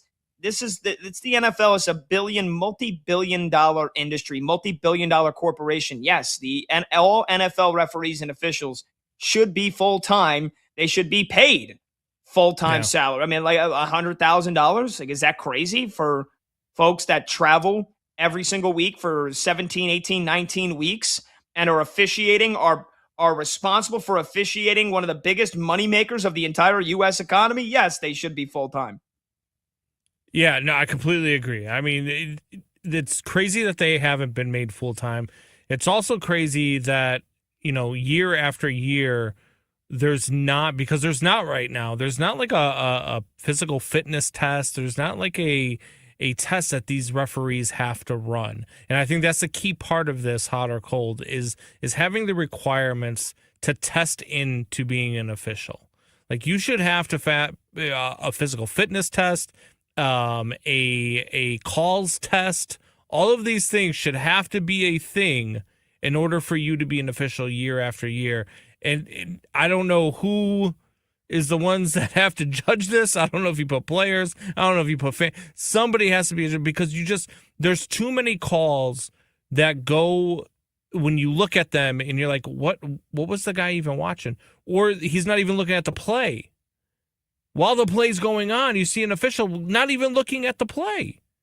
Like, what are we doing? So I think there's got to be some sort of, and I think that goes across all major sports. I think that there should be some sort of performance-based penalties for officiating. But yeah, I think the NFL and all sports actually need to do something here. Yeah, because it does seem like there is. Board. I mean, we've seen like so and so will has been removed from this crew or will not be will not officiate this game anymore. But it feels like most of the time you make a game deciding mistake as an NFL referee, and it's like, oh, all right, get them next week. Yeah, the league will send a letter and apologize. That'll help. Exactly. All right, let's stick with the NFL because I got a good one for you today, and this was news that came down today. The NFL is considering playing a game on Thanksgiving Eve now as well, as if Black Friday wasn't enough, Christmas Day now wasn't enough, 3 games on Christmas, 3 games on Thanksgiving. So, Combs, I'll ask you, the NFL playing a game on Thanksgiving Eve would be incredibly stupid. Yes. Unless you are matching up 2 opponents that have a bye week the week before. If you're going to have 2 teams play on Sunday and then play on Wednesday, you think Thursday night football is bad? What do you think Wednesday night football is going to look like? Unless you can somehow manage this with 2 teams coming off of a bye, and you should probably try to make it 2 really good teams to make it something watchable while everybody's getting blacked out drunk on Blackout Wednesday. I don't like the idea. I think the NFL is getting too crazy with some of these things. I mean, we're playing games in Australia. We're playing games, overseas where we're traveling a crazy amount in places where we're never going to put teams, in places that don't really care about the NFL. And it's getting to a point where at some point I stop listening to the league when they talk about player safety, because if it's truly about player safety, then half of this stuff wouldn't be happening. I'm actually cold. I asked this as a setup here. I would love a Thanksgiving Eve game, but I have some context. I agree with you wholeheartedly that it should be 2 teams coming off a bye so that they play, let's say, for example, Thanksgiving Eve is the 25th of November. So then that means the Sunday would be 24th, 23rd, 22nd, right? Like the 22nd, they don't play that day. The last game they had played was Sunday, November 15th. So they have their bye. They have 10 days off. They play on Thanksgiving Eve, and then they play again next Sunday. Now, it's a tough turnaround, but it's the same turnaround as a team that plays on Sunday, then plays Thursday night football. You have 3 days off in between. So they played Thanksgiving Eve. They'd have off Thanksgiving, Friday, Saturday. Then they would play again on Sunday. It's the same turn, but it has to be 2 teams coming off a bye. I agree with you on that, but I actually would love that. I'm just thinking it from a calendar standpoint point of view, what Thanksgiving week looks like for me. Thanksgiving Eve kind of stinks. Yeah. Unless you're a 19-year-old frat house joy boy looking to get liquored up and try to reconnect an old flame with somebody that you talked to 10 years ago, and you want to, actually think that you're cool again. Thanksgiving Eve is no longer cool. Once you're in your 30s and you have kids, it's not cool anymore. Thanksgiving Eve does nothing. Black Friday is when I don't want to be watching an NFL game, and I don't care if everybody does online shopping now on Black Friday and nobody's racing to the mall. I don't give a damn. Like that should be a day, Black Friday, there's college football on that day, right? People are doing things. People are setting up, a lot of people are putting up their Christmas lights, which that's the kind of the life I want to live. When I have a house and, when I move in with my girlfriend, hopefully she doesn't screw that up here in the next couple of months or whatever. Like the day after Thanksgiving, I want to be getting into Christmas mode. I don't want to be worried about having to watch a football game in the middle of the freaking day. Thanksgiving Eve? Sure, why not? The night before a holiday, You could put the game on if you're, getting ready for Thanksgiving preparations. If you're hosting, like a lot of people, they get the bird ready, they get the food ready to then go in the oven on Thanksgiving morning. Thanksgiving Eve, like a 6:00 game, that would be perfect. I would love that. Thanksgiving Eve would actually be one of the smartest decisions they have. And get rid of the freaking Christmas Day triple header. Get rid of the Black Friday game. And I agree with you also. We don't need to be playing games in Australia and the corners of the globe, or you're never going to put a team. But Thanksgiving Eve, I kind of would love, Combs. I think that would actually be a great idea. Pat, listen, look, we butt heads a lot, and most of it is just us having fun with each other and ribbing each other a lot. But let me give you some advice, brother.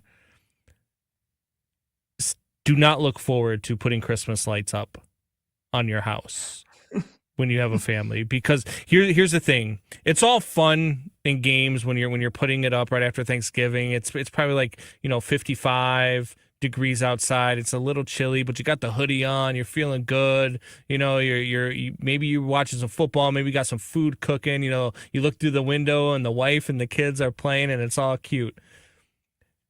And then on January 3rd, when you have to go take the Christmas lights down, and it's negative 45 degrees outside for the next 3 months, I'm telling you, it is not something to look forward to. It is a pain in the ass, and you will look forward to the day where you can talk your wife out of putting Christmas lights up on the house.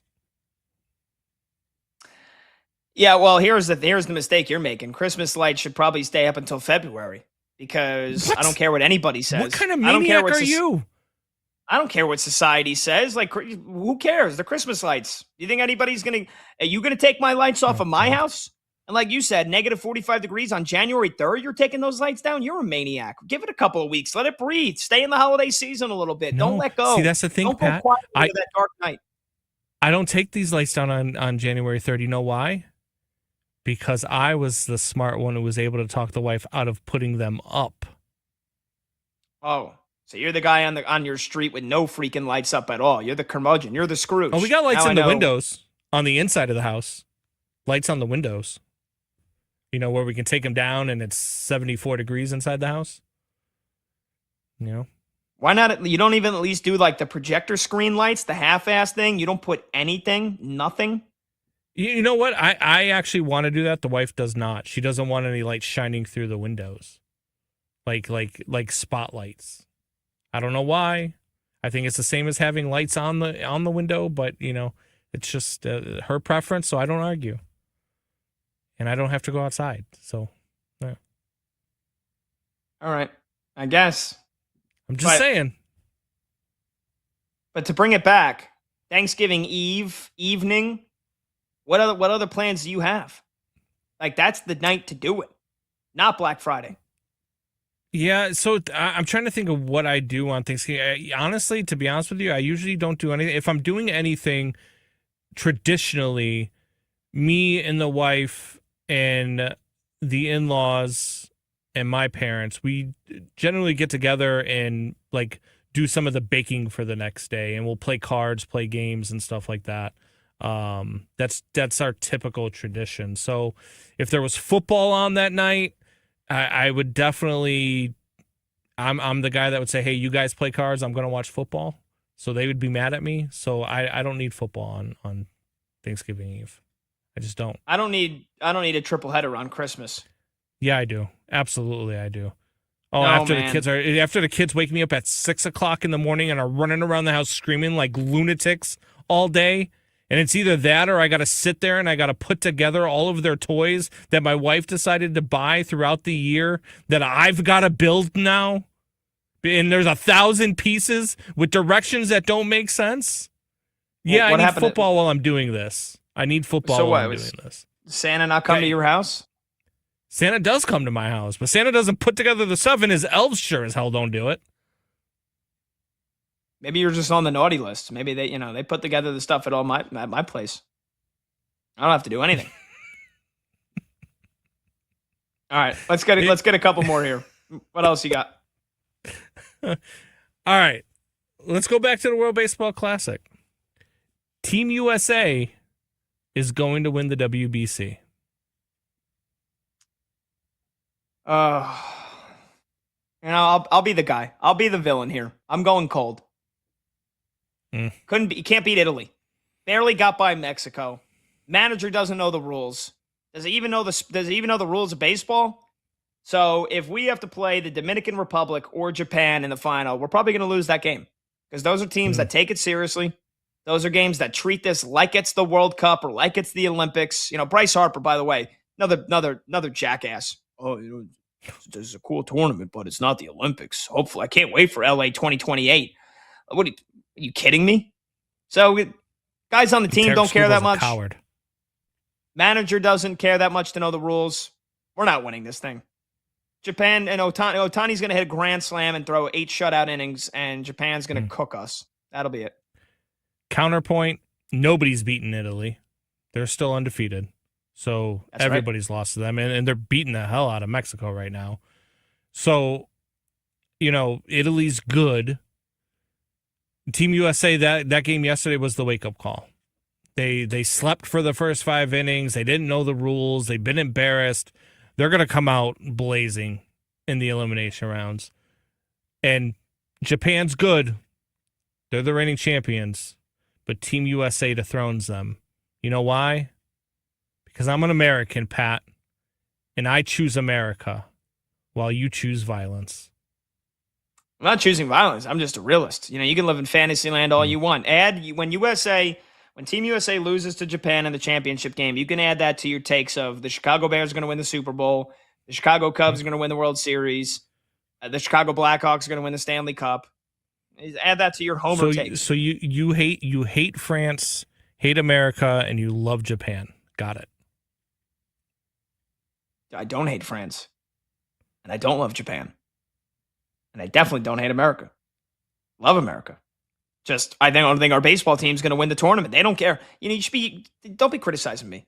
Criticize Italy Bryce just Harper won, and Mark DeRosa. They don't care about the tournament. USA's in. Italy just finished it off.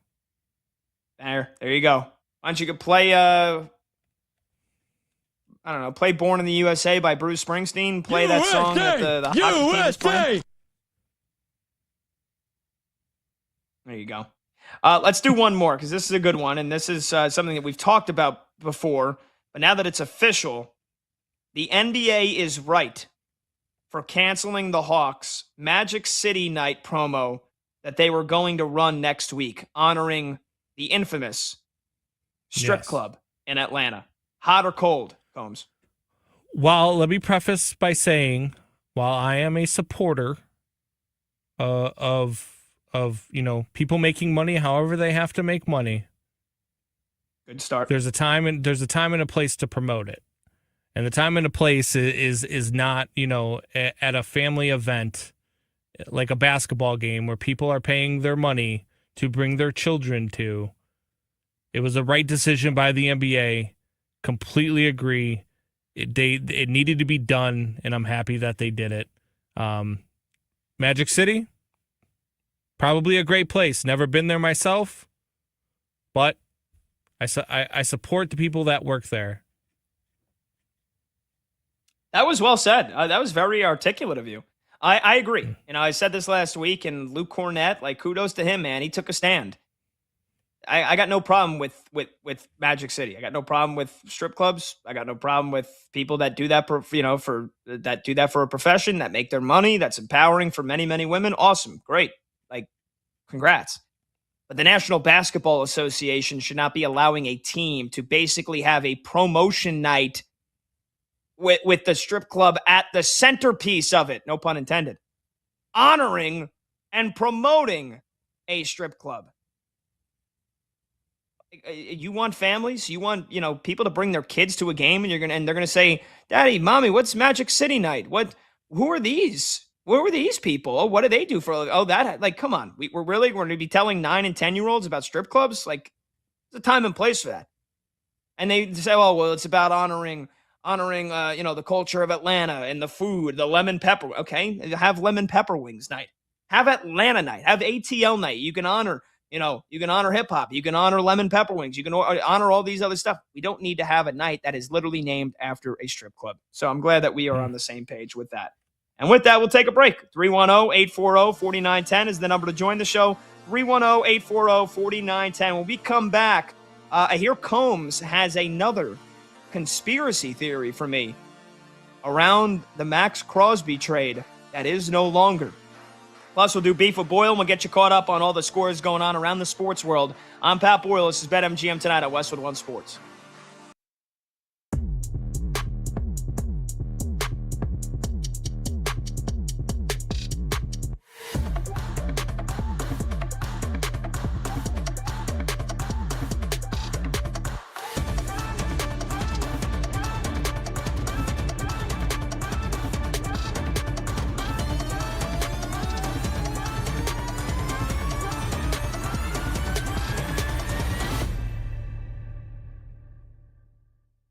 Because the Jets have spent like they are a team that is close to contending, which I think is ridiculous. But they're going to be, the Jets, A, better than they were last year, and B, way better than last year's Las Vegas Raiders. The New York Jets, I believe, are going to mess around and win 6 games. And if and when the Jets go 6-11, they're going to play themselves out of the sweepstakes for one of these top quarterbacks. Now, you might say, well, they've got 3 first-round picks. Go trade for one. If you're, the Cleveland Browns. Let's say the Browns have the first pick, and they want Arch Manning. You could offer them 10 first-round picks, and they're going to turn you down. If you are another NFL team, and you have you're the Miami Dolphins. Let's say Malik Willis isn't the answer. And you have the second pick. And you are focused on Dante Moore. You think he's the guy. The Jets can offer you as much as they want. The Dolphins are going to turn it down. In the same way, like look at the Giants, for example, right? The Giants wanted Drake May. The Giants wanted Jada Daniels. They wanted Cam Ward. They were turned down, and who knows what those offers were. But when a team has conviction on a franchise quarterback, they ain't trading the pick. And that is why I think the Jets are screwed. They wrote me off. I ain't right back, though. Well, that is true. Gino has now written back. The Jets are screwed because I think Gino's going to win too many games.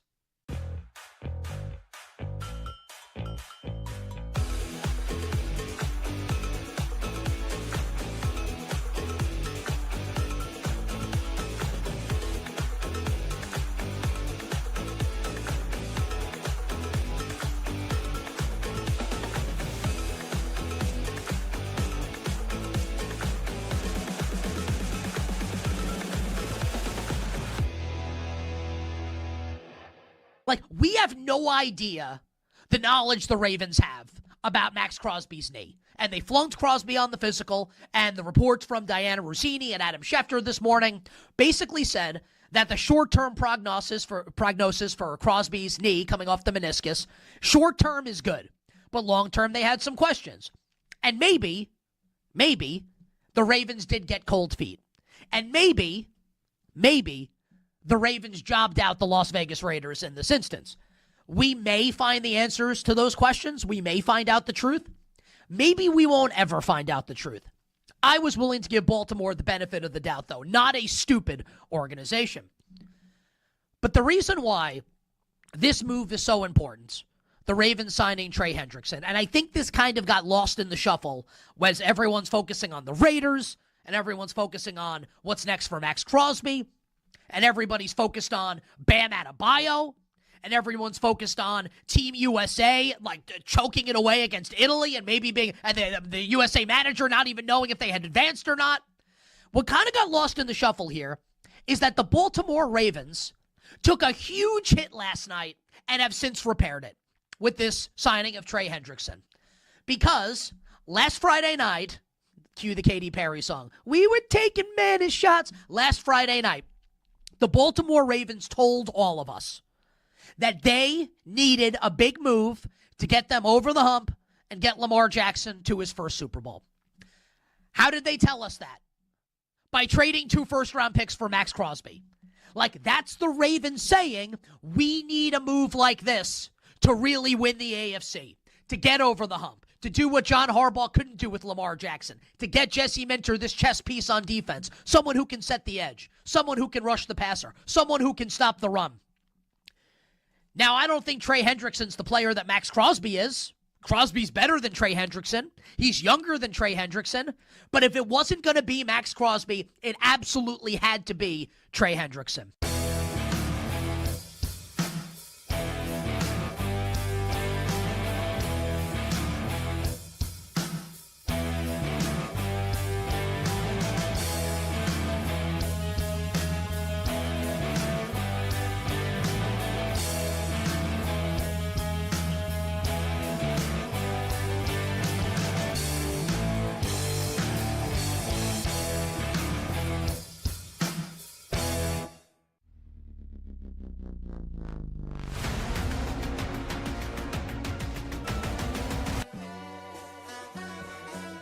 Live scores, sharp options, no waiting till tomorrow. BetMGM tonight is back.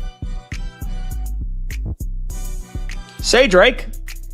Welcome back. BetMGM tonight, Westwood One Sports. I'm Pat Boyle. Phone number to join the show is 310-840-4910. That's 310-840-4910.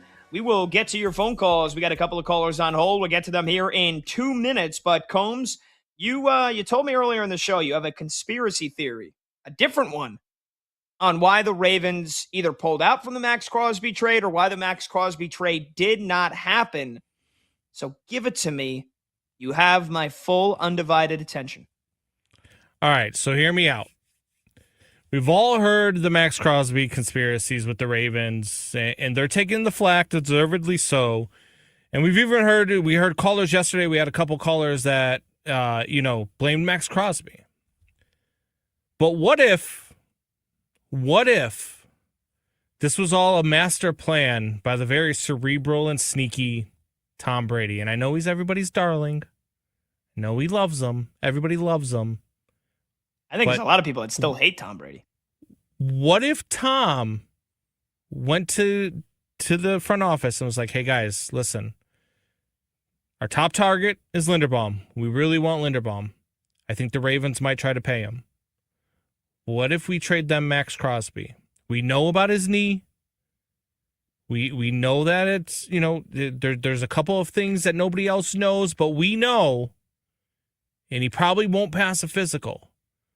But while we trade him, we go ahead and we sign Linderbaum because they won't be able to afford him. And then we go get every other free agent we want.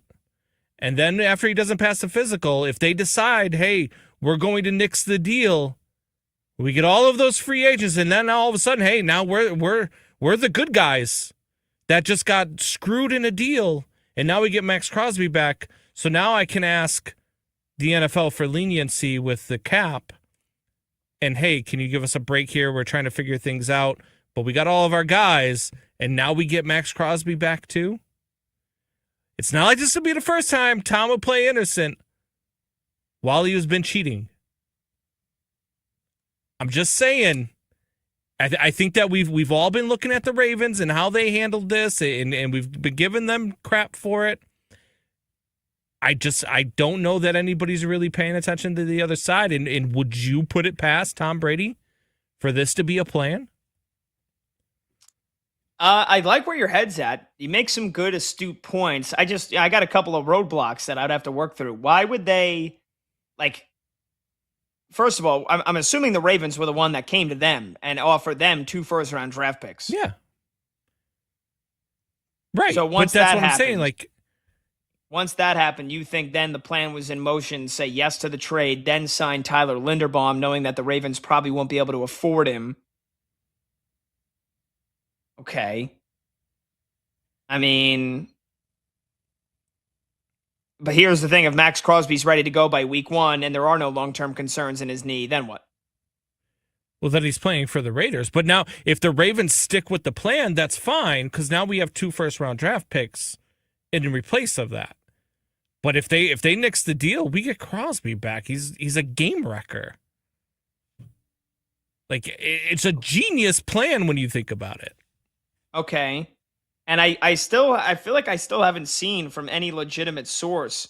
Are the Raiders are they over the cap now, or are they still cap compliant if Max Crosby is on their roster? They're still cap compliant. They're $13 million. Okay, so instead of going through that whole rigmarole, why wouldn't they just sign Tyler Linderbaum in the first place?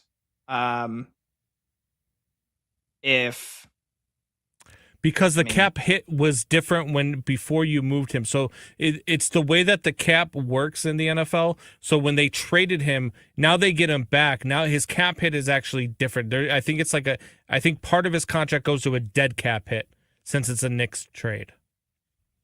Really? That's why they're still going to be cap compliant. Okay. Wow. All right, now you got me thinking. I still think it's too many hoops to jump through. If they really wanted Linderbaum, they could have just signed him, and they then wouldn't have. They probably would have signed one less player. Not in if free Baltimore agency could because afford of him. If Baltimore could afford him, they would have brought Linderbaum back. Well, you don't know that for sure. I'm playing devil's advocate, but you're hitting me with a lot of good points here. And if it is Brady, guy that deflated the footballs. It's always those little subtle things that you're just like, it's not really that big of a deal. Like, this would be like one of those, like, hey, we would actually think, hey, that's actually pretty smart of Tom. Same thing with the deflating the footballs, right? All right, Combs. Well, I look, I appreciate you putting the tinfoil hat on and doing some good work there, doing some good thinking. I'm not ruling it out. I think it's unlikely, but I'm not ruling it out. All right, let's get to your phone calls, 310-840-4910. Let's get to our guy Carter in the Bronx, who had an epic phone call here a week and a half ago when he said, let every baseball player in MLB juice. Let them all take steroids. Carter in the Bronx is next up here on BetMGM tonight. He's on line one. Go ahead, Carter. Bada bing, bada boom. It's your boy Carter with the truth. Patty Ice. Yes, epic take, I know, but you didn't follow me back on Twitter, even though you took my clip. It hurts me a little bit. But nonetheless, I didn't see that. I didn't see that you followed me on Twitter. Of course I followed you. I even tweeted at you. All right. Sorry, man. Sometimes, the mentions, they're overflowing. I can't get to everybody. But, I'd be happy to follow you back, Carter. All right. I'm going to hold you to that. I know you're a very hot commodity with the married women at the gym and all that, so I'm not going to hold it against you, Patty. Yeah, hey, you should probably keep your love life off the radio, man. You're bringing in your girlfriend. If you want to turn her into a wife, you shouldn't be talking about all of that. But nonetheless. Well, hold on. I never said I reciprocated any affection for these moms at the gym. I'm just saying they throw a lot of affection at me, and I take it. But I don't give it back. Hey, listen, as a married man, I know how those things are received. So I'm just saying. I know my time's limited, so I just want to keep it short here, okay? This whole Crosby situation, okay? Tom Brady, you're giving him too much credit here. This dude couldn't get away with deflating footballs, all right? And I see a lot of those Pittsburgh fans all mad, take the Ravens' picks away, take them away. This is just EDC Masterclass 101, playing mind games. This is why the Ravens are the kings of the North and a perennial powerhouse, all right? I don't know the ins and outs of what happened, but we got our picks back and we still got an edge rusher. Everybody else can be mad, but this is why we're on top. Eric DeCosta, the Balls mastermind in Baltimore, Owings Mills, Maryland. You got to give the man some credit. He is a sly son of a gun. Yeah, hey, Carter, I appreciate the call, man. If the Ravens were the kings of the North, why have they not gotten back to a Super Bowl in 13 years? Whereas the Chiefs have won, 3? They've been in 6. The Patriots got back to a Super Bowl after it looked like their dynasty was dead and gone. I mean, hell, you lost to Aaron Rodgers and the Steelers. All you had to do was make a field goal. You didn't even win a division this year. in which the Steelers tried to cough it away to you. Now, in all seriousness, and honestly, if Eric DeCosta was such a masterclass, they lose their center, they lose their tight end, they lose their fullback. I mean, John Harbaugh really looks like he's the real masterclass. He's taking your entire team away from you. And also, what are the mind games that Eric DeCosta was playing here? We're gonna make this trade, and if Trey Hendrickson isn't signed by Tuesday, we're gonna nix the trade and then sign Trey Hendrickson for $8 million cheaper. I mean, okay, cool, I guess. I think Eric DeCosta comes away from this looking slimy and like a guy that got cold feet and got scared because he realized that he might have gotten fleeced in a trade. As good as I think Max Crosby is, you gave up 2 first-round draft picks for a guy that is, 28, 29? Probably would have had to pay him a big fat extension after this year. I would be hesitant to give Eric DeCosta a ton of credit for this, but I get it. Ravens fans, you guys gotta win the offseason, right? You gotta claim supremacy somehow because you couldn't win your own division this year. Or Joe Burrow once again missed half the season with an injury. Aaron Rodgers and the Steelers tried to gift the division away. But okay, Carter. All right. If you say so. 310-840-4910. David is in Wisconsin next up on BetMGM tonight. David's on line 2. Go ahead, David. Yes, thank you for taking my call, Pat. And before I get to my main point, I want to correct you about an error you made earlier. You guys were talking about how the NFL might want to add a game on the night before Thanksgiving, and you rightly pointed out that it would have to be a game between the 2 teams that had their bye the week before. So let's say they had their bye in week 11 and Thanksgiving week is week 12, but then you said that they would play their next game that Sunday, 4 days later. No, the game before the night before Thanksgiving counts as their Week 12 game. They wouldn't play again until a week from Sunday, Week 13. So they'd have one game with 10 days off and another game with 11 days off, like 2 mini buys. They wouldn't play again that Sunday. You understand? Yep, you're actually correct. You are spot on with that. That was my error in judgment. So then, yeah, I mean, look, normally the NFL loves making teams play like 3 games in 10 days, but that would be feasible within the confines of the schedule. If it's 2 teams coming off the bye, they play Thanksgiving Eve, then they wouldn't play again for another 10 days. That there's no problem with that, right? 2 mini buys, yeah. Okay, here's the main reason I'm calling. I'm a huge New York Jets fan, and I heard the other day the Raiders traded Geno Smith to the Jets, and I haven't even heard yet. Have the Jets released Justin Fields yet? I think they will, and if they release Fields, I think he's going to wind up in Green Bay as the backup to Jordan Love. Because Malik Willis signed with the Dolphins. But do you think that Justin Fields is an upgrade over, is Geno Smith an upgrade over Justin Fields? And does this mean that they don't need to draft a quarterback in the draft? Because some people were speculating maybe they'll get Ty Simpson at the number 16 pick. So I think they should take Will Reese at number 2, but is Justin Fields an upgrade? Is Geno Smith an upgrade over Justin Fields? And should they still be looking to take a quarterback in the with the 16 pick or the number 33 pick? Or are they going to say we're good? Now they've got Geno Smith. We can draft a receiver at 16 and improve the offense and take whoever they want at 33. What do you think about that? Hey David, I appreciate the call and thank you for spotting the one of very few mistakes I've ever made in the history of my job as a sports talk radio host. So I don't make many of them. You caught one of them. I appreciate that. If the team's playing on Thanksgiving Eve, if the NFL were to do that, if they had the bye before that, then they wouldn't play again for another 10 days. That sounds unlikely. Normally the NFL, they want to make it as hard as possible for the players, but it would work within the confines of the schedule. To answer your point about the Jets, yes, I feel like it is widely assumed they are going to release Justin Fields. They're not going to hold on to him. They paid him his contract. It was 2 years and $40 million, but I think it was mostly front-loaded. So let me just see what Justin Fields' dead cap would be here. His dead cap would be $22 million, which the Jets can do that as a post-June 1 release. And it would be $13 million this year, $9 million next year. That kind of seems like that's the route they're headed. And look, before the season began, I'll admit, hand up, I get a lot of predictions right. I get a lot of them wrong. I thought the Jets were going to be a playoff team with Justin Fields. I did. I'll admit it. I did say the Panthers were going to win the NFC South, so I will take the credit for that. But I thought the Jets would be a surprise this year because I thought Justin Fields was going to have a breakout season. I thought he was going to have a season that Sam Darnold had with the Vikings or that Geno Smith had with the Seahawks. And I was dead wrong. That being said, they had no help around him. Garrett Wilson got hurt midway through the season. The offensive coordinator, Tanner Engstrand, was a disaster. And Aaron Glenn had about as brutal of a rookie head coaching season as you could have.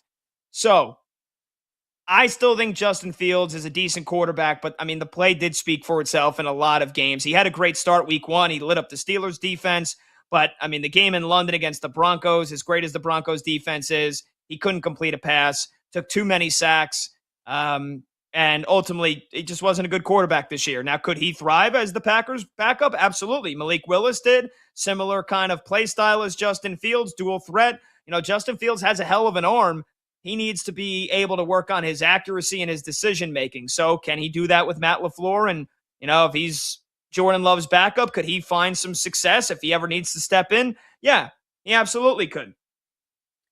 So I guess Geno Smith is a slight upgrade.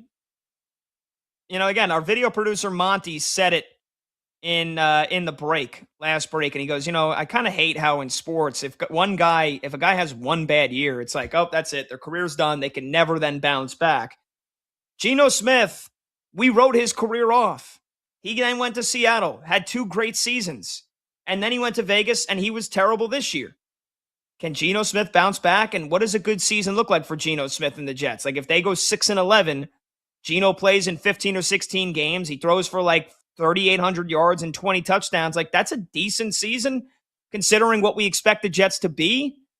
It's probably a 1-year thing. And no, they should not draft a quarterback in this year's draft. That would make it worse. That would compound the issues for the Jets. They should draft Arvell Reese at number 2. Don't draft Ty Simpson at 16. Don't draft him in the second round if he's there. Just play this season out with Geno Smith. If you want to bring in Carson Wentz, because Frank Reich is eternally in love with him, he could be the backup. And then next year, when you have 3 first-round draft picks, that's when you go get your quarterback. Whether it's as a top 5 pick or you take 2 of those first-rounders to move up. 2027, when the Jets have built an even better team next year, because they've made some decent signings. And if they go 6-11, then you can make the argument, hey, now we're a step away. Now we're our franchise quarterback away, and if we get it right in the draft, bang, the Jets all of a sudden, we're talking about maybe winning 9 or 10 games 2 years from now. But Geno Smith, let him play quarterback this year. That's the right decision. Don't draft a quarterback. That would be a waste of time. That would be a waste of time for the Jets to draft a quarterback this year. It should be next year, and that should be your franchise quarterback, hopefully, to lead the Jets to a resurgence and maybe make the playoffs for the first time in what would it be, 16 years at that point? All right. We'll take one more final break. Phone number to join the show is 310-840-4910. We've got some final phone calls that we'll get to. We'll also talk about a rift within the Seattle Mariners when club comes between country. We'll explain when we get back. I'm Pat Boyle. This is BetMGM tonight on Westwood One Sports.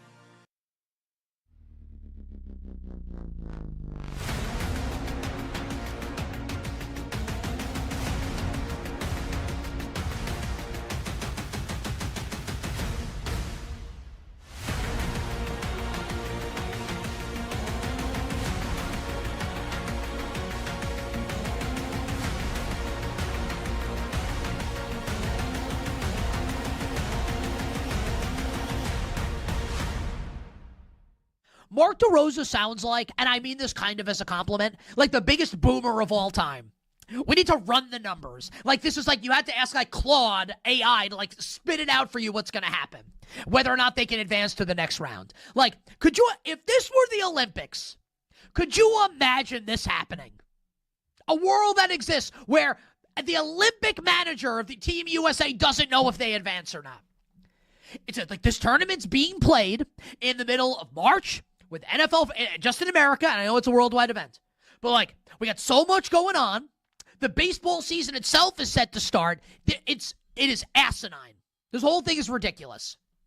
And also, the fact we should have known that Team USA was in trouble. And I'm a Yankee fan saying this. I am a lifelong Yankee fan. I love the Yankees. I want the Yankees to win the World Series every year. We should have known when Aaron Judge was named the captain of Team USA that they weren't going to win.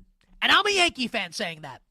And of course, with the United States making their comeback last night, PCA is amazing in the game. Bobby Witt gets on base. It's 8-6 at the end of the game. And here comes Aaron Judge with a chance to tie the game and instead strikes out. Almost like the game could have been played in the Bronx. Just ridiculous.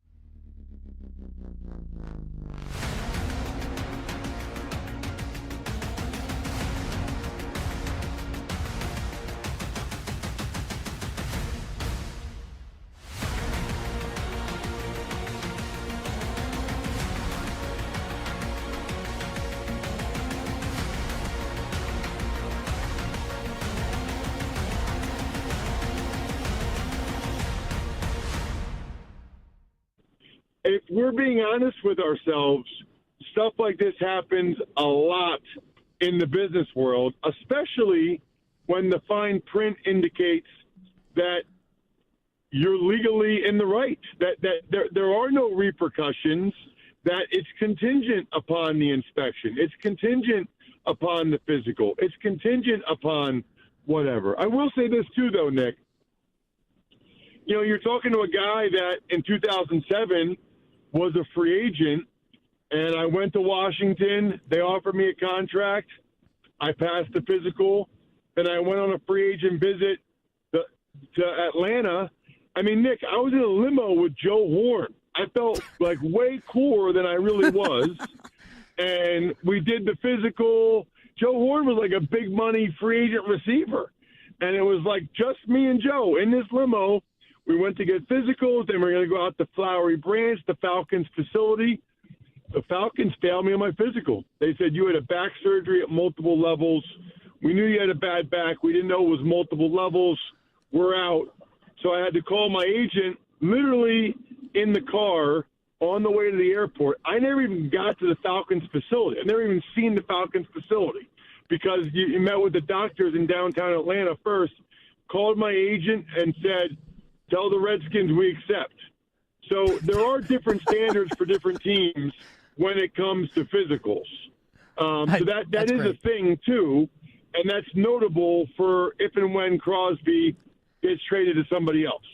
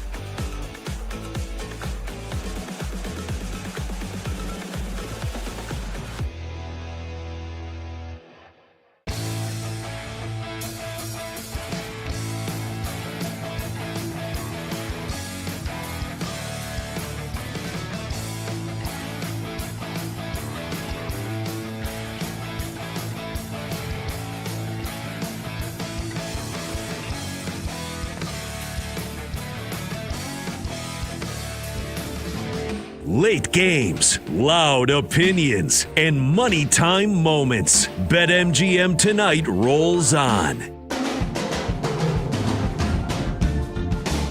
I can feel it coming in the air tonight. Welcome back, BetMGM Tonight, Westwood One Sports. Couple minutes to go here, and then we will turn things over to Linnell Willingham and Josh Graham for Westwood One Sports Night. That's coming your way in less than 10 minutes from now, so stay tuned on the many great stations and channels that you are currently listening to. I'm Pat Boyle. You can tweet me at PatBoyle44. We'll get a final phone call in here. We'll get you one last score update from around the world. And then maybe if we have time, we'll get to this Randy Arozarena, Cal Raleigh rift that is tearing the Mariners apart when the season begins. Let's get to Duran, who's in Ohio, next up on BetMGM tonight. Duran is on line one. Go ahead, man. You got it.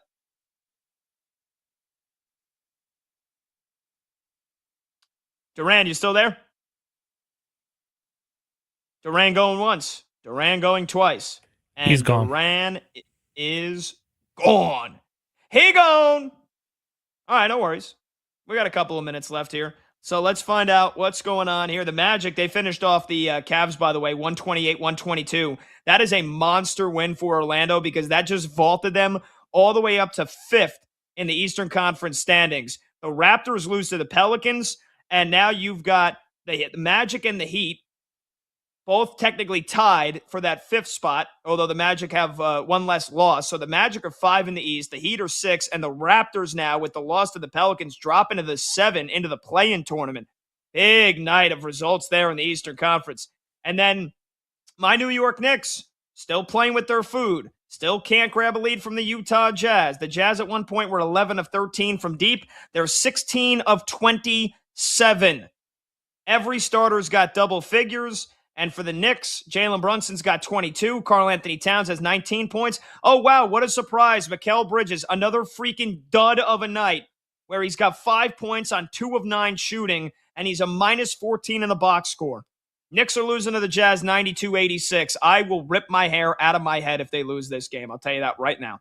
And then the Rockets and the Nuggets, that game living up to the hype so far, 37 apiece.